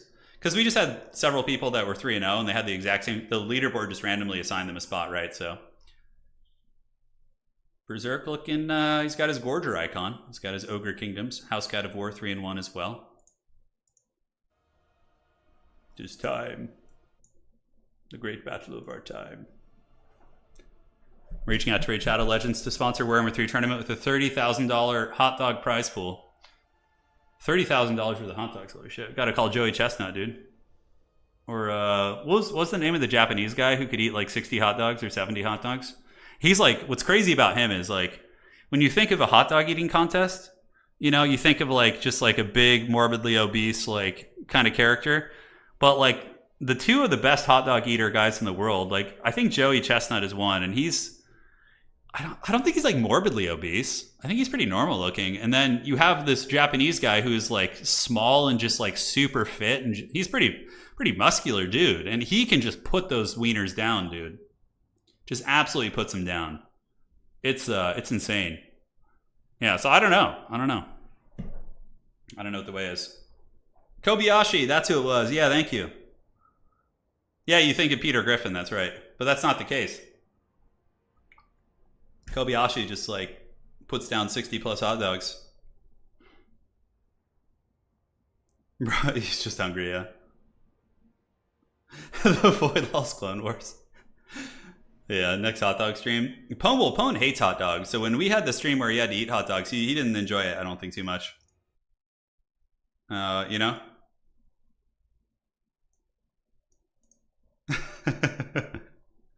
Yeah, it's pretty good. It's pretty good indeed. Okay, so Beastmen versus Nurgle. Ooh, all right, I'm down for this. Let's get some Zangors and some of that other good stuff in here. All right, Zangors, maybe. Yeah, they do magic damage. They're already an auto take against like Plague Bearers and different demons. And then Raiders against Nurgle is very good too. All right, I like this. I like this. You know what sport looked pretty fun? Is that like this is one of my like middle-aged power fantasies. You know how when like you reach like 35, 40, there's kind of a bunch of dumb shit you kind of want to do. You want to like, you know, like, oh, I should do this and maybe get a motorcycle, pick up a, you know, Brazilian Jiu-Jitsu and tear your ACL. But one that I've had a power fantasy about is the full contact medieval fighting thing. Like I have like these power fantasies in the night about buying a full suit of like armor and just joining one of those. It's just like, oh, it seems so fun. So Puggington, top 4 is calculated by the strength of schedule. So you take the combined wins of all your opponents, and that's your tiebreaker. So if you played weaker opponents, your odds of winning a tiebreaker are less. But if you were beaten by somebody who was like ended up going on to place really high, then your odds are better. And the next aspect is you're placed on the leaderboard, which right now isn't great since it's like the first tournament, but eventually it will matter. So if there's a tie, then you're rewarded for earning a good leaderboard spot, which I think is good. It rewards people for putting in time and effort into tournaments. What's your take on Sean O'Malley getting the belt? Dude, I did not expect that. I thought he was just going to get wrestled. But I mean, honestly, dude, you got to give the guy props to Koi. It was very impressive. I mean, he's got clean shots. Kind of reminds me of an old Connor when he was younger, you know? When he was still athletic and before he got on growth hormones and all that sort of good stuff. Yeah, not HEMA. There's one in California, hang on. It's, cool. What is it called? Is it HMB, I think? No, is that? I'm trying to see what it is. There's a couple of places in Texas and other places like that. But you know what I noticed about, so the medieval fighting thing I was watching is they have their weapon, they have their full armor, and the ways you lose are if you have a weapon drop. So if you drop your weapon, if you give up, or if your knee touches the ground. So what I noticed about this format is I was like, dude, if you just got some judoka black belt to come in, he would just be hip tossing all these guys and just wrecking them nonstop. And I noticed that when I was watching a lot of these like fights is like the guys who have a little bit of grappling experience, like screw the weapon shit, right? Like you can't really do too much damage with some of the weapons with the armor. And like, I guess you could if you got a clean blow to the head or something. But like a lot of the fights in this medieval combat were being decided by like hip tosses. It was like hip tosses and throws, and like I legit saw a guy win with an arm drag. So he like did an arm drag takedown. He had his like shield in one hand, and like it was, yeah. So grappling just seemed to like, I mean, but that kind of makes some sense, right? If you can get someone to the ground, they're pretty much done for, right? But grappling seemed more important than the weapon skill of the fighters. So yeah, that was something I thought was kind of interesting. Yeah. HMB's international tournaments, watching dudes kick each other in the face with full plate on is wild. Yeah. Absolutely. Oh, I agree. I think grappling is like the best base for martial arts in general. Yeah. I think grappling is 100%. Yeah. But, you know, people may disagree, but I'm pretty set in my ways with that opinion. You look at some of the, like the modern era of like martial arts, like most major martial arts are like dominated by people who have a grappling background and then like learn to strike. You have people like Khabib, right? Like all these like wrestlers. And, you know, it was like that before too. Like in the 90s, mostly BJJ guys. Like you had Hoist Gracie and like a lot of these dudes winning these big events, and guys with wrestling backgrounds would just like lay on top of someone and just ground and pound them. That was very much like the early foundation, and it's still kind of, yeah. All right, we're ready. Good luck, have fun to the players. Yeah, it's something else, Curonimus. I'm not sure about the name. Yeah, grappling certainly isn't efficient in a street fight situation. Look, if you're in the street fight and it's just you and the guy, grappling will be great. But in a street fight situation, obviously, if you take someone down and you're laying on top of him, his friend could punch you in the head, hit you in the head, whatever. Striking is certainly safer in that situation. That's very obvious. But, well, the thing about Khabib is he's a good striker too.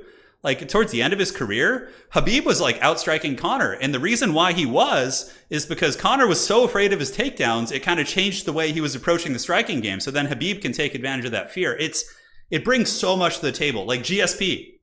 Yeah, well, GSP became a very good wrestler too. He was an amazing wrestler and grappler in general. Like he was just a freak of an athlete. Yeah, it's all fun stuff. I love MMA and all that, dude. It's great. It is great. All right, guys, let's get it. Let's have some fun, dude. If MMA paid as much as like NFL and things like that, imagine how insane some of the MMA fighters are. Like if we got like these like NFL middle linebackers who were just like running like 4.5 second 40s and just like with their strength and power, and they like joined MMA. Oh my God! Imagine, like, I'm trying to think of an example, right? Like Ray Lewis. Like imagine if you had like Ray Lewis like chose to be an MMA fighter, or like a young Mike Tyson decided to be an MMA fighter, you know? Like Deontay Wilder. Oh my God. Imagine if he like his whole career he spent on MMA. Mike Tyson is always the one I'm like, dude, if young Mike Tyson got into MMA, he would have crushed people. Absolutely just destroyed the planet, in my opinion. But, you know, just a conspiracy theory, obviously. I think that would have been wild. Yeah, like primetime NFL athletes, like if they just like, or NBA, like imagine LeBron James, like somebody with his like caliber of athleticism had just like trained MMA his whole life, and he had that reach and that strength and that size. Oh my God, dude. Oh my God. That's crazy. That would be just absolutely nuts. Yeah, anyways, guys, here we are. Oh yeah, buddy. Well, yeah, so Koi, you're saying Mike Tyson would struggle in grappling. Yeah, you're right. But I'm saying in an alternate universe where Mike Tyson didn't meet Customato, but instead he met an MMA trainer, and he trained grappling and wrestling from a young age. With his base of athleticism and explosiveness, he would just be a world champion, 100%. I'm not saying current Mike Tyson. I'm saying if he had an alternate timeline where like he got an MMA instead of boxing. So, all right, guys. Enough ranting about MMA and martial arts. The time is now. It is going to be Hadri's on the Beastmen facing off against Hlidden. It's going to be on the forces of Nurgle. So Hadri's coming in with Zangors in the front line. Obviously, no surprises there. The armor, very, very good. Very durable as well.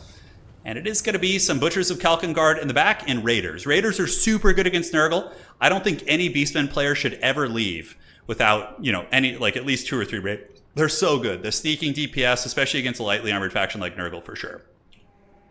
On the other side, we do have Ungor Spearmen herds with shields, as well as destroyers of Drakewalds. And they're going to be grabbing that side objective, and the Beastmen are just going to be basically anchoring to fight here. So we're going to see these raiders kind of gathering up and then just engaging the Nurgle army like this. And it should be pretty good for sure. Yeah, honestly, I feel like the Beastmen are pretty favored in this matchup nowadays, but the Elemental Incarnate is also a huge problem for Nurgle. This thing is an anti-large Mortis engine, so it's going to be giving Nurgle a taste of its own medicine. Also will be pretty good against the different, toads and pieces like that. So, and Hadrius has also had some time to practice too. We've been playing a lot of training games with him, Subutai, and I. So yeah, he knows his business for sure. Blackhorn Ravager's on the way in. Interesting choice. An Overcasted Rancid Visitation as well. Look at that. So Overcasting Rancid, I guess it will do quite a bit. And the Incarnate Elemental doesn't have any way of healing. Very curious. Oh, I love it. In the Death's Heads. Now, this normally would be very good at killing single entities for Nurgle, but the problem is that the Ungor Raiders are just going to give this thing the absolute dirty. So Nurgle can spend pretty much all of its Winds of Magic to kill the Incarnate Elemental. Whoa, what is he doing? Oh my god, I thought he was getting in there to fight. Man. Okay. So he was moving in. Yeah, he was getting ready to party as well. So Raiders shooting away at Plague Drones. Plague Drones juking back and forth, going to be throwing their unholy hand grenades into the Butchers of Kalkengard.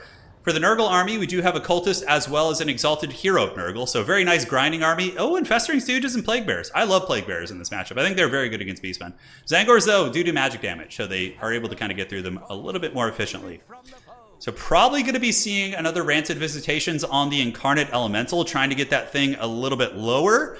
The Nurgle army moves up slowly and ponderously, and it's going to be looking to push back against the Bray Herd, but Hadrius will have a pretty nice position of Raiders here ready to party as well.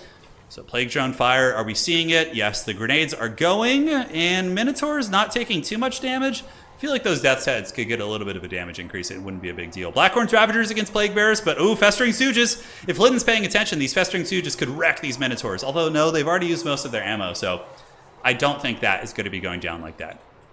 So Spawn Summon coming out from Hadrius. He's going to be getting some sweet spawn on top of these Chaos Warriors, but the Zangors do break. Centaur's charging into the front, going to be trying to pin these Chaos Warriors into the spawn. And now the Elemental Incarnate is going to be coming into play with its anti-large attacks and also its Mortis engine. But Nurgle coming out with Demon Spew and Chaos Warriors. A lot of big armor coming out for big Nurgle, and they might be able to push the Beastmen off the middle objective. Lytton is up in value, obviously, but the Beastmen are now just kind of getting into the game, and much of the value is against the Incarnate Elemental and those Minotaurs, which of course can regenerate. Poison Hounds coming around the side, going to be trying to shut down the ranged of Hadrius, but Hadrius most likely will peel his Centaurs and go after those Hounds, which is going to be a very one-sided fight. Elemental Incarnate looking super cool. This thing is just awesome, dude. Look at it. Just absolutely slapping the base on these bad boys. So yeah, it's going to Mortis Tension down these and, of course, provide its nice armor-piercing attacks into wherever it is needed. Ungor Raiders, just so good against Festering Stooge type units. Like, Ungor Raiders, just that peppering DPS, having 120 models, just do, even if it's 1 damage at a time, it can add up against these Festering Stooge type units, right? But the back objective is owned by Nurgle. Beautiful stream of corruption there by Lytton. That was a really, really good cast by our champion here.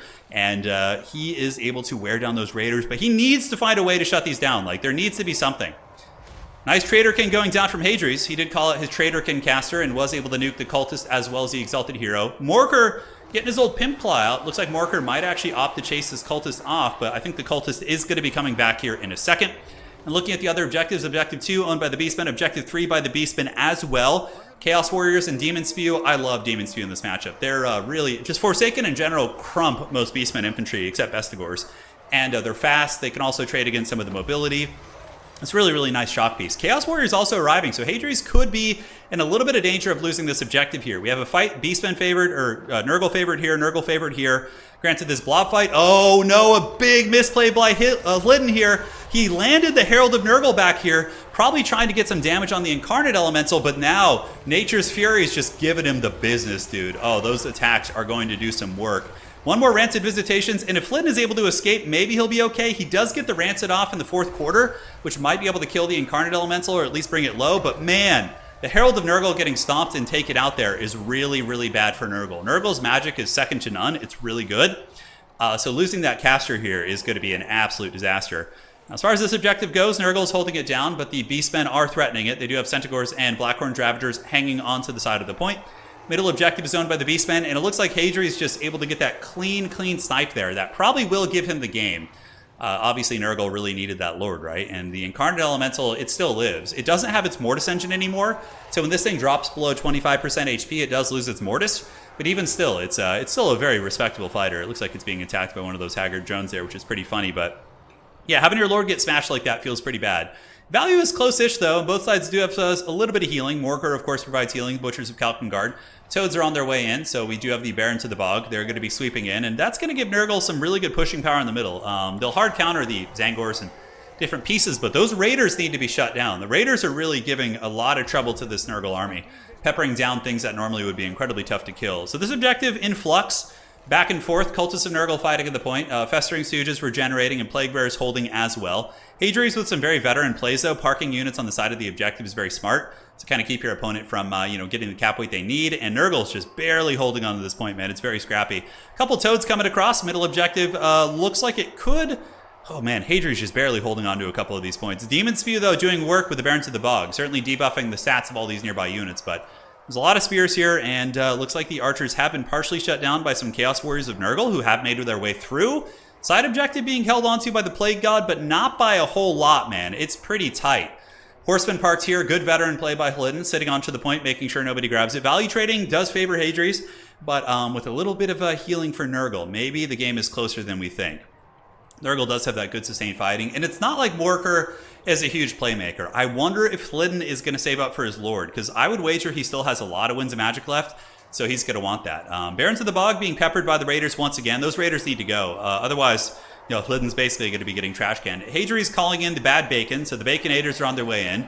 Razorgors are just excellent. They kill armored infantry super well, so they'll counter Forsaken, they'll counter Chaos Warriors, and yeah, they're just going to have a good time in general. But this Death Star is nasty. Demon Spew, of course, do have poison, and I believe they have the minus melee attack aura. So when you stack that with Barons of the Bog, the entire Beastmen army here is taking a pretty substantial leadership penalty, right? Nurgle actually anchoring down on this point on the side, ladies and gentlemen. Okay, so Nurgle does manage to hold the side point, but the middle looks like it's going to be Beastmen favored, although what do we have? Plague Bearers and Marauders coming in from Hlidin. In the back, we do have the Ungor Raiders, those bad boys still poking away. And Ungor Raiders are now shooting into the old Exalted Hero, it looks like. I wonder if we're going to be seeing the call-in. Did the Elemental Incarnate get unsummoned? I think it did. Hadri's, I think, unsummoned the Elemental Incarnate a while ago. And what's going to be happening is he is going to be calling in... the Elemental Incarnate again soon, probably. That would be pretty nasty, like a big terror up. Beastman Lord actually gets broken here, the Bray Shaman, so no more Traderkins. The Nurgle army certainly going to be appreciating that. You really need to make sure that Beastman caster doesn't come back. Traderkin is like disgustingly powerful. It's very good. But Nurgle does get the side objective, and now they're going to be trying to get their clutches on objective 2. Could we see a beginning of a Nurgle comeback against Beastmen and Hadri's nonetheless, right? That would be a very impressive Nurgle accomplishment. Look at this. Nurgle playing well today. I love to see it, man. I love to see it. So objective 2 is taken by the old Nurgle. And objective 1 owned by Nurgle as well. And the Beastmen are looking a little bit beat up, ladies and gentlemen. And Nurgle does have a Death Star. And remember, they still have healing via Fecundity. So they have some army abilities that heal. And once Hlidin gets enough of a lead here, if he does manage to do so, he could definitely go for something like resummoning his Lord. I don't think that would be like a bad idea by any stretch of the imaginations. So Marauders on their way to the side objective. It looks like the Beastmen are going to be trying to snake this one. And this is how the Beastmen and Hadri's are going to win this game if they do.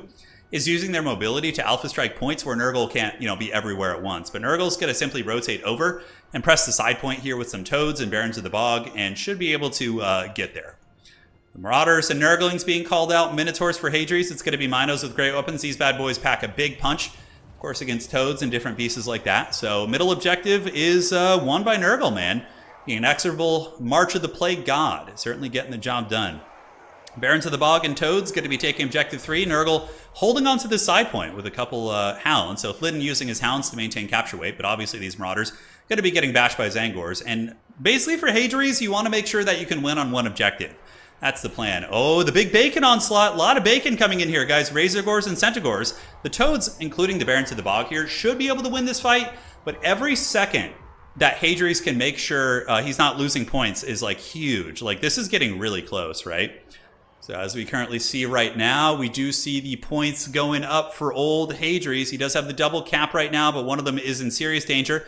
So we should be able to work through this fight eventually, but Nurgling's making the way across. And on the far side, we do have Marauders of Nurgle still fighting it out. But Nurgle Nurgle can still win on 2. If they get this objective like in the near future, Nurgle can just win on 2 points and doesn't need to play 3, which would be 100% the right idea.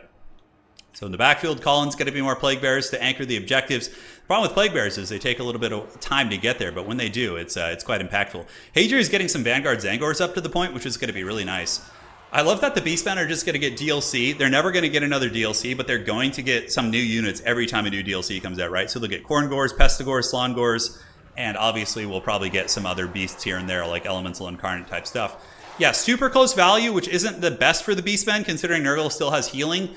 We haven't seen the Nurgle Lord being resummoned. Lydon really just going pedal to the metal to try and win on the objectives here at this point. Hadri's would lose to 2 right now, so he's going to have to find a way to fight his way back to one of these points. So the Toads are a very good counter against Zangors, although I would imagine Hadri's going to be calling in some Centaurs to help out there. Not bad at all. And I guess Zangors do well against Toads also because the magic damage circumvents the 20% physical resist on the Toads, which is pretty slick. Poison Hounds and Nurglings hustling across definitely need to support those Toads. Plague Bears have made it. And now Hadri's is going to have to start scrapping on the middle point, which he certainly can. Oh man, Hadri's got his caster back, guys. That is big. So this caster is going to be able to just slap down some fat Traderkins. The base is going to be dropping in this game for sure. 100%. So here we get the Bray Shaman of the Wild moving on across. And here we got Toads duking it out with Zangors. Zangors, of course, starting to drop with Nurgling support. Oh, it's the Frolickers as well. Okay, it's the Arwar Nurglings. They actually have damage reflection, and they heal too. All right, I like that. A little bit of a sneakiness there. Zangor's moving across, but the side objective does go to Nurgle. And now Nurgle's just going to be spamming out units. And it's so funny. This reminds me super, super hardcore of what's it called? Of tabletop. Like, I play Nurgle in tabletop, and I've had so many games where I've just like gotten my Mortarion or Typhus like blasted off the table, and I somehow managed to win by just sending my tanky infantry onto points. Granted, this was 9th edition. In 10th edition, Death Guard is like literally just absolute shit. But as it currently stands, it kind of feels like it's a bit of a Death Guard game. Nurgle's going to need to send some more units over here because Hadri's with his Zangors, man. He's just pounding these side points.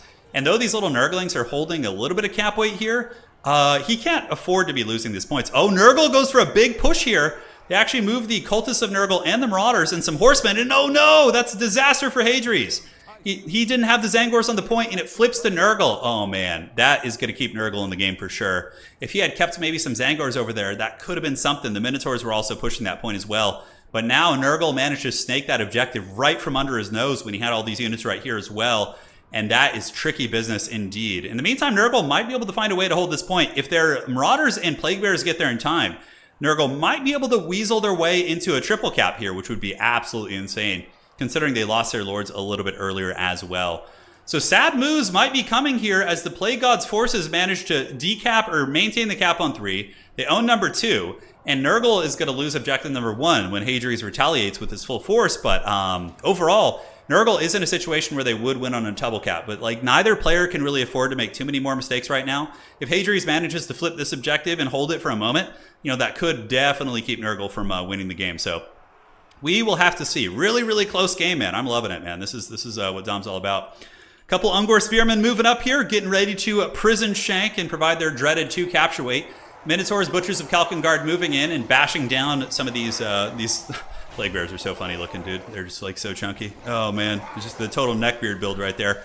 But yeah, I mean, Minotaurs, Butchers of Kalkengard are outstanding at killing infantry. I mean, they're outstanding at killing a lot of things and pretty resilient too. Throwing axes might be able to do some work against them.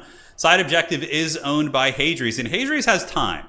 He's got a little bit of time to work with. He's up on points. Nurgle's creeping up on him, but, you know, this is okay. Take your time, get your raiders, squeeze out as much value trading as you can, and then go for the Alpha Strike on that point. Morkar's still alive, too, and he's going to be a bit annoying. On the back point, Zangor's being dragged down. Zangor's here bashing the Frolickers, the Arwar Nurglings, no surprises. But Nurgle does have its Plague Bears moving in, and now Nurgle needs to make sure they don't lose the middle objective. The cows are coming in, ladies and gentlemen. So that is a big stampede, and Nurgle does not have much. They have the Exalted Hero fighting in the pits with a couple Marauders, but Marauders obviously are not going to stand up to Minotaur as well. The Exalted Hero trying to keep that party going, but middle objective starting to flip to Hadri's, man. It's going. Toads and Horsemen need to get on that objective ASAP. Nurgle committed a little bit too much to that far side, and we see the Toads coming across. Nurgle cannot afford to lose points, or else Hadri's is going to be able to win on 1. And it's getting very danger close to that. So Toads moving. Hadri's with the cows on parade, ladies and gentlemen. So they've gotten there, and oh, the Beastmen still have the capture weight even when the reinforcements arrive. That is a disaster. And now I think Hadrius is going to close out the game. Even if Hlydden manages to grind him off, Hadrius is going to be too close to winning because it's going to take Nurgle a minute to get this back. So Horsemen circling about, looking for backfield diving, and the side objective is under a little bit of threat. Objective 1 could be taken. Nurgle might be in a situation where they do need a triple cap, which is very, very real possibility here. So in the middle, we got Plague Bears and Toads battling it out, but like Hadrius has a good sustained army right now. He's got Minotaurs, Butchers, multiple units of Zangors, as well as Blackhorns, Ravagers, lots of good stuff. So the side objective starting to flip to Hlydden here. He does get some Chaos Warhounds with poison. That's really good because it's fast capture weight. It's going to get there really quickly, and it's going to be able to grab it. So we will have to see, ladies and gentlemen. Razorgore Herde's going to be piling in, but they should get wrecked by the Barons of the Bog really, really badly. Spears on their way across. This is a MLG play right here. The fact that Hlydden used his Marauder Horsemen to block Hadrius from getting back to the other point was just super, super clutch. Razorgore's getting busted, and is he going to get it? Man, his capture weight is pretty good, but Nurgle or the Beastmen are approaching with some Centaurs. Yeah, and those spears are expendable, though, so I think Nurgle is going to be flipping that objective, but I don't know if they're going to be able to win on just one. I'm going to have to look at the score and do the math after I focus on this action here. So Barons of the Bog fighting it out. Beastmen army does have some cheap spears. Hounds come in. Horsemen for Nurgle. They really need to flip this. Morkar's coming in. That's going to be 3 cap weight right there. And does it flip? Oh, God, it's so close. That's what she said. All right, so the objective does flip to the Plague God. The Barons of the Bog have done it. Now Nurgle needs to reinforce this point and hope that they can maybe grind their way through the middle here. So this is super tight here. This is really, really close, ladies and gentlemen. This is really, really close. So Barons of the Bog scrapping it out. We do have the Marauder Horsemen of Nurgle with throwing axes going to be doing battle with the Centaurs most likely. Centaurs will win that. Hadrius should be able to flip this objective back though. Nurgle probably doesn't have the staying power here. Barons of the Bog are great, but the problem with them is they're getting shot by raiders, number 1, and they're also battling spears and Morkar, which is a big uphill fight. And the Nurglings are making their way to the point, but I think Hadrius is going to be able to close this game out. Nurgle, of course, holding the side objective here. On the middle, we got Plague Bearers bashing through the Minotaurs with the Exalted Hero of Nurgle as well. And Nurgle is definitely going to need a triple cap now, ladies and gentlemen. And Hadrius going to be closing out that game. That was a tooth and nail fight, man. Oh my God. What a scrappy match. And it was really fun. We got to see Zangors and Elemental Incarnate as well, or the Incarnate Elemental, whatever the hell that thing's called. And but Hlydden basically has no chance now. The 2 objectives have been capped. Nurgle is too slow to really make a big difference on the objectives here. The Beastmen army is in tatters, but so is the Nurgle army. And honestly, if Nurgle didn't lose its caster, its Lord early, I think Hlydden maybe wins this game. He played well enough that if he hadn't made that big mistake of having his Lord get karate chops, that's it. That's GG. So, wow.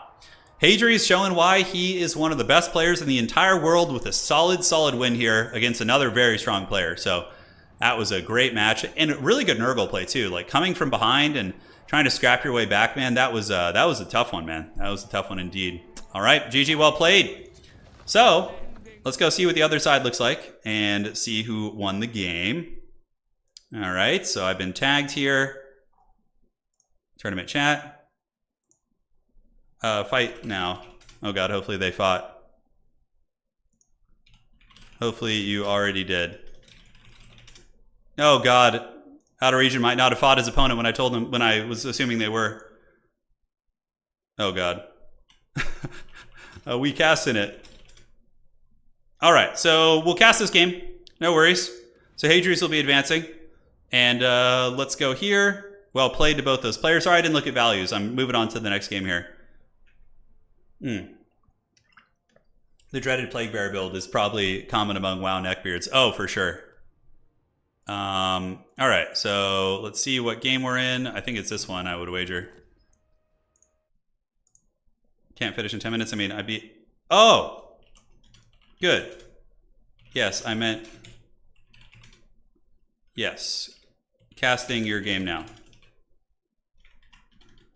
I thought you didn't play... All right, cool. So guys, we got our next matchup. Holy shit, it's going to be Kislev versus Khorne. Oh my God, dude, we're getting spoiled with all these good matches. Today's tournament was like a little bit slow to start, but now we're just getting all the goodies here. Yeah, Hadrius, well, you'll be up after this game. No. He did play his game versus Charek. So this is the bottom side of the bracket, which I need to update real quick so they can report their scores. Yeah, Hadrius, you have about 15 minutes, 20 minutes, I would say. Wow, neckbeards, you're a dying breed. Yeah, no, it's for sure. Okay, let's do this. I mean, I think every game has a little bit of a neckbeard population, you know? Most games do, most gaming in general, you know? Hadri's getting tea for the tea god here. Indeed. Okay. So let's get this going. Just updating the score while they do their builds. Picking Khorne into Kislev is like some madman shit, guys. And this is going to be out of region. Okay, let's do that. All right, so updated the brackets so they can get that reported when the time is now. All right, guys, so taking a look at the Khorne army. Dude, I do not know how Khorne beats New Kislev, but we're going to find out if it's possible. Marauders into the sunset, obviously. And we do also have Minotaurs. So yeah, it's basically just Marauders and Minotaurs. Minotaurs of Khorne are great. A little bit susceptible to some of the Kislev shooting, and we got Valkia up in the sky as well. So Valkia does have Spear of Sleipnir, which can melt through Kislev infantry, but only a couple units. And what is that armor she has? Did she get something different? What the hell is this thing? Oh, it's the Scarlet armor. You never see it, so kind of cool that he did bring that, though. It does have a bit of a damage debuff as well. And on the other side, we do have the Ice Witch of Tempest. Outer Region is playing with no DLC today, so he's having his little form of protest, which is funny. But Kislev doesn't need DLC. Like they were already very strong beforehand.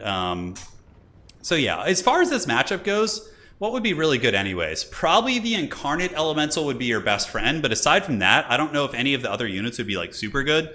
So it'd just be the Incarnate Elemental. So Ice Witch of Tempest with the Blizzard. You'd also have Armored Kossars and Kossars with Grey Opens and Kossars with Spears to shoot against the Minotaurs. And the Khorne army's just going to be bull rushing, 100%. We saw how, you know, good the micro of Berserker is. He's able to juke back and forth there, and of course had some insane micro in the earlier games. It's pretty wild picking Khorne. This is the ultimate flex too, because Outer Region was once a Khorne main until he abandoned the Blood God to play OP factions, and now he is here with Kislev. But Berserk still carrying the mantle of the Blood God here and trying to make it work. A couple hounds moving up, Chaos Warhounds. David, thank you for becoming a channel member. I greatly appreciate it. Oh no, Berserk, what are you doing? Oh, don't give him that for free.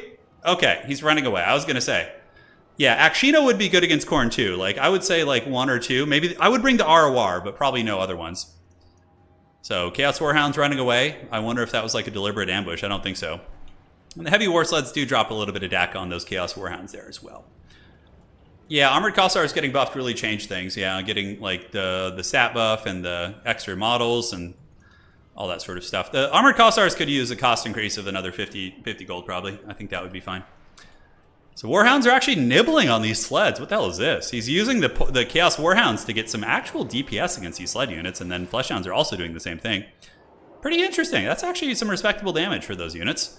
And it looks like the Minotaur is going to be advancing. Objective's going to be opening up here in a couple seconds. Khorne really needs to make sure they get the early objective lead here against Kislev. Hounds pull back. It looks like the Heavy War Sleds do turn to face the Fleshhounds, and the Fleshhounds going to be retreating with the Hounds there. And more Fleshhounds being called in. They're obviously one of the better units that Khorne does have. Sleipnir being cast, a bit of a miscast, but maybe, oh, never mind. He actually did that. That was beautiful.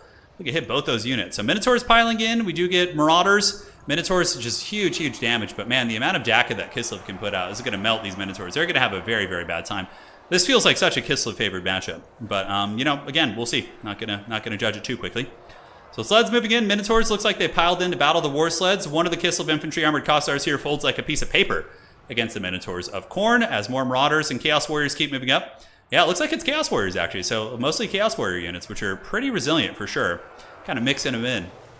So Hounds pushing after the sleds. Valkia doing her thing. Big Blizzard going down on the other side. It's only going to be hitting Marauders and also probably will tickle some of these Armored Kossars as well. So far, not a bad start here for the forces of Khorne, as they've kept the value even against Kislev, which is a big win. But fighting blob fights against Kislev is basically asking to lose the game, because the healing on the Patriarch, he not only has an AoE heal, but he also has a passive healing, his like lantern thing. Is able to kind of provide that. Minotaurs here, some of them still fighting. One unit of Minotaurs does get pounded. These Minos with Grey Opens need to just beeline it over here, although it looks like they did manage to catch one Heavy War Sled. Kind of a weird pathing thing, but yeah, now the Minotaurs are moving over. Needed those a minute ago to help out against these bad boys. On the far side objective, some Kossars with Spears from Outer Region going to be grabbing the point. Value trading is pretty even, but again, with Kislev's healing, they're probably well ahead in that regard. Their infantry still grinding. Their Chaos Warriors very resilient, of course. They got silver shields and pretty good combat stats, so I think a Chaos Warrior of Khorne probably would beat an Armored Kossar in a straight-up fight. assuming it's not like a great open Casa or anything like that. Valkia going to be looping back, looking for some prey. Not sure where she's going to be going, but overall, maybe for a Lord Snipe, but that feels a little bit dicey. Overall, just killing sleds is probably your best bet. So Minotaurs are really bashing through. It's very rare you see a Kislev line start to fold, but like the Kislevites here are definitely getting taken down by those Minotaurs. A couple of Fleshhounds in the back lurking, and now Bloodletters are on their way out. Bloodletters are excellent against Kislev if they don't get shot, but obviously they're very vulnerable to being picked off and whatnot. So Valkia does get a little bit trapped up. Here we get the Fleshhounds of Khorne retreating from the Winged Lancers, which is a good idea. You don't want any of that, sweet lovin'. And here the Valkia, looks like she's trying to chase down those units as well. Side point, Minotaur still butchering and doing good damage, although that pistol fire from the Kossars really does add up. Does it have any armor piercing value? Let's see. So honestly, they should just take the armor piercing off those pistols. It's pretty silly how much AP they can actually pump out. So Fleshhound screaming in, Valkia in a bit of a duel of fates. She's not hating it though. She's actually doing a fair amount of HP to that Patriarch. And Bloodletters have now made it into the front line. So if they don't get cycle charged or run over by sleds, they can definitely do some good work. But man, that sled blob is just really, really tough. But remember guys, Berserk chose Khorne in this situation. It's not like he went into got forced into a bad situation. This isn't a single faction tournament. He chose this fate. So we do get the old wind spell there. Valkia's Sleipnir going down the pipe on those Winged Lancers as the Berserkers or Bloodletters move up to the point. And they do good damage against Armored Cavalry as well. And they are getting good grind against the Winged Lancers. On the side point, Khorne able to stabilize 1. Khorne also does have objective 2. We're not seeing any play for the backside objective. It's pretty risky against Kislev's mobility to go all out. But look at that. Valkia actually getting a pick on the Patriarch and proccing his Buyer Blood. And it's going to be continuing to hunt for that kill there. Minotaurs charging in. And they do bust up some of those Winged Lancers. Bloodletters do move through. And oh my god, are we going to see Khorne defeat Kislev? No way. I think Kislev is still very much in this game. They have their sleds. They have a lot of healing. Valkia is surrounded, but not a huge deal there. Oh, and the Sword of Khorne with the steel chair on the far side of the map. Oh my god. Just absolutely obliterates that Kossar unit. Now, is there going to be any follow-up from Khorne on that objective? I don't think so, but goddamn. That did some damage, and Valkia is just tanking it like an absolute champion. She cares not. A lot of Kislev's resources are tied up here. That Sword of Khorne was definitely worth it, because it's going to make a maneuvering over to that objective that much easier, right? So, Throwing Axes pulling back. The heavy war sleds are all still in pretty good shape from the Patriarch healing. Berserkers, or Bloodletters fighting here against Winged Lancers. They need some mass, otherwise those sleds are going to give them the dirty. Outer region looking like he might try for a back objective threat. He's got some Kossovite dervishes looking like he wants to play there. And here we see the old units here still shooting away. So they were not deterred. Valkia, though, is now killing the Ice Witch. Man, Outer region needs to be more careful with his characters. They're getting popped in the face by this Valkia here. She's showing no mercy. Bloodletter still fighting away in the front line, dragging down Winged Lancers. Side point is going to be stolen most likely. Really, really good play here. Able to get these 2 units and grabbing the objective 1. So that's going to be 8 capture weight. Bloodletters aren't going to get there quick enough, probably. Hey, thank you for the donation, man. Hello from Brazil, Turin. Love your live streams. How strong are the Dwarfs in Land Battle and Domination? And Domination, Chaos Dwarfs are like a lower tier faction, I would say now, but it's too early to tell. And in Land Battle, I think they're much better. Yeah, I would say they're better in Land Battle. I don't know, that's just a guess. But thank you so much. I don't know how to properly say your name, Zhao. I'm going to try my best, and thank you so much for that donation, man. Really, really hope you're doing well. So, Khorne manages to hold on to the objective here. They get the Bloodletters and the Fleshhounds. That's a pretty clutch play. Valkia and a full health unit of Minotaurs with great weapons are duking it out, and oh my god, I cannot believe Berserk is like getting this far with Khorne. Khorne was literally like a 25% win rate faction last season. And Kislev was like almost 60%, even without DLC. And this has always been a matchup I felt was really good for Kislev's sled play, but his decision-making and, yeah, everything is just really, really good. So, Kossovite Dervishes being broken here. Kossars of Spears doing their thing. Marauders making their way to the point to start getting a little bit of cap weight. And Kislev could be on the back foot here really, really hard, guys. Blood for the Blood God. This man's trying to get Khorne nerfed. So, Chaos Warriors of Khorne moving up. I think having the Chaos Warriors was really nice for the sustainable infantry. Bloodletters moving back across towards Objective 3. Kislev reorganizing its forces for a big Alpha Strike, most likely. Going to be trying to get a Patriarch heal. And then come in. And if they can crush Khorne in one big, like, apocalyptic fight, then maybe they can maneuver over and just take the other objectives. We'll have to see. We do see a little bit of sneakiness on the back objective. So, a Snow Leopard moving in. That's pretty funny for a little bit cheeky single entity capture weight there. Khorne sitting on the point, just hanging out. Looks like Sled's going to run through these Bloodletters here. Feels bad. Not much that Khorne can do about that. So Bloodletters might be able to chip a little bit of damage back, but overall that's going to be a tricksy Hobbitses. But now this is a triple cap, guys. This is a rock-hard triple cap indeed.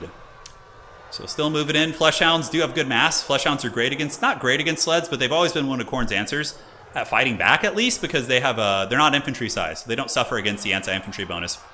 Gossify Dervish is being dragged down by the Fleshhounds of Khorne. Backside objective, we see the Still Leopard coming out to troll. But Khorne can kind of like just hunker down on 2 objectives now if they want to. They could afford to yield 1 objective, but the Blood God, he doesn't wait for anybody, and it looks like he's going to be trying to wrestle up on these points here. So Fleshhound's doing it. Minotaurs of Khorne chasing those Winged Lancers. Valkia the Bloody looking to swoop in and go for a kill. Oh, that Patriarch would be a really nice snipe here. Does she have the Demon Shield armor?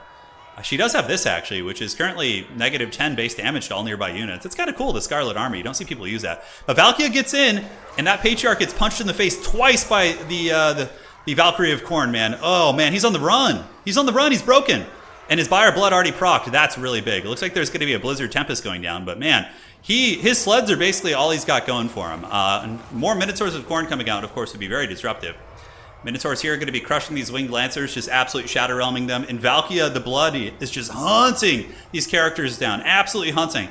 This guy's on the run. Valkia going to be chasing the Ice Witch. Sleds are going to be disruptive for sure, but Khorne probably saves up for a Minotaur. But again, they can yield an objective. They have almost 1,000 points here, so I think they have a little bit of wiggle room there.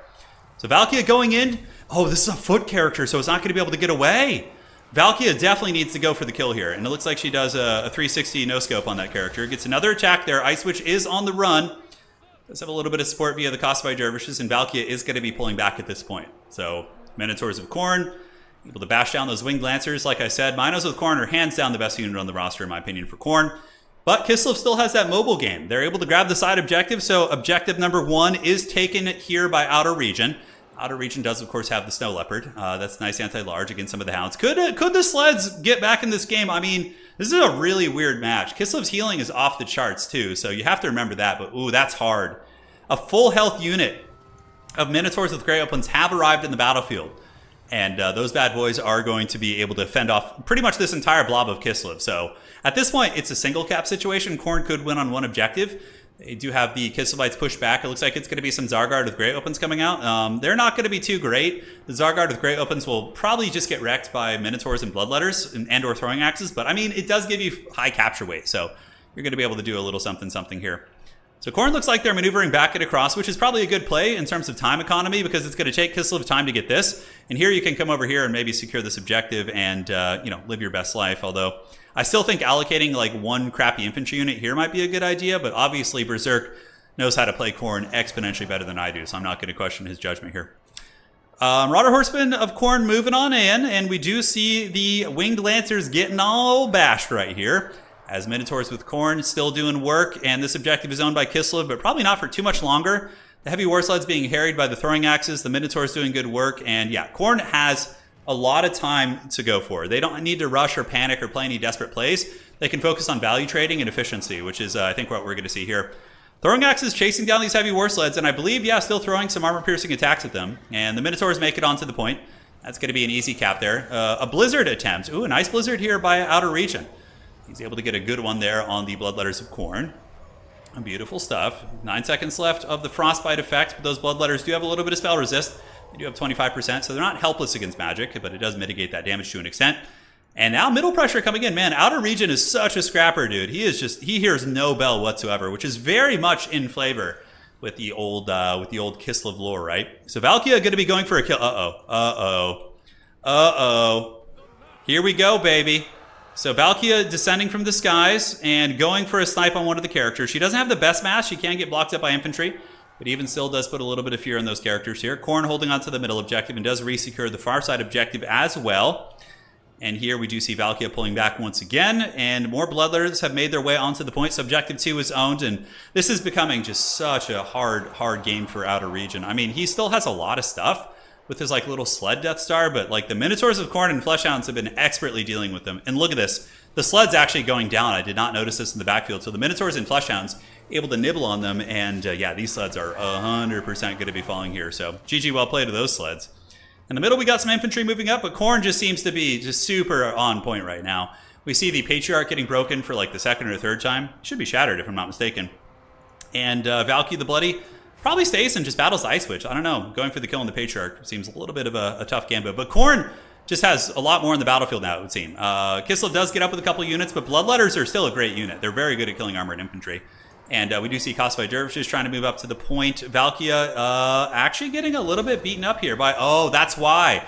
Zargard with Grey opens are anti-infantry, so Valkia is not going to have a good time here. Relentless Rage being used here to make Valkia unbreakable for 12 seconds. Oh, man, the Khorne army ability.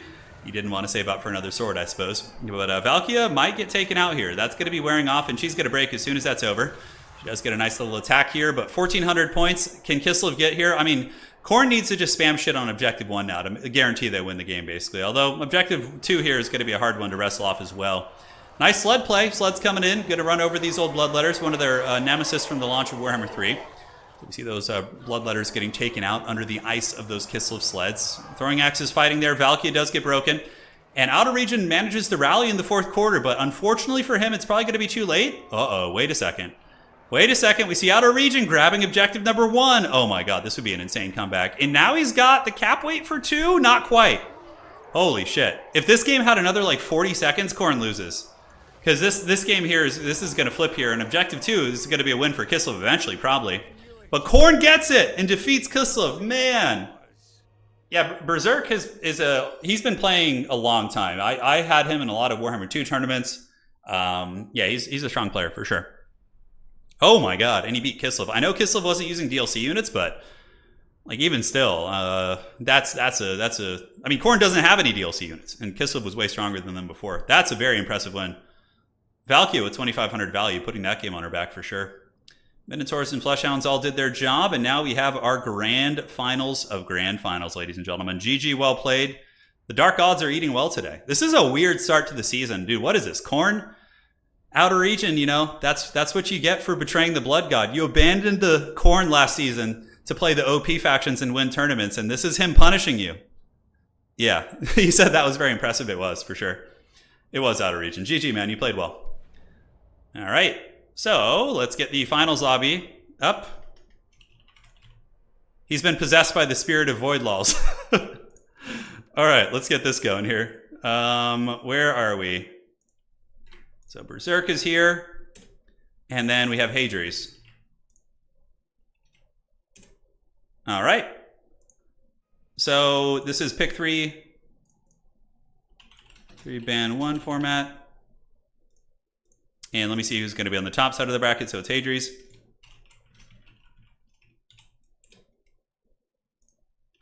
All right. All right. So let's get the old scorecards up. Give me a second to use my potato technology. And, all right, here we go, baby. Yeah. All right, look at that. You guys see text magically appearing on the screen? Have you ever seen such extravagant technology? All right, so let's get the scoreboard. This is a best of 3 series, so we're going to bring up the scoreboard for this. All right, folder, and we got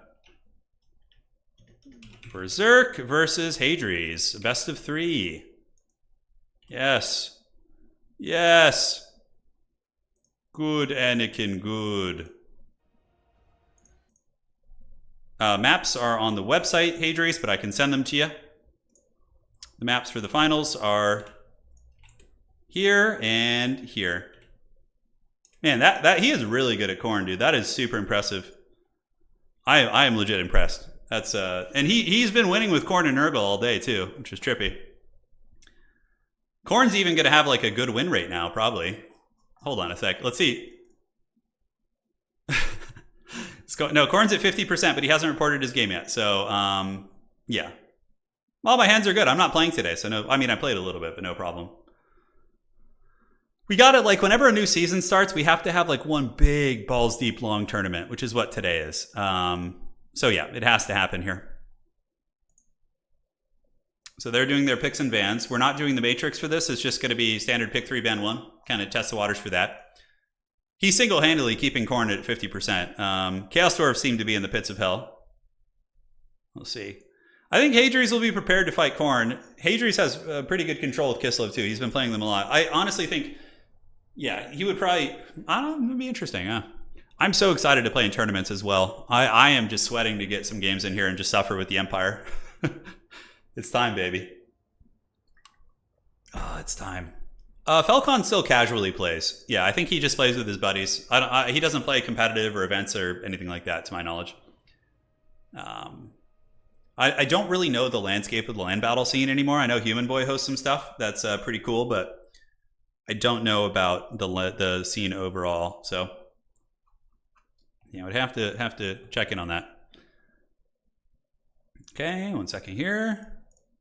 Sure, there's no adminning stuff. Very cool. Alrighty. Great. Good times, man. Good times. I pulled back in Warhammer since AoE 4 came out. How are the Tomb Kings and Vampire Coast?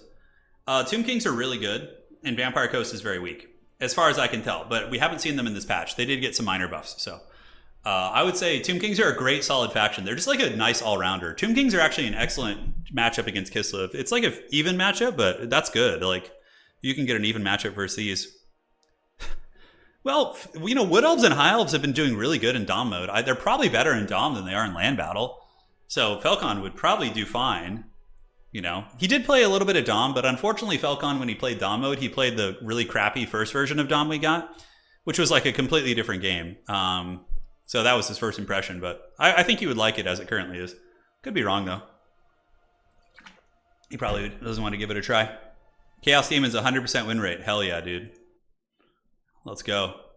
They're coming for blood. Oh. Yes, sorry. Sorry, Hadries, I forgot to switch to the map. Halls of Karag Doom. Yeah, the maps are on the website, by the way. So if you guys ever don't see them, you can look on the website to see what the maps are going to be. All good, thank you. We're just going to make them fight a land battle to decide it. Hadries, that's how it goes, dude. You have to finish this with land battle. Just get that Cathay drum box, dude, and just cackle in there all day, dude. Hell yeah. You guys saw it earlier, the glory of the drum box.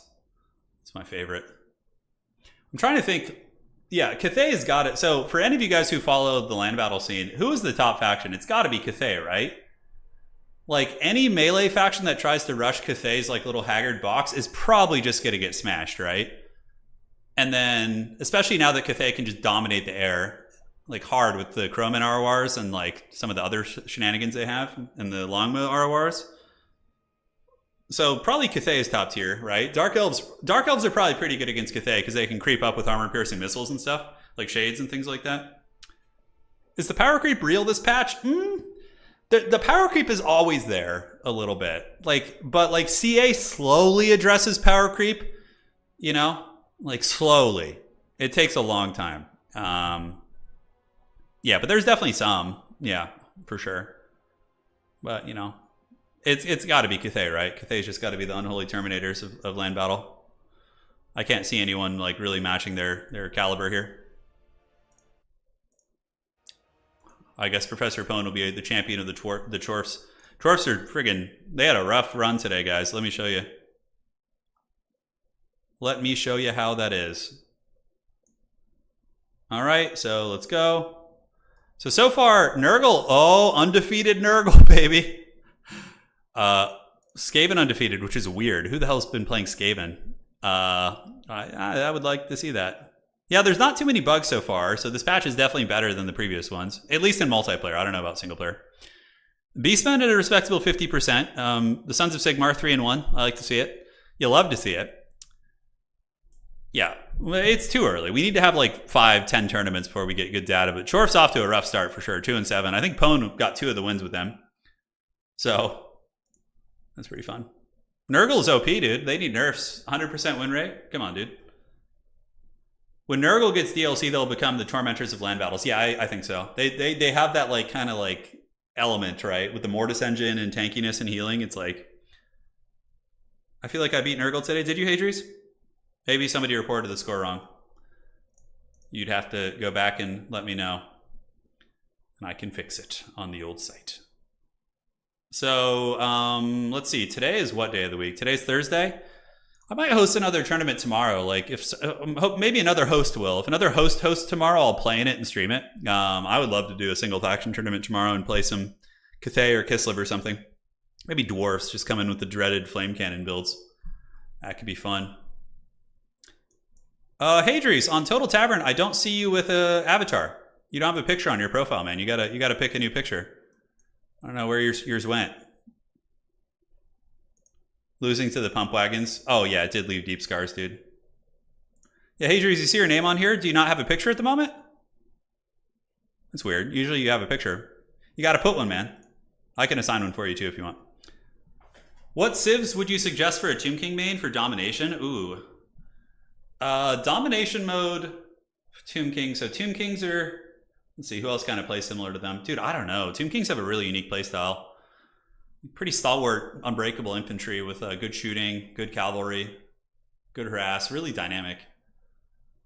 Honestly, for you, I would pick what you like what factions aesthetics you think are really cool, and then just kind of go from there. Let's see. Okay, this is weird. I'm not seeing your match history. Let me check this. Hey Dries, did you make a new account on Total Tavern on accident? Because you might have done it. You might have done that. Hopefully I could transfer this stuff to your other profile. I think you accidentally made a new profile on here. Or did you try and you might have logged in with like a different Discord account? Shoot me a message, because right now it's allocating your wins to a new profile that's different than your other one. Yeah, because I see the match history for the other players. That's weird. Hadri's trying to get a fresh start. But he may have logged in with something new, which I'll fix after the tourney. If that is the case. Huh, weird. So, it looks like the matchup, guys, is going to be Nurgle versus the Warriors of Chaos. Yeah, we'll get it. We'll talk after the tourney, Hadri's. We'll get it squared away. Flame cannons being viable? No, I wouldn't say like viable, but niche, yes. Like a flame cannon on Itza against like a lightly armored, melee faction could be good. They just like kill marauders and things like that. Had to change my Discord email yesterday. Oh, okay, so that's what happened. Okay, we'll get you squared away. We'll get you squared away, Hadri's. Hadri's is in fact Void Lulz, yes. Nurgle versus Walk. I can't help but think Walk is favored here, but yeah, they have Eocold and the Mutilith Vortex Beast is like an anti-large Mortis engine that can just kill toads and drain the infantry. That feels pretty hot. That feels pretty damn good. Alright guys, we're going to figure it out. We'll go to Hadri's temporary profile and assign an avatar. Let's see, what can we give him here? We'll figure it out later. We will indeed. Can I borrow his old profile? That's really funny, dude.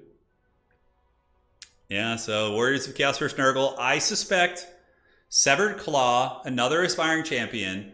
Let's see, what lord is it going to be? Is it going to be a Festus like sausage match? Is it going to be Festus rubbing his Festus against another Festus? I'm going to go take a peek. I'm not going to spoil anything.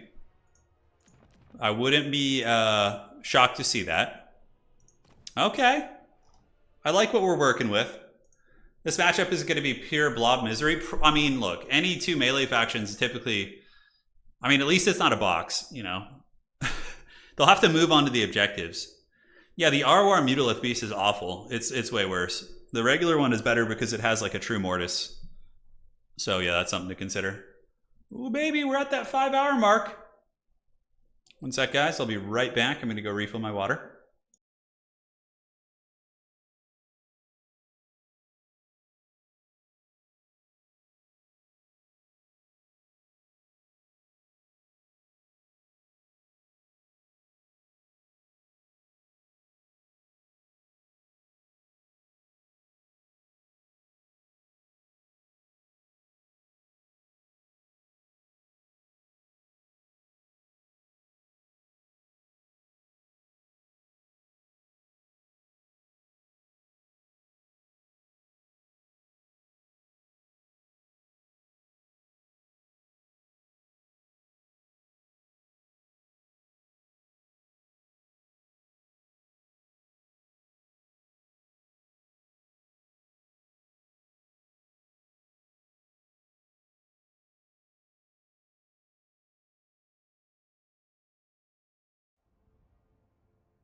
All right, guys, we're back in business. Here we go.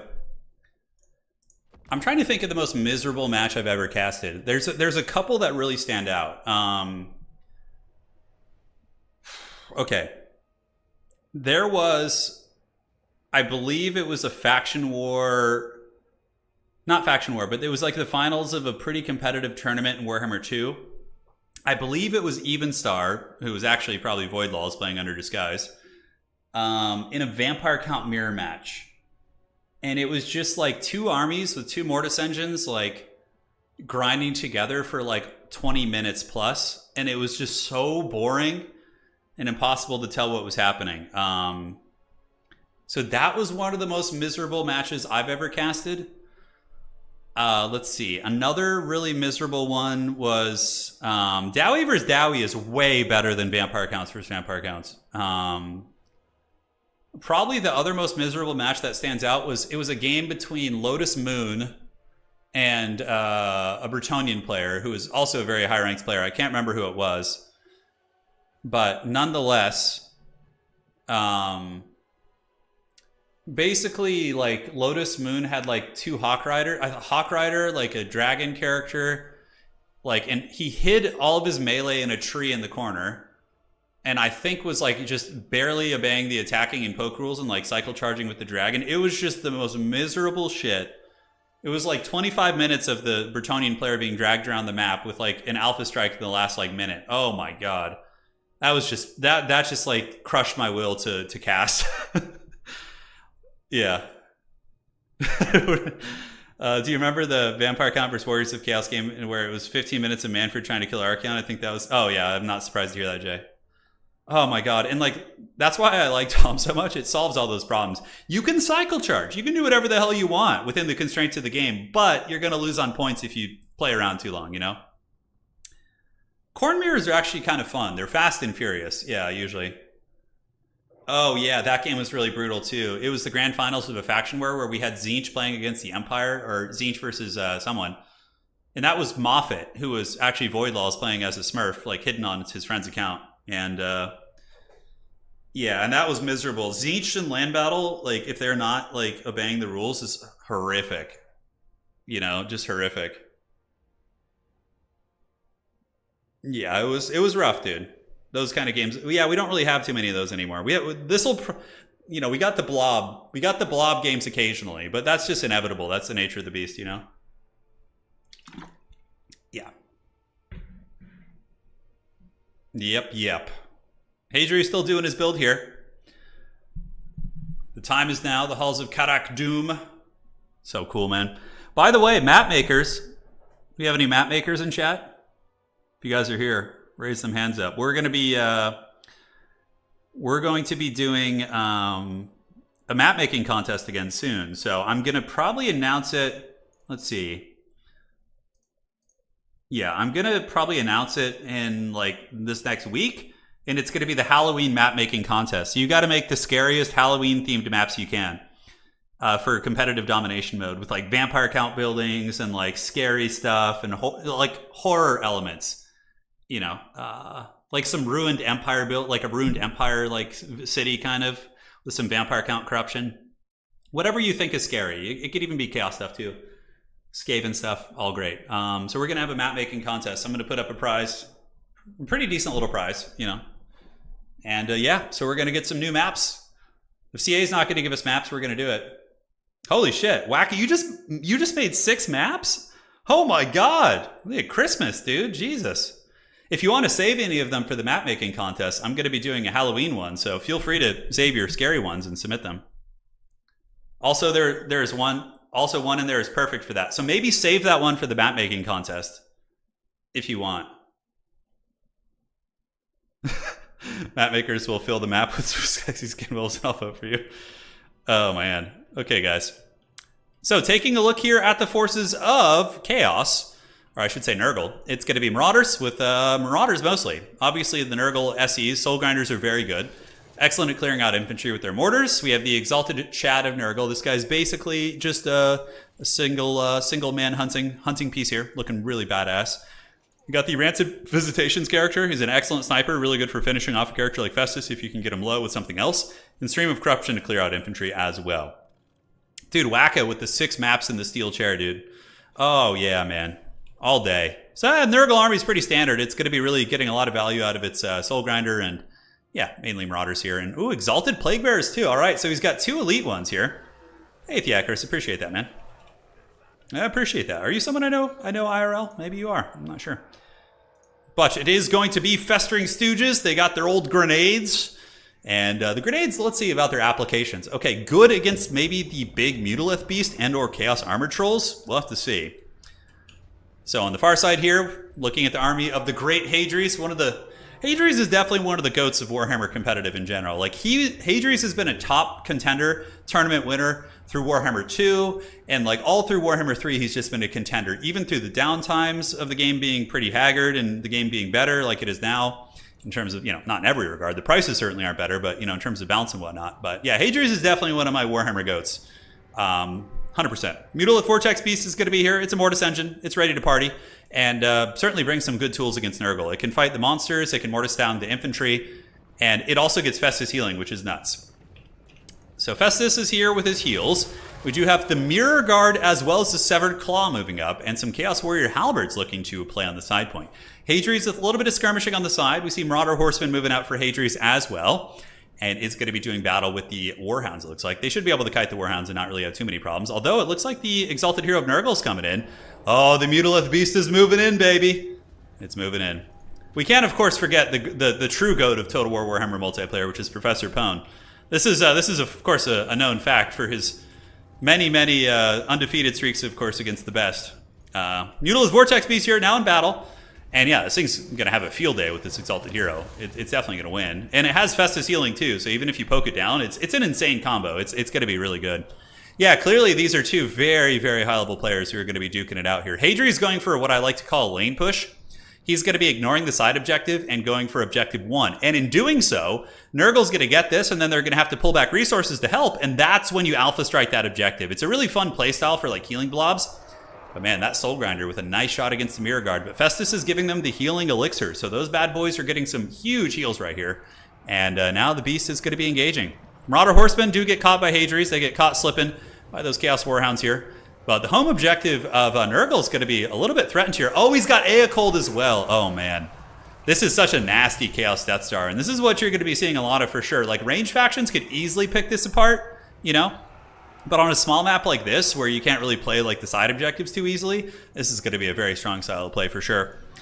So the home objective of Nurgle is under threat, and it looks like the Warriors of Chaos might be able to get their clutches on it. Soul Grinder, in the meantime, is sitting here and ripping fat shots, and you see the Mirror Guard are actually getting pounded pretty hard.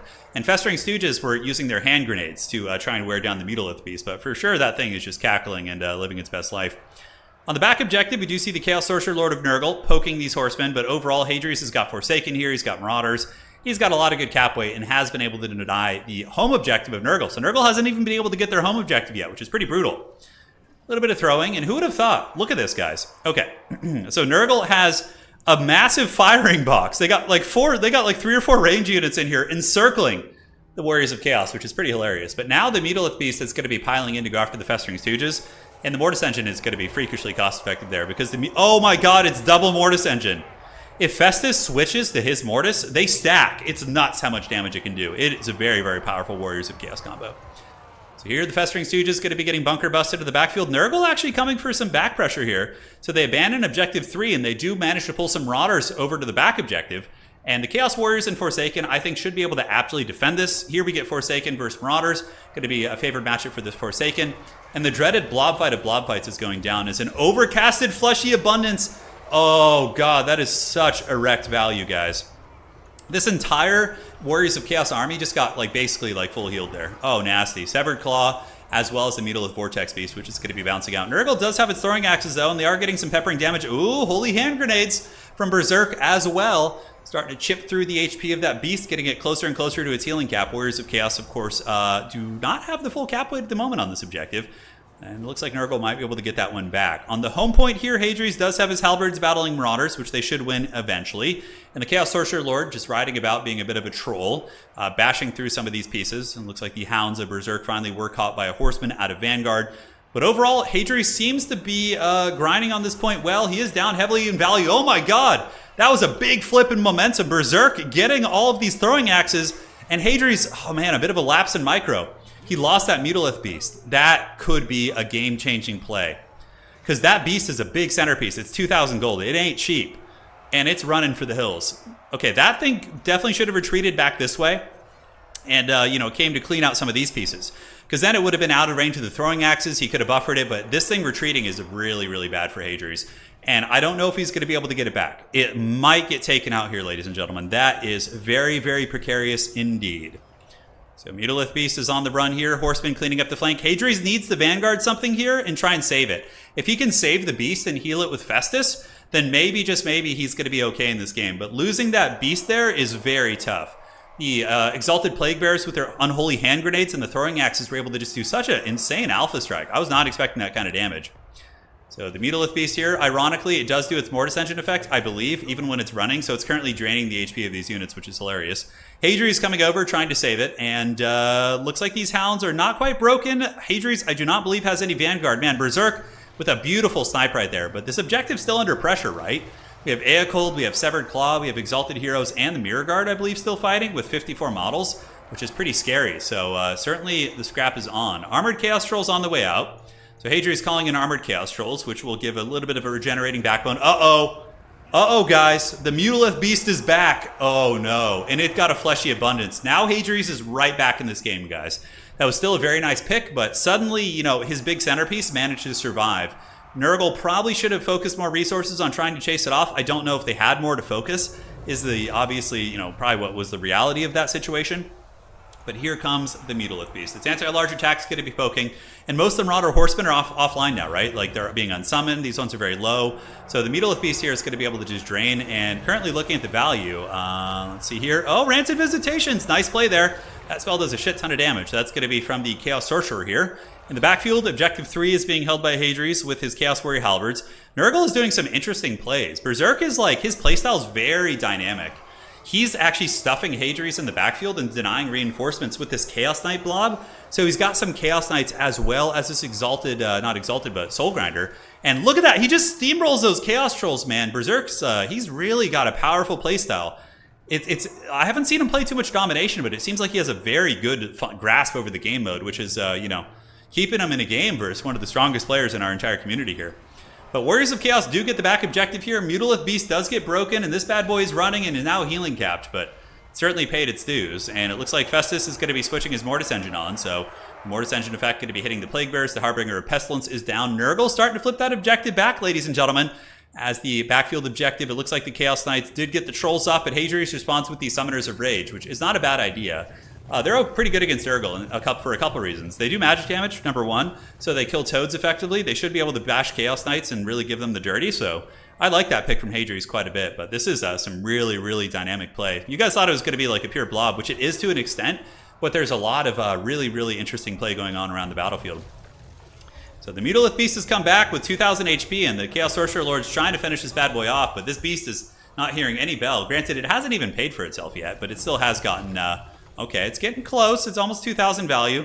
The Chaos Sorcerer Lord is a pretty good fighter. It does have 58 melee defense as well as decent melee attack, but the Mutalith Beast is an anti-large fighter, so should be able to force that bad boy back. Nurgle moving up with Festering Stooges, and this objective is back to the Plague God. Hadri's running a little bit thin on troopers here. He really just has his character, so he's got his Exalted Hero, he's got Aecold, as well as Festus the Leech Lord.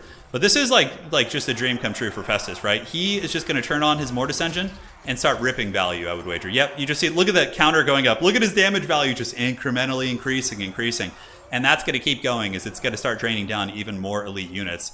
One thing you really have to watch out for here is seeing the Chaos Sorcerer Lord of Nurgle and the Exalted Hero go in and start sniping characters, because that could totally happen.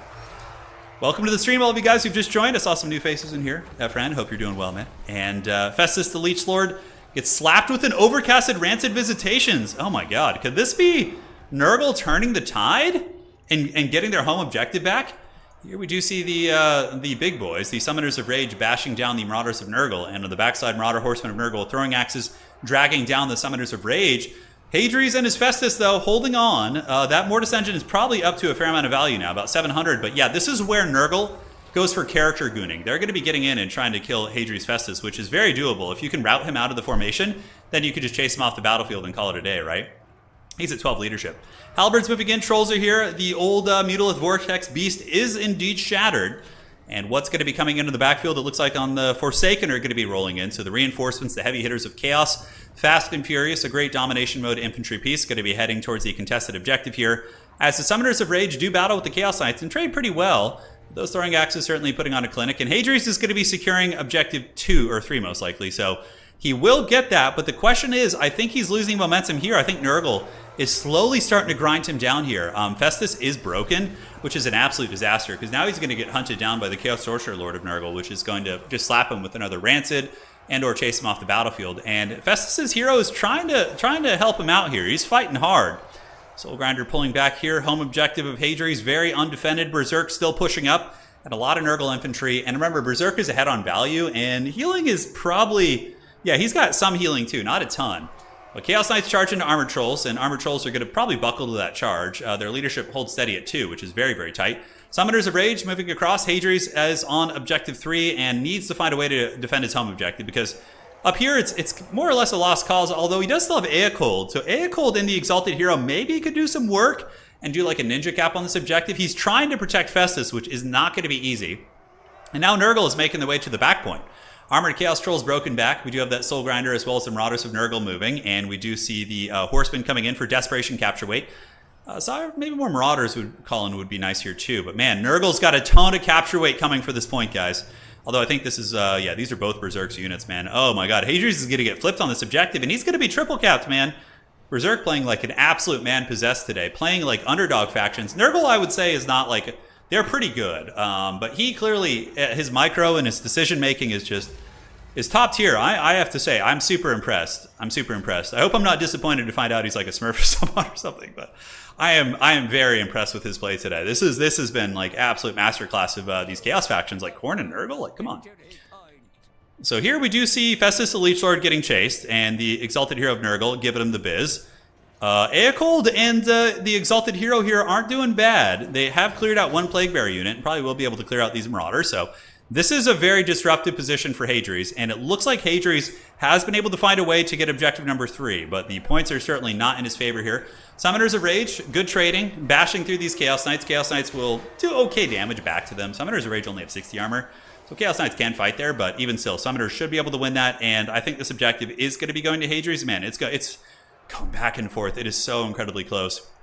And if the Summoners of Rage fold there, then obviously that point is going to be folding as well. Looking to objective number 2. It looks like Chaos is trying to fight. They got some Armored Trolls there. Halberd's moving up. Hadri's, as far as his call-ins, I believe he's mainly doing fast units because he's just trying to get up to the points. The Forsaken grinding well, but not enjoying the Plague Toads. Plague Toads are a very good counter against them. Summoners of Rage need to find a way to get in there and shut down the Plague Toad mass if they can. One Forsaken unit is broken. On the back home objective, it's over. Man, Nurgle with the steel chair, dude. Yeah, that's some wild stuff. Berserk is Void Moffat and Arkin. I have to say, man, I'm really impressed. That's some really good play, dude. I can't remember the last time I've seen him. Let's go here and check it out. That was a very impressive win. I loved Hadri's build too. I think if Hadri's didn't have his Mutalith Beast get killed early and have to invest so much in rescuing it and healing it, I think he wins that game. I think the slip up on the Mutalith Beast was like between two very good players. That was the crux of it. That was really what switched it up there. GG, well played, man. That's some sweaty stuff. Sweaty stuff indeed. I love how that he uses Chaos Knights too. I think that's my favorite thing because I am just such a Chaos Knight enjoyer. And yeah, he beat Hadri's and Pone in one stream. Well, it's not over, guys. This is best of 3. This is a fine. So Hadri's can definitely get back in this. Definitely get back. All right. So the map is going to be Itza. All right, let's party. Let us party. And they'll do their picks and bans. This is it's an interesting map. It's a classic. One of my favorites. The games are usually over a little bit quicker. Hey, guys, by the way, Umais is hosting another tournament tonight. He's hosting a late night tournament. We got another one. Friend, the fervor is here. All right, so let's go check it out. So let's refresh this. Come on, you can do it. Yeah, look at that. Yumai's just announced a tournament starting in an hour. So if you guys haven't gotten enough and you want to get more stats and have a chance of winning a tournament, we already got 6 signups, and it literally just got announced. Yumai's, Catholic, Kark, yeah, Subutai, a lot of people coming in wanting to play. I love to see it. And there's probably going to be way more signups as we get closer to that start time here. All right. So what's cool is we can go to our leaderboard for the season. It's going to load. Give me a second. All right. And let's go here and see. Yeah, so here he is. He's 5-0 today, obviously, but let's look at his match history. When was the last time he played? Okay, so 1, 2, 3, 4, 5. Okay, so he was on a pretty good winning streak before that, too. Yeah, he played in a tournament at the end of last season, won basically, he looks like he won the tournament. Lost to Serkia and Housecat. Lost to Hadries earlier, beat Alzen for Poland, both very good players. Was able to defeat Puggington here, he's a very strong player too. Lost to Stingers. Yeah, he seems to have a really good run. I mean, he's got wins over tons of good people. I mean, here's Subutai. He lost, here's him against Void Laws. That's old though, that's like from like a year ago. Yeah, so clearly he's just a natural, it would seem. Very, very good. All right. Let's get it, man. Let's have some fun. It's been a fun run today, man. We're going to see who's going to be drawn first blood. We will see. So, probably Khorne? It seems like Berserk just plays those two factions, man. I wonder if he's like a land battle guy or something. I would understand a land battle person coming over to Domination because they want to play melee factions a little better. Not have to deal with boxes and stuff. Yeah. I feel like Khorne's very hard in land battle. Like, very, very difficult. You saw my poor opponent earlier when like their bloodthirster just like died to like some crowmen. You know? Yeah, we'll see. We will see. No dark mode on Google? Oh, I didn't even know that was a thing. That would definitely be nicer. It would definitely be nicer. So picks and bans are still coming in. We got a little bit of time to hang out, enjoy each other's company. Hope you're all doing well. Where's everyone tuning in from, by the way? Let us know in chat. Where are you guys all from? I'm curious how many of you folks over in the EU are staying up late, enjoying some sweaty action. Yeah. I like Dwarves and Dom a lot. Dwarves are great. They're solid. They're very solid. Would be thematic for someone to return under a different name in the Shadows of Change. Yeah. Like all the villains of old return. Los Angeles, right on. I lived in Eagle Rock, Glendale for a long time. DC, Miami, Italy, Ciao, Germany. What's up, man? Canada, Poland, Czech. You've got the UK. Why UK with a frowny face? It's the first person I've seen in chat who's like, I'm from the UK, and then they have like a frown. I had a good time there. Weatherspoons is my favorite. Brazil, Orange County, Switzerland, Wales. Oh man. UK, Spain, UK, Seattle. My wife and I were just in Seattle. We went to Mount Rainier. Beautiful. Oh yeah, must be pretty early over there. In Eastern Europe, 2:26 in the morning. Damn. That's early. Poland, Kentucky. Hungary, dude. Pone's of course right behind me, dude. He's in the closet. He's just waiting to pounce and strike. On Ireland. The land of my ancestors. My ancestry is more or less Irish Italian. There's a bunch of other stuff mixed in there, but those are like the two predominant ones. France, Australia, Sweden. Nice. Get me out of here. Yeah. Georgia, Caucasus Mountains. Oh, right on, man. Cool. A lot of good arm wrestlers come from Georgia. Oh man, what's that? The guy's name, Levon Sangvashili, I think is his name. Dude, that guy is the Terminator. Holy shit. Have you guys ever seen this Georgian arm wrestler guy? I'll show you in just a second. Yeah, it's nuts. Wisconsin, Hungary, UK. Yeah, I got you guys. All right. Hey, good night. Get some rest. There is this... I always mangle his name. But this guy is like the Terminator of arm wrestling. Let me show you. And this is a real person too. This isn't like photoshopped. Let me pull this up. Hold on. Looks like we got it here. All right. Obviously, there's a lot of steroids and growth hormones probably going around here. But I love arm wrestling. I actually follow it pretty closely. So this guy I don't know if you've seen him, but he is just the raid boss of arm wrestling. He just absolutely, like, look at that man, dude. Just absolutely crushes people. Yeah, I think he's like the top, probably top in the world right now. This guy is like straight up the Terminator. Yeah, crazy stuff. All right. Cool, man. I'm pretty sure he's from Georgia. I could be mistaken, but yeah, he's just an absolute raid boss. Oh yeah, he could slap a building down, dude. He was in a movie on Netflix recently. Yeah. Right back at you, John. Hope you're well over there, dude. Hope you're doing well. Yeah, like the thing is, a lot of people can do steroids and growth hormones, but like some people, it just it affects differently. You just become this mountain of a person. So you typically have to have like that kind of frame, right? Yeah, it's wild. Oh, of course he's used to the in arm wrestling and steroids is and like none of that stuff is illegal in arm wrestling. They're all on that shit. But even with that being said, that man has like was just built for arm wrestling. Like even without it, it's wild. I was thinking one of his slaps could cook a chicken breast. What? That's so random. I love it. Holy shit. Well, his nickname is the Georgian Hulk, I think. I think that's what they call him. Oh, dude, I love arm wrestling. I follow it super closely. Devin Larratt is obviously super. He's probably one of the more mainstream arm wrestlers. He's great. He's the Canadian guy. But Devin Larratt arm wrestled that guy and had a pretty rough run of it. I think he got injured in the first pull, though, so... Oh, everyone at high-level arm wrestling's on juice. Everyone. I mean, honestly, even if you look at most sports, like where they do drug testing, people will find a way to cheat in everything. Like if you look at the NFL, just a large majority of those guys are on either they're doing blood doping or steroids or growth hormones.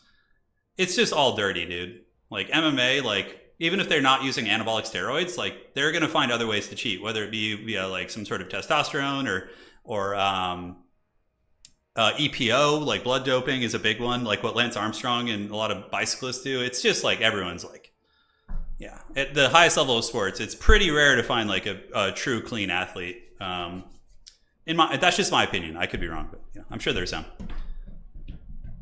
If you look at like professional badminton or something, maybe.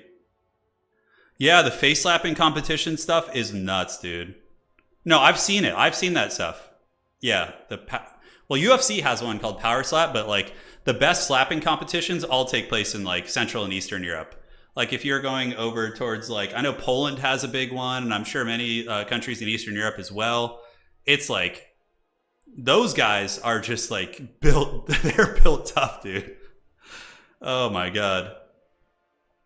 Yeah, I did see that. What do you think of the Doom Bull Razor Gores with effective... Doom Bull and Razor Gore. That's kind of an interesting thing, Bruce. I haven't seen it in action. I'd have to see it. Yeah. Absolutely. Those slapping competitions are savage, dude. They're absolutely savage. Guys, we have Khorne versus the Beastmen. Holy shit. This man is going to win a tournament with Khorne. I almost want to give him an avatar for Khorne, but he probably already has one, so... That's nuts, dude. Yeah, horse riding and archery. I mean, I think there would be a benefit to cheating in archery too, though. Like for just having that, like, yeah. I mean, there's still a lot of muscle,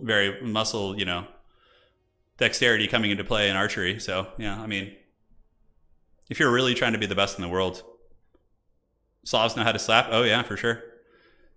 Oh, indeed. Indeed. Yeah, that's good times, man. Yeah, the slapping competitions are fun. What other sports are pretty ridiculous? Okay. One of the weirdest sports I've seen, I feel like I'm just going to devolve into one of those Twitch streamers who just sits watching other people's videos all day. No, don't worry, it's not going to happen. But one of the weirdest things is, okay, there's like it's a fight.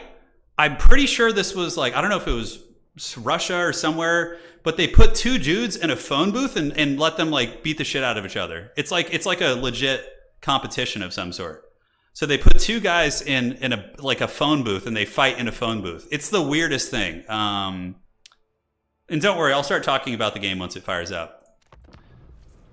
Freak show fighting is really fun. It's some of my favorite. I love freak show fighting, like weird fighting events, like 5-on-5 fights. Although 5-on-5 fighting can get really brutal. because what happens with 5-on-5 fighting is usually one person will get knocked out, and then it's a series of like two people getting just 2v1 and kicked in the back of the head or punched in the back of the head. That shit's a little gnarly, you know? The team fighting thing gets really, really, really savage. Yeah. So, it's wild, man. It's wild indeed. At a pub near me on Sundays, there's a hermit crab races, and you all bet on the winners? Really? Oh, that's pretty fun, Josh. Where are you from? No, freak show fights is like, okay, let me show you one of the gnarliest freak show fights. I'm not going to show you the video because I don't know if YouTube will karate chop me. This ain't Twitch. Okay, this was probably one of the most haggard freak show fights I've ever seen. So it was this woman named Gabby Garcia, who's just like this giant raid boss of a woman, and who's also a Brazilian jiu-jitsu black belt. Let's see. Okay, I'm trying to like find it. Here we go. Okay, so this is just to give you perspective. One sec here. Trying to find that. Okay, let's see here. All right, so this was just sheer brutality. It's like basically an older like Japanese grandma fighting against this like absolute linebacker here. One sec here. Give us the link. I'm trying to like get a picture that really like aptly describes it. It was brutal though. Yeah. Anyways, okay. Where's? Yeah, I don't know why. There's not a lot of pictures of this. But it's like this 6'4" Brazilian woman just like taking down like a 51-year-old Japanese grandma, and it was like one of the most like savage things. I mean, I love that kind of stuff. Like Bob Sapp. Like, you guys remember Bob Sapp? Let's see. This guy's like the king of freak show fights. Bob Sapp versus, what was the wrestler guy's name? Yoko Akebono. Yeah, here we go. This is a great freak show fight as well. Check it out. So we got, this was Bob Sapp against this like sumo wrestler guy. And like Bob Sapp is giant as well. Like this shit is right up my alley, dude. Look at this. You guys can probably guess how this fight went. It was just wild, dude. God, I would love to just sit here watching fights with you guys all day and just shooting the shit. That'd be so fun. Yeah, maybe we'll start another channel for that someday. Who knows? Holy shit. Yeah, Bob the Beast Sap. He just throws fights for money now, but it's sad. But he was actually like a pretty decent contender at one point. Also, no, basically with Gabby Garcia, she just like chases the grandma, starts like running in circles in the ring, like literally fearing for her life, and she just gets like clotheslined, and then Gabby just like takes her out. Yeah, it was brutal. It was brutal. Oh, dude, Bob Sapp is massive. That guy's like 6'5". Akebono is like huge. He's like sumo wrestler size.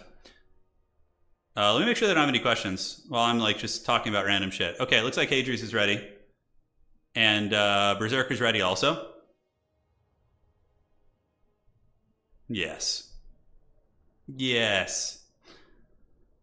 Yeah, old school MMA was pretty wild, man. Like Japan put on a lot of weird fights. Like they had like Fedor Emelianenko, this like Russian fighter guy who's like considered to be one of the goats of MMA.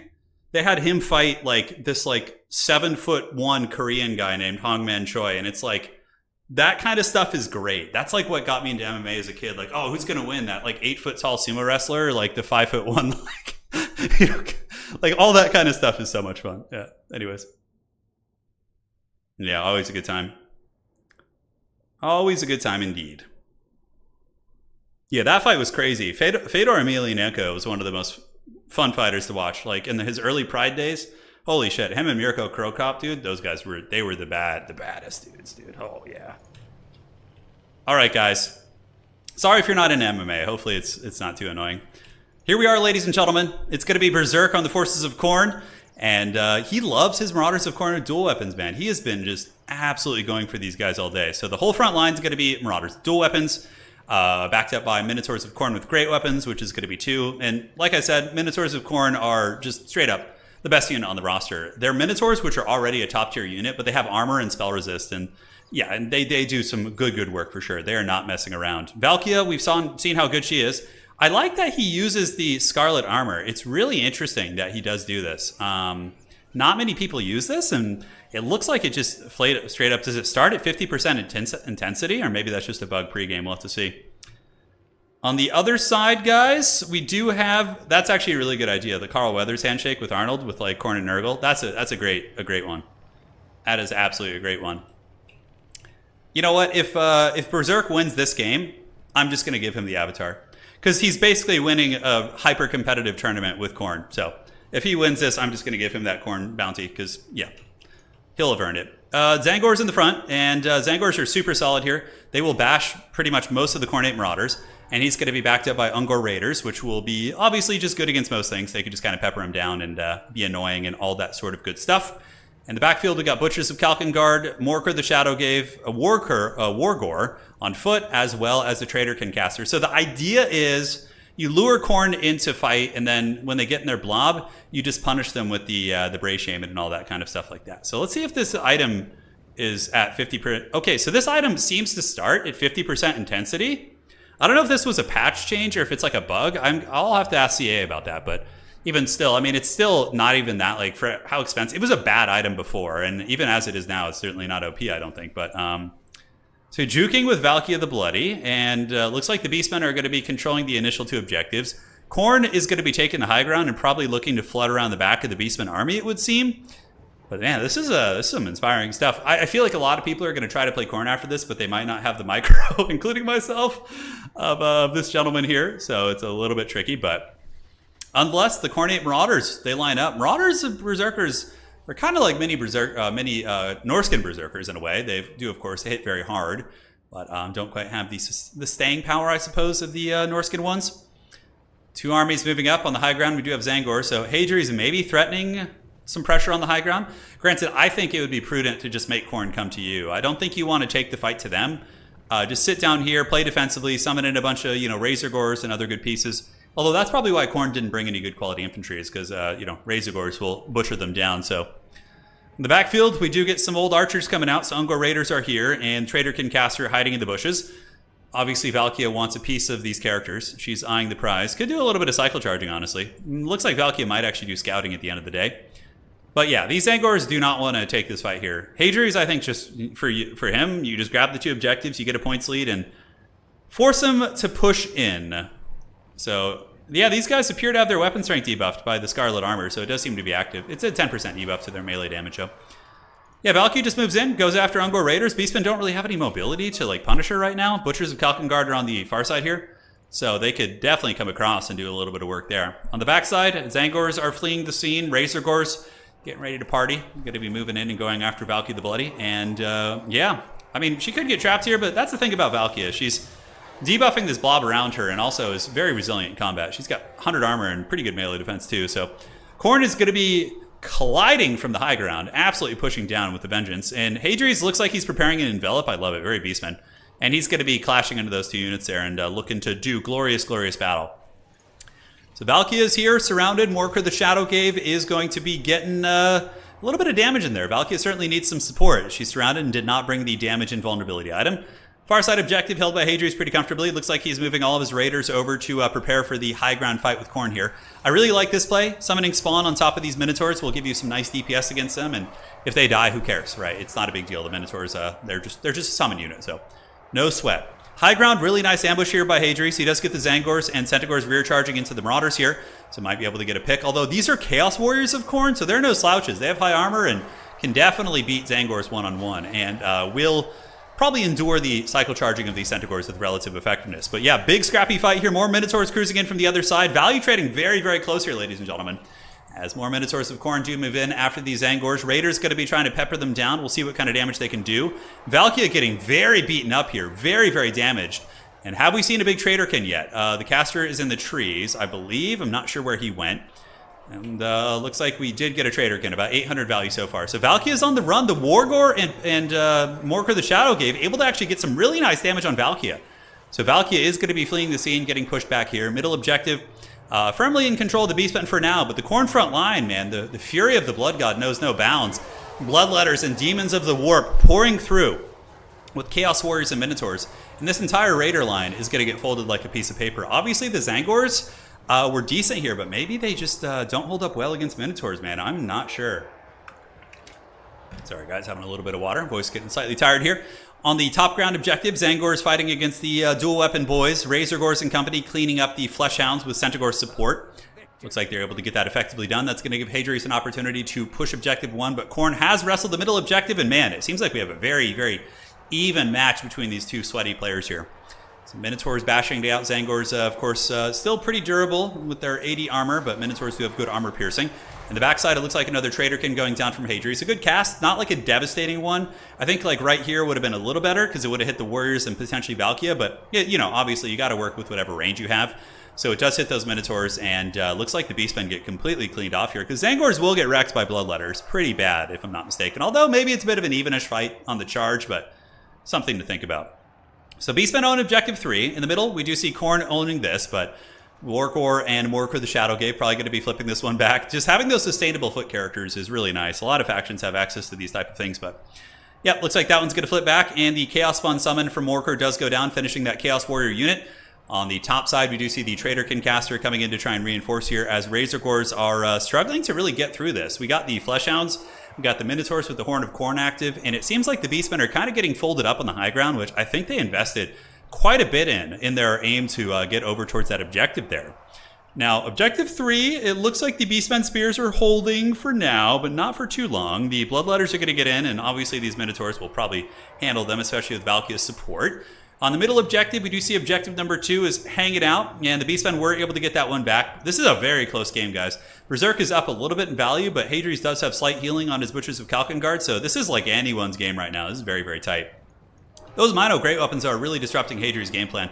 This could be the turning of the tide here. Hadrius is going to be losing a Razorgore as well as a Centaur to these Minotaurs of Khorne and these Fleshhounds, and that's going to basically give up all the Beastmen momentum on the high ground. They might have a couple Zangors moving in, but like this is just meat for the blood god, you know, stakes for the Skull Throne, and because these Zangors are going to get wrecked after this by this huge Khornate blob. Although, I don't know, those Centaurs are holding better than I expected. More Centaurs moving in. Zangor's going to maybe be able to ninja this point. Okay. So Hadrius going to get here with a couple units and might be able to just ninja that real quick. He does also have this objective. He has intercepted some of the Khornate reinforcements and using his Chaos Spawn, but obviously the Khorne player knows to run from that, which he does. And now the Bloodletters are going to be rerouted to the middle of the map, I would imagine. Side objective taken by Khorne. Khorne kind of playing whack-a-mole. And look at this. We're going to be seeing an unsummon from Valkia the Bloody. So Valkia is going to be sent back to the shadows and probably resummoned since she's really cheap. She only costs like around 1,300, so resummoning a full health Valkia isn't a bad idea. Kind of curious though. I mean, she still had a little bit of fight left in her, but yeah, I guess erring on the side of safety isn't the worst thing in the world. So Khorne does own objective 3, objective 2 owned by Hadrius, and this objective absolutely snaked by Hadrius. And that's something that Beastmen can really, really do. They can just do these haggard thefts. They have these fast infantry now in Zangors that are also very tanky, and yeah, it can be very annoying to play against for sure. Fleshhound's coming back in, and I think Khorne's wrath will come down on objective 1. We'll have to see. This is like very reminiscent of like when Voidlaws used to play Dom. Like these Marauder Horsemen just like poking incremental value on side objectives. Yeah, it seems like a very, very strong tactic for sure, especially against the Zangors. But yeah, Khorne's going to come in like a wrecking ball. Middle objective, the Beastmen are holding on to it. We do see the Marauders getting run down by chariots and some Minotaurs. Meanwhile, the Zangors and Morkor the Shadowgate trying to fight Bloodletters and Fleshhounds, but that's a pretty scary composition of units that have to fight here. And Bloodletters moving over towards the side objective to reinforce that from what? I'm not sure. I don't know why the Bloodletters wouldn't just go in there. Maybe just a little bit of a miss micro. But a couple Minotaurs chasing off the last of those units. As far as the value lead goes, it is favoring Berserk at the moment. But Hadrius does have the double cap and the points lead, and this is a close enough game that it could go either way. This is going to be a very decisive fight up here. So Zangors, and we also have Baconators. We got some regular Gors here as well, or I think those were Zangors as well. Probably not going to see regular Gors too much with Zangors being on the table. And it does look like the Beastmen are going to fold up here. We do see the Zangors starting to run, the Razorgors and Ungors. The Piggies are fighting to the best of their abilities, but yeah, there's going to be some Chaos Warhounds. This is a really good choice. Chaos Warhounds do great damage against like low armored, like units like this that have bad melee defense. So honestly, yeah, these hounds are going to just nibble on these Razorgores, and they're going to have a bad time. So Hadri's is going to be losing the high ground objective. You can see he's moving up with his Bray Shaman right here, and it's going to be casting a fat Traderkin. That's going to be nasty. Oh man, brutal stuff there. Brutal stuff. Just absolutely tanking those guys down.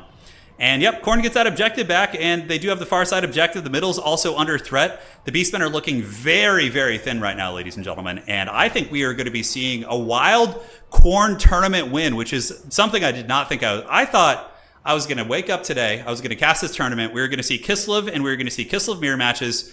But no, blood for the blood god. This man is out on a mission. Maybe we'll see Khorne rise in popularity. Who knows? Hadri's with the Centaur flank, which is, you know, a bit of a desperate play. I understand it.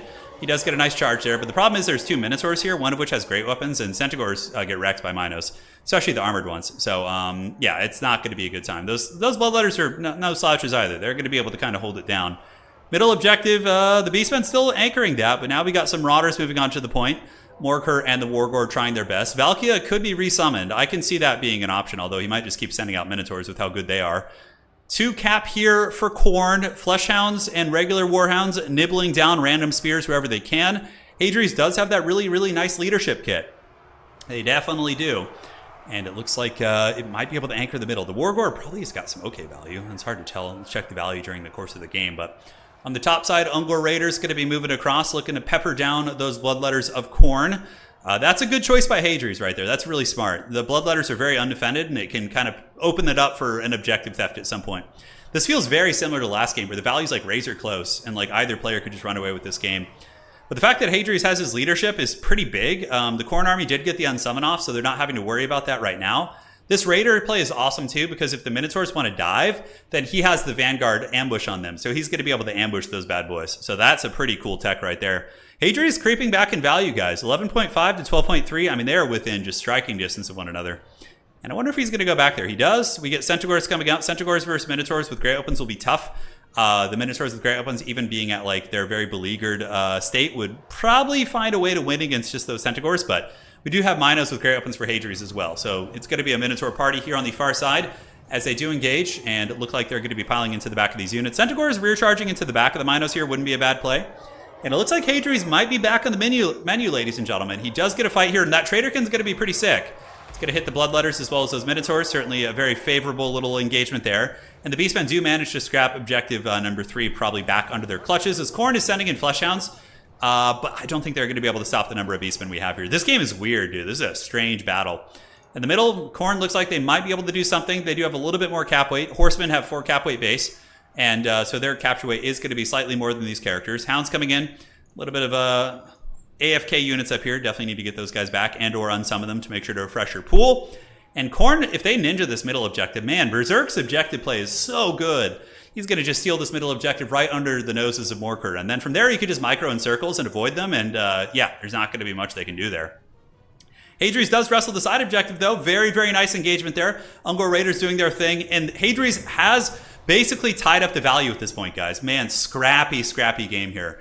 As Centaur is moving across, middle objective is held by the Beastmen, but just barely, man. And Khorne flips it. Khorne flipped the objective, but the Beastmen do have those sustainable characters there that could help bring it back. Hadri's with a really beautiful Centaur flank. He came over from the far side objective and was able to hammer down some of the enemy horsemen, which is going to be giving the Beastmen the cap weight they need now. So this could be the Beastmen comeback, ladies and gentlemen. Man, this game, I thought it was over for a second, but you never doubt my boy Hadri's here. Certainly scrapping hard. Ungors and Minotaurs with great weapons are pulling back to the point. Yeah, so they're going to be retreating back to the point here. And top objective, let's take a look at this. It is going to be held down by a couple tattered Chaos Warriors of Khorne. Certainly a resilient unit. And in the middle, we have the Duel of Fates. But without Valkia to really like pick out the characters, Morker and that Wargore might be able to just anchor this down. Khorne committing to a big blob fight, actually. They got Bloodletters coming in. They got Horsemen. I'm curious if he has a Sword of Khorne in the back pocket. If he's got a Sword of Khorne in the back pocket and nukes like a big pocket of Beastmen units, maybe. But Khorne seems to be running out of steam right now. You see a lot of Beastmen and not too many Khornate units on the battlefield. Khorne does have that side objective and does have the middle objective. And looking at the points, Berserk is up, but not to the point of winning on one objective here. So we do see this one being held by Khorne. He's parking the Horsemen on the back. Bloodletters are very cost effective here. They will be able to butcher through Zangors and of course do well against the chaff units, but They most likely will be overwhelmed. And the Wargore plus Morker and the Chariot character, the Bray Shaman, I think we'll probably overwhelm that fight. We got more Bloodletters on the way in. The points are creeping up. Chaos Warriors need to make their way back to this point right here and see if they can. And looking at objective number 3 here, we do see it being held by the Beastmen. If Khorne were able to kind of snake that side objective, that could be pretty strong. But overall, the Bloodletters here, are they still going? They are at 65. And they do have that bonus for his infantry against the Wargore as well. But now it looks like Khorne is going to go for an objective theft. Man, just scrapping tooth and nail here in this game. Going for a mass alpha strike on the side to try and move over to ninja objective number 3. Realizing that Hadri's characters is the epicenter of his power. It's really the center of his throne with which he is holding it. So Khorne is going to be trying to move over. But Hadri's has got his number now, I think. Ungor Raiders peppering in. Hadri's also has his own Minotaurs with great weapons. And is going to be dealing Berserk his first loss of the day, which is going to be absolutely wild. Absolutely wild indeed. So Minotaurs getting karate chopped. Berserkers or Bloodletters here in the middle, not going to be able to carry this game on their own. What is Khorne going to be able to do? We got Chaos Warriors moving up. Did he save up for like 2 Chaos Warrior units? A Marauder and a Chaos Warrior. Okay. So Khorne is folded, and I think Hadri's has pulled out the W, and we are going to be getting a rubber match in today's super sweaty 6-hour tournament. I got to say, I'm sweating pretty hard too here in this room. It's pretty damn hot. But you know what? We had to have a fun launch day tournament. So will Khorne be able to do anything in the middle? I don't think so. I think the Razor Gores and the Minotaurs of Hadri's and his characters will be able to carry this game. The high ground is also very susceptible to flanking. Hadri's could just send one Razor Gore there and threaten that point and force Khorne, who's kind of behind on value now, to work for it pretty hard. Morker getting out there with his Pimp Claw, going to be going after the Marauders. And yeah, just a lot of desperation infantry here in the fourth quarter. Bloodletter sitting at 3 leadership, and that's going to be a tap out. Hadri's equalizes the series. It's 1-1. The champion of the Blood God has finally fallen, but not without a fight. That is for damn sure. That was a game, dude. Holy shit. All right, so let's take a look at the breakdown here. Let's do it. So Valkia the Bloody and Company. We got 1,300, 1,800, Valkia at 880, and man, oh man. That was a game, dude. I loved every second of that one. I thought he was going to lose at one point. I thought Berserk was going to win. But then Hadri's, his characters just kept that grind going. Morker only 700, and the Gore got about 1,000, which is really good. Yeah, man. GG, well played. What a game indeed. Yeah, we've had good games today. Yeah, we have, Flynn. Absolutely. Cheshed. 1-1. So now for the rubber match here in today's series, what are we going to be rocking? It is going to be Kassar's Oasis. This is a fun map. Kassar's Cursed Oasis. It's a nice one. All right, so players will do their picks and bans, and we will see what they're going to do. So we've seen Berserk play Khorne and Nurgle all day, but what is his third faction that he's really good at? What type of tortilla is your favorite? Mine's Khorne. That's good. I like it. You got me there, dude. I actually read your question without suspecting any ill intent. Yeah, picking Valkia was big. Pone, he did not bring the shield, the invincibility shield, which I think would be good. Yeah, I think it's a pretty good item, but maybe he's just trying to cut corners. A corn tortilla. Oh my god, dude. Yes. Yes, yes. Okay. I suspect some Kislev here. I suspect some Kislev. It is time. Let the Nurglings feast. Let the games begin. So Hadri's, I suspect he'll play Kislev here. He's pretty good at them. He's also an enjoyer of the Grandma Goon Squad, so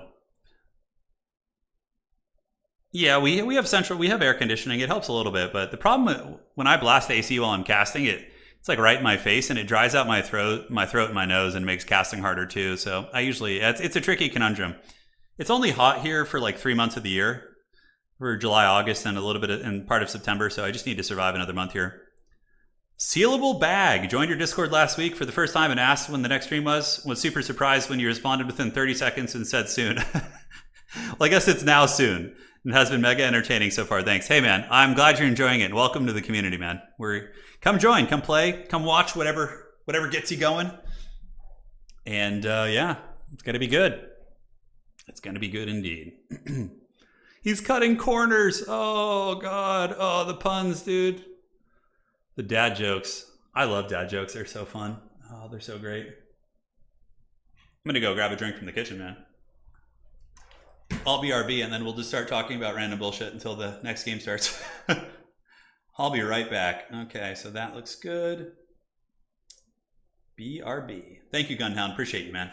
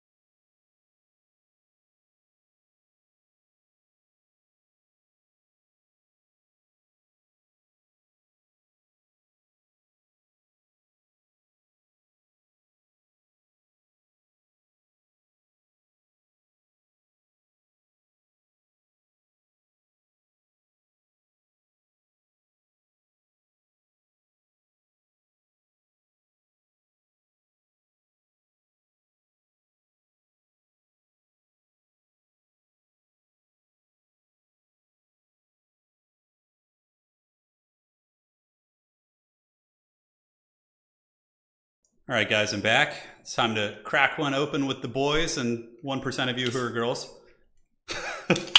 Oh yeah, it's just lemonade. It's like sparkling lemonade.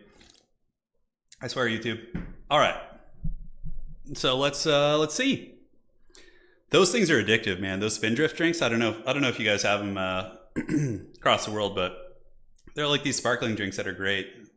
Spindrift, yeah. You're gonna go. Are you guys still doing puns in chat? No, man, it's still going strong. Who do you think got the biggest upgrade out of the three? I would say Kislev myself, but Warriors of Chaos are a contender too. They got Aecold, they got Zangors, they got Mutalith Beast, they got the Cockatrice.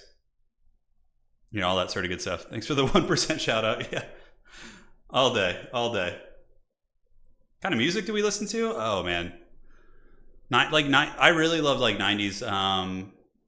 So let's see: Nine Inch Nails, Soundgarden, Alice in Chains, Foo Fighters, Metallica is one of my all-time favorites. Oh man, I like Red Hot Chili Peppers, Incubus. What have I been listening to lately? I like a lot of that like Haggard early 2000s stuff too. I used to love Linkin Park when I was a kid. I jammed Limp Bizkit as a child. Yeah, all that kind of stuff. Temple of let's see, Temple of the Dog, I think is what they were called. That like super group was pretty fun, but I only really like a couple of songs there. Yeah, all kinds of stuff, dude. All right, hey Dries, question in Discord. What do you got for me, brother? Let's see here. Correct. All that kind of good stuff, man. There's nothing like just like blasting some that. If you guys haven't heard the song "Spoon Man" by Soundgarden, it's great. But it's only really good if you have like good bass and you're like playing it loud. I like grunge music, yeah, absolutely. Yeah, Gunhound, your high school and college experiences, dude. Soundgarden is great, but Audioslave, I think I probably listened to Audioslave more, like a Stone and like so good. Man, Audioslave is just so underrated, I feel. They're so good. Yeah, that's always fun. If you haven't listened to them, I highly recommend it. Literally your entire Spotify playlist. Yeah. Are you from Turin? No, I'm from California, Teamer. Yeah. I live in California. I grew up in the mountains of Southern California. It's like a little mountain village. Not a village. I mean, there's like, 5,000 people here or whatever. But it's pretty small. Nine Inch Nails is probably my favorite band. I love Nine Inch Nails. It's weird because they have such a range of music. They have like super depressing, melancholy, heavy stuff like Hurt, and then they have like super like these hypersexualized songs like Closer. But then they have like heavy rock stuff like The Day the World Went Away and like Discipline and The Hand That Feeds and Head Like a Hole. Where you're just like, yeah, like dude, they cover the whole gamut of like just awesome emotion and music, in my opinion. About casting Halo Wars 2? Not really, no. Oh, Rage Against the Machine is great. I'm a big Rage fan. I used to listen to Bulls on Parade when I'd be riding my motorcycle, and I was like, oh, that was so good. Yeah, it's so good, man. Yeah, Gunhound. Yeah, we're both from the small towns. Yeah, absolutely, man. Head Like a Hole is a fun one to crank. Discipline is like a good. Oh, The Fragile is probably my favorite album of all time, dude. Like from front to back. That album can have you like crying in your darkest moment, or just getting like hyped to take on a challenge at like your like. It's so good. It's so good. Oh man, The Fragile is probably my favorite album of all time. Like I've listened to that album like through so many times. There's like one song on there I don't like. I think maybe one or two, but aside from that, it's just a masterpiece. Yeah, it's fun times, dude. Vampire Counts versus Vampire Counts. Okay, we got Vampire Counts versus Chungus Kingdoms. I have no idea how this matchup looks. I feel like Iron Guts are really good here, though. Really good here. And probably you still see Sky Striders, or at least Mournfang Cavalry with healing. That feels pretty powerful.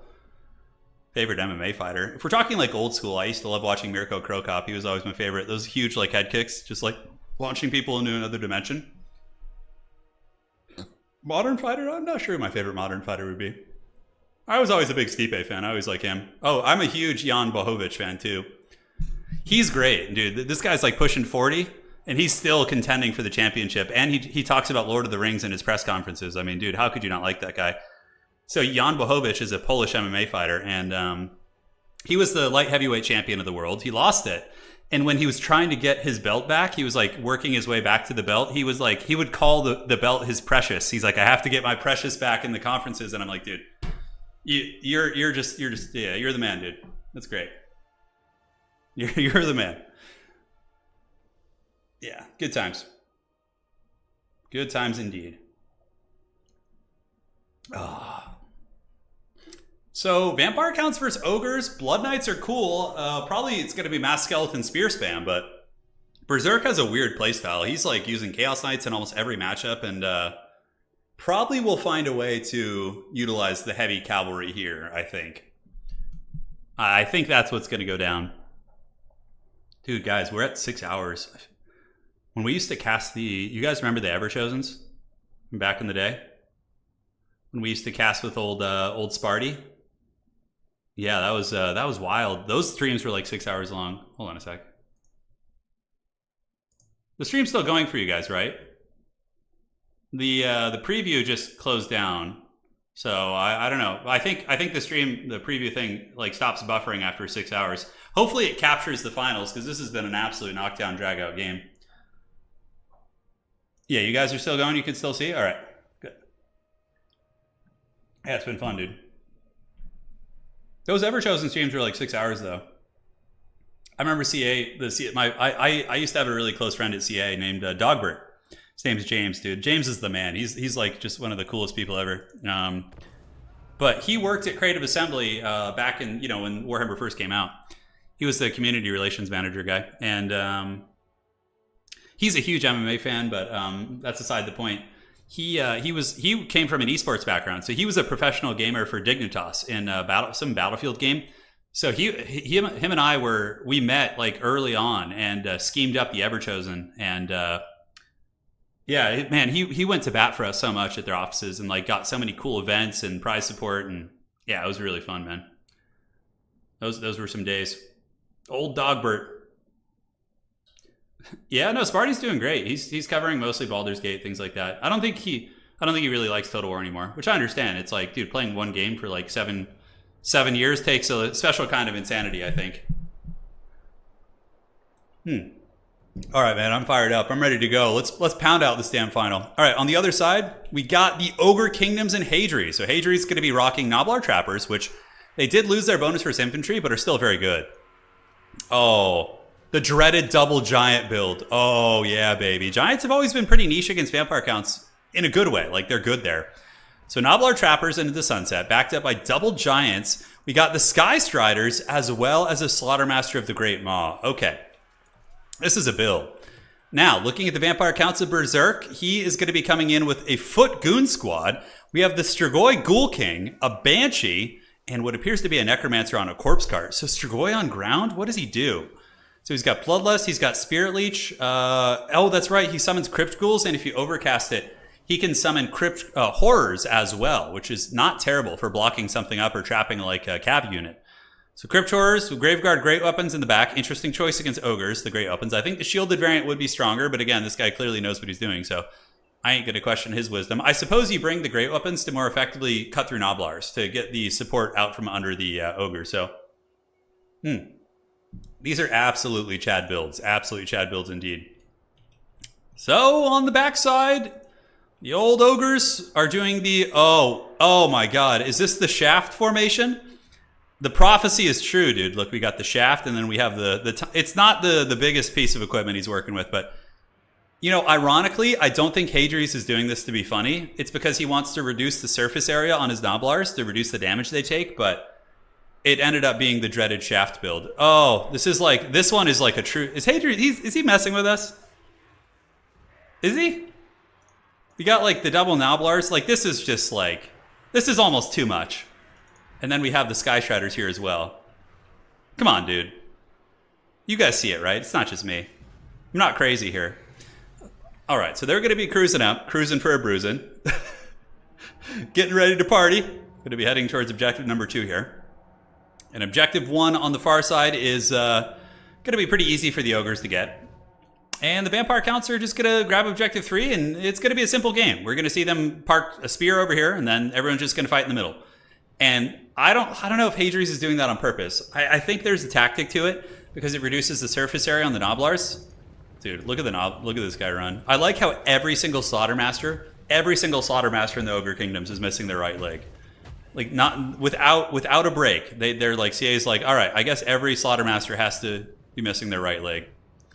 So Noblars and Sky Striders moving to the far side point, but this is going to be a dreaded blob in the middle. It has to be. Vampire Counts did not go for a super mobile playstyle. They brought foot characters. That Strigoi, he better pray, baby. He better watch out for those giants because they could really give some serious damage. All right, guys. Gornier, yes, you just joined right at the right moment. This is the grand finals, baby. Rubber match between these two champions who've been sweating all day. This tournament's been going on for 6 hours. It's been we had a big showing today. We had over 50 players sign up, and it's a long format too. It's not like fast games. Single faction would be way quicker, but you know, we have to have one proper sweaty tournament to kick off the season. So that is that. Mostly amiable. Do it, man. I look forward to seeing you in the finals. Be the prophesized one. Iron Guts coming out, and more Iron Guts. Iron Guts are so good. They have like super high armor, anti-infantry, like resilient against cavalry units. And Dire Pack is also a really nice choice here by Berserk. If they can find any sort of Ogre Bulls alone, well, not Ogre Bulls per se, but rear charge an Ogre Bull unit, they'll do quite well. Noblar Trappers throwing their Ninja Stars, and now we see the Sky Striders coming out. I think Hadri should focus at Strigoi Ghoul King with his 2 giants. That would probably be the play. Look at this Banshee, dude. He's like weaving through. He like moved through there. It's crazy shit. So now the Strigoi, dude. Uh-oh. Those are some giants, dude. A Crypt Horror summon going down on top of Iron Guts. Very, very clutch. More Ogre Bulls on the way out. Sky Striders get a little bit tied up. They do magic damage, so they can actually kill that Banshee potentially, but that Strigoi better watch out. If Hadri spam clicks on it with those giants, that thing could definitely fold up like a piece of paper if he's not careful. So big Royal Rumble in the middle. Crypt Horrors coming in from the side. Ogres reinforcing with basic Ogre Bulls, while the Iron Guts fight tooth and nail in the pits. And we do see the big Goon Squad coming over now. So Sky Striders did get a nerf in this patch, but they're still very, very good.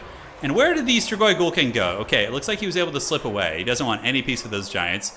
And Hadri's bringing it with an old school type build here. Capture weight belongs to the Ogres. Vampire Counts just grinding up with just a bunch of undead here. So we got zombies, we got the old Grave Guard, more skeleton warriors coming in. Bodies upon bodies. And yeah, this is definitely, like, most fights with Vampire Counts versus other melee factions can devolve into this type of fighting, but this is certainly fun with double giants on the field. So giants, especially Ogre Kingdoms giants, looking extra badass, and talk about effective against these guys. They're going to be great against the great weapons. Sky Striders also have access to a lot of healing, and I can't help but think the Vampire Counts don't seem to have a good answer against Sky Striders. I do like the Crypt Horror summon from Berserk. That's a really cool tech on top of these like armored targets like Iron Guts, but overall, yeah, those giants are going to be a pain to deal with. Now, what Berserk could do is classic Vampire Count shenanigans, where he's able to snipe that Slaughtermaster somehow with like a Banshee. And yeah, you can see he's got very good micro with this Banshee. He keeps like weaving it around and is going for the kill on this Slaughtermaster, just hunting it down perpetually. And see, boom, we get the attack order back in, and now the Slaughtermaster is going to be getting hunted, although the Banshee does get caught up here. So one giant actually getting shanked a little bit. Okay, I'm a little bit surprised. We do see the giant getting taken down by the Strigoi Ghoul King's old pimp claws down there. Homeboy's rocking 80 melee attack. All right, guys, maybe we're on to something. Maybe that Strigoi Ghoul King is a bit of a beast, a very, very different playstyle for sure. And now we get Blood Knights coming in. Now, this is a really nice play because the Blood Knights can run interference and either rear charge this Ogre formation or just find freebies around the map. And it looks like they're going to go for the Ogre Bulls with dual weapons. So how are the Giants hanging in there? They're doing all right. Nice usage of the Vargeist to move in after the Iron Guts. They have awesome armor piercing, and Iron Guts won't trade super effectively into them. But the Knights of Red Keep are going to be coming around the back, ladies and gentlemen. Big surround coming in for Berserk. Here they go. Lances out for the Knight, and they do manage to take down several Ogre Bulls on the charge, and then they're going to retreat away and rinse and repeat and just intercept reinforcements. So, yeah, not a bad idea. What do we got called in? It's going to be more Ogre Bulls. So, man, Berserk has this really interesting playstyle where he goes after, like, reinforcing units pretty heavily to cut your opponent's supply lines off, which is really cool. It's like a classic RTS tactic in, like, StarCraft and Age of Empires, and I'm happy to see it being utilized in this game as well. So, over on the middle, Giants hanging in there. The old Slaughtermaster, he probably needs some milk, though. He's getting hunted by this Strigoi Pimp King here. This guy is just an absolute world beater. He's been clawing down that Slaughtermaster all day. And in the backfield, Blood Knight's just doing work, and Hadri's needs to get his Sky Striders out here, and he did. Okay, so well played to Hadri's. He now has his Sky Striders moving in, and those bad boys are going to be able to handle those Blood Knights for sure, if they can catch them. The problem is for the Blood Knights too, Sky Striders have Frostbite, and now a very expensive unit in these Blood Knights here is probably just going to die. What you do if you're Berserk, I think, is you take one last charge into the Ogre Bulls with dual weapons, and you just try and get what value you can, because Blood Knights, ooh, they've only gotten 400 value here. That's brutal. Sky Striders are just such an excellent counter against him, so he's going to be trying to retreat them and probably prepare for an invocation at some point. On the middle objective, Ogre Kingdoms are holding it down. The Iron Guts are just so grindy. And of course, Ogre Bulls are excellent at just cutting through chaff units, like especially the dual weapon variant. They're able to get their big bellies out and just gut plate these guys into the Shadow Realm. So Giants have retreated, and it looks like the Ogres are trying to kind of unify their forces. So we got the Slaughtermaster as well as the two Giants gathered up, maybe to try and kill this Banshee once and for all.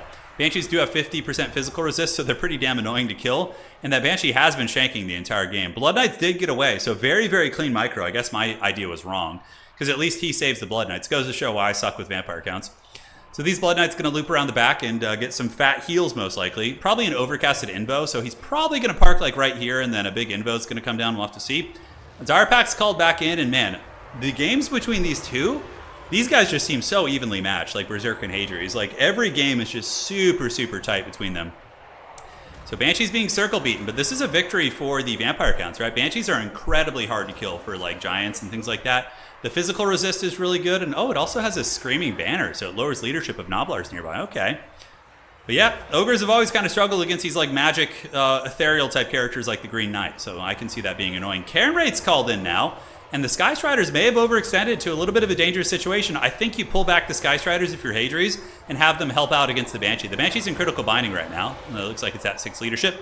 Sky Striders being overwhelmed. Cairn Raids do actually have good armor piercing, so they can cut through the armor of these Sky Striders. And now the Sky Striders are routed here, and the Vampire Count Chocula has pulled an advantage on this side. That is a big one. Both sides do have healing. That's the question. Like, what does the true value look like in this situation? A little bit hard to tell.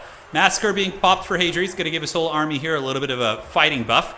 Here, Ogre Bulls slowly cleaning up these Graveguard Great Weapons, but the Graveguard are pretty resilient folk. And now the Vampires look like they're actually starting to take over a little bit in some regards. Granted, the objective advantage has been for the Ogre Kingdoms. Are the Ogres going to start playing the side objectives is the question. Is that going to be like the desperation thing, right? Where, yeah, looks like Hadri's knows he might lose the middle, so he's planning ahead, looking to utilize the mobility of the Ogre Kingdoms. Now, the issue is some Blood Knights could come over here pretty easily and probably hammer these guys down. But Iron Guts normally will dominate Skeleton Spearmen. Their armor is too much for them to handle. But the two Giants are definitely beast mode. I mean, they're both, one of them is approaching healing cap, but he does get a fat Troll Guts here. Going after the Necromancer. Uh-oh, Necromancer's waddling away on his corpse cart. That would be a really nice pick. That would take away quite a bit of power, summons, and the Forbidden Rod, and all that sort of good stuff. But it looks like the Vargeists are going to pile in and block up the Giant. Really, really good micro right there, as the Giant is going to be forced back. Far side objective held by Hadri's, no real threat there. And here we get the Iron Guts moving in. And Iron Guts are going to let the bodies hit the floor. So they are getting in, just crushing these skeletons. And now, ooh, Sky Striders are back. That's actually big, because the Sky Striders could rally, and they could kill those Crypt Horrors with the help of the Iron Guts. That would be a huge win for Hadri's to secure that. Because Count Chocula is going to be getting this middle point. He's doing it, man. Spirit Leech going down to the Slaughtermaster. Hadri's Lord could be in a little bit of trouble here, ladies and gentlemen. It's terrified, -18. And if he runs the wrong way away from his big giant homies, he is going to have a bad, bad time. So on the other side here, we do see the Sky Striders coming back. Hadri's playing very on point as well, as he does get in and rear charges and starts to hammer down these Cryptors right here. On top of that, Ogre Bulls collapsing from the other side. And man, oh man. Objective 3 held by the Vampire Counts, but not for long. The Ogres able to use their mobility and their speed to really play the points. And that's one of the reasons why Ogre Kingdoms are such a strong faction, is their ability to dance between objectives. And you know, honestly, for Hadri's, I would probably just save some resources to resummon your Slaughtermaster at some point. I don't think that's going to be out of the realm of the imagination, but we'll see. So Gnoblar's here. Graveguard Grey Open's heading over. That's a good choice by Berserk. It's steady pressure that's eventually going to push the Gnoblars off unless the Ogres respond with something. Middle objective, though, looks like it's going to go to the Children of the Night. I love the Blood Knight play, and the Foot Strigoi Ghoul King is a really, really cool choice as well. So Giants starting to take him to the club a little bit, dropping some sick beats here on these guys, but they are overwhelmed. And Hadri's is going to start hemorrhaging value now as the Vampire Counts really, really secured a victory over the middle, which did not expect. I thought it was going to be a little bit tighter, but yeah, man, that Strigoi Ghoul King, he was pimp clawing things all day. Currently sitting at 1,500 value. This is a little bit of a rough one for Berserk, though. Really good trade for Hadri's. We do see the Khorne race. They are magic. Or they're ethereal, so they're going to get wrecked by Sky Striders, who of course do magic damage, and Iron Guts will help finish them off. So basically, that's just free value that Hadri's got on that side. Now over here, it looks like it's going to be some Iron Guts coming in. Iron Guts and Gnoblars should have no problems dealing with these. Hadri's needs to get to the point where he could win on one objective and just try and use Ogre maneuvering to play those side points and avoid the Vampire Count Death Star. But yeah, Vampire Count still have a pretty respectable Death Star. Both Giants are going down, Khorne race lurking. Ethereal units always a bit of a pain in the ass. But now I would imagine Hadri's will do a big move on the middle, try and get his Ogres and other Troll units to do their thing. Up on the high ground here, what do we got? Objective number 1, owned by the Ogre Kingdoms, but probably not for long. Not with the Strigoi Ghoul King coming in, as well as Khorne race. Going to start terror routing a lot of these Gnoblars and things like that. Although, with Massacre on the table, it's pretty funny. It makes them actually immune to terror because it makes them cause terror. So, kind of a cool choice there by Hadri's doing that thing. So more Ogres coming in. Ogre Bulls, Ogres, my lord. Ogres utilizing their insane capture weight and mobility to show why they're one of the strongest factions in domination mode. The Ogres scream across, going after the Khorne race here. And Vampires might struggle to defend the middle. I mean, they have that. I guess they still have the Blood Knights on the other side. This one's going to be flipping too. The games between these two, the play patterns, have almost been the exact same. Like the way that like the ebb and flow of it, and you think it's over, and then one player scraps back. It's a... And, you know, Hadri's is one of my main training partners. Him and I train a lot. And he's definitely like that. He's very tenacious. Very, very tough to actually get a win against him and finish him. So, yep, this objective flips to the Vampire Counts. Middle objective, the Ogres actually do have some capture weight here. And we do see Khorne race going down. Gnoblars trying to provide what capture weight they can. Here we have the Banshee and the Strigoi Ghoul King moving across. No pressure on the third objective as the Dire Pack is called back in. So Dire Pack, they didn't hear no bell. They're back for round 10, baby. They're back for round 10. Not worth it for the DLC, but worth it for the commentary. Long-time listener. First time watching live, thank you for everything you're doing. Hey, thank you, Nathaniel. I appreciate you, man. Welcome, welcome. And again, man, it makes a huge difference. Thank you so much. I think Hadri's gets folded up here, though. I think these doggies get in the back and break the leadership of these Ogres, and that's going to be probably enough there. A couple Ogres and Gnoblars making their way back towards this point. These Blood Knights, man, who would have thought, like this one Blood Knight unit that was caught in a horrific engagement, it just goes to show that scrappy micro, that tenacity to save a unit when you have healing is so big. Because these Blood Knights have now accrued 2,300 value. I mean, talk about excellent against the Ogre Kingdoms, right? Like all those big Ogre models. And I think that's going to be it. I think Berserk is going to be the winner of today's tournament. Hadri's looking like he's kind of out of steam. 14,000 value for Vampires with healing too. Dire Pack clearing off the side objective. Hadri's probably going to be tapping out here in the next 30 seconds as his Iron Guts are taken down. Man, I have to say, this has been some really impressive play from Berserk. He has had to face the killer's row of players today. Just top player after top player towards the end of the tournament, and he won with underdog factions, played some interesting stuff. Vampire Counts are not an underdog faction, though. They are a top-tier faction. They didn't get changed from last season, and they were like top last season as well. All right, so Blood Knights doing their thing. Dire Pack still creeping around. Got more Skeleton Warriors on the way across. I know Ogres are good, but this is a pretty insurmountable lead to come back from, I think. Hadri's is going to be desperately sending in units here, but when the Strigoi Ghoul King and his Skeleton Legion makes it across, yeah, I thought they were dead, dude. I thought they were going to get caught and killed by the Frostbite, but yeah, that was some really, really good stuff. Really good stuff indeed. I know, we got 6 new maps coming in. Wacka, when you do that, let me know, and I'll make a video showcasing them. Yeah, man, I'm super hyped for that. The Predator arm grab. Yeah, we'll give him the Khorne avatar. I think he deserves it, dude. He deserves it indeed. As long as he messages me about it. So just let me know, Berserk, if you want it, and we'll get you, brother. All right, objective 1, objective 2, and on the far side, we do see the Ogre Kingdoms desperately holding on to this point, but it's just going to be... The dead have won, dude. The dead have conquered the living here in this grand finals, and there's going to be no way. I like seeing good vampire count play. I feel like they kind of disappeared for a while. I know Kark played them, a couple other players as well. And yeah, we'll refresh the map pack and take a look. Although I'm probably going to call the stream for now, and then I'm going to have another stream tomorrow, Wacka, where I'll show all the maps. So that'll be fun. We'll do it to it. Objective 3, flipping to the vampire counts. No surprises there. Hadri's trying split pushing. Really taking advantage of the speed of the ogres. But vampires are just going to basically play whack-a-mole and bounce between the objectives. And Hadri's isn't going to be able to ninja all of them. He'll be able to maybe ninja one at a time. But yeah, the whack-a-mole is truly on. Blood Knight's cleaning up shop, and Khorne Race have done it. GG. Well played. GG, well played, man. This is some great stuff. It's great stuff indeed. Crypt Horror is going to be tough to remove off this point. Khorne Race, are those Konigstein Stalkers? No, looks like they are. Some spooky skeletons there.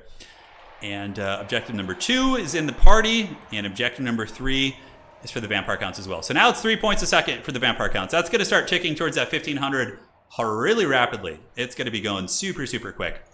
I don't think there's any chances for Hadri's. He's fighting hard. He's fighting hard with his ogres. It's the grand finals of a tournament, so give it your all.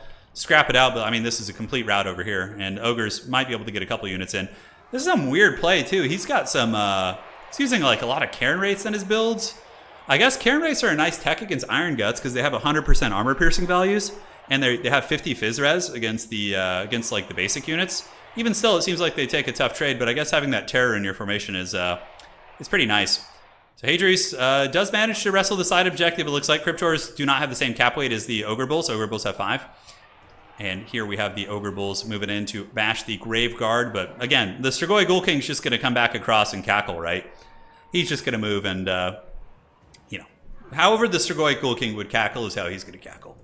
Skeleton Spears, Vargei's here. Khorne Wraiths are terror routes. Khorne Wraiths defeat the Ogre Bulls there. Man, I'm learning a lot about vampire counts from watching this. I love the Blood Knight pick. And the foot Strigoi Ghoul King is so off meta. Like, this guy on foot is so weird. He's probably dirt cheap, too. And summoning Cryptors is cool. Spirit Leeches are nice, and he's a crazy good fighter too, like almost 80 melee attack he had earlier, and he's got that Bloodlust ability too. This is fun. He's not going to unlock the bounty, Beastmaster. He's going to just get the avatar. Yeah, the bounty's still going to be available. This is super impressive. He's beaten several top players with Khorne today, including against Kislev, so. GG, well played, man. GG, well played. So that, ladies and gentlemen, is going to be a victory for Berserk. Oh, dude, I can't play in your tourney, brother. My hands, I'm done. That was a 7-hour stream almost. Alistor, thank you for the tenor.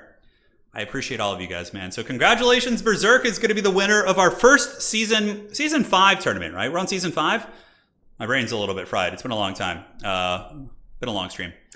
But yeah, that was some great scrapping today, dude. The double giant tech from Hadri's was badass, but it's a tricky one. They both paid for themselves. It's not like they were slouches. Sky Striders paid for themselves. It was just a good grindy game with a lot of sweaty engagements. Well played, man. Those I have a feeling we're going to be seeing those two playing again in the finals of big tournaments. So on that note, guys, I just want to sincerely thank you all for joining. Please drop a like on the way out if you enjoyed the stream. Helps keep the old engine going. And for all of you guys who donated and became channel members today, I really, really appreciate it. It makes a world of difference. Thank you to all of you guys. Well played, Hadri's. You played super well. That was a great series, man. Hold your head up high. There's going to be plenty of tournaments for you to win this season. All right. GG. See you guys next time. Take care of yourselves. Congrats to Berserk on winning. And ladies and gentlemen, we are going to see you on the other side. Take care of yourselves.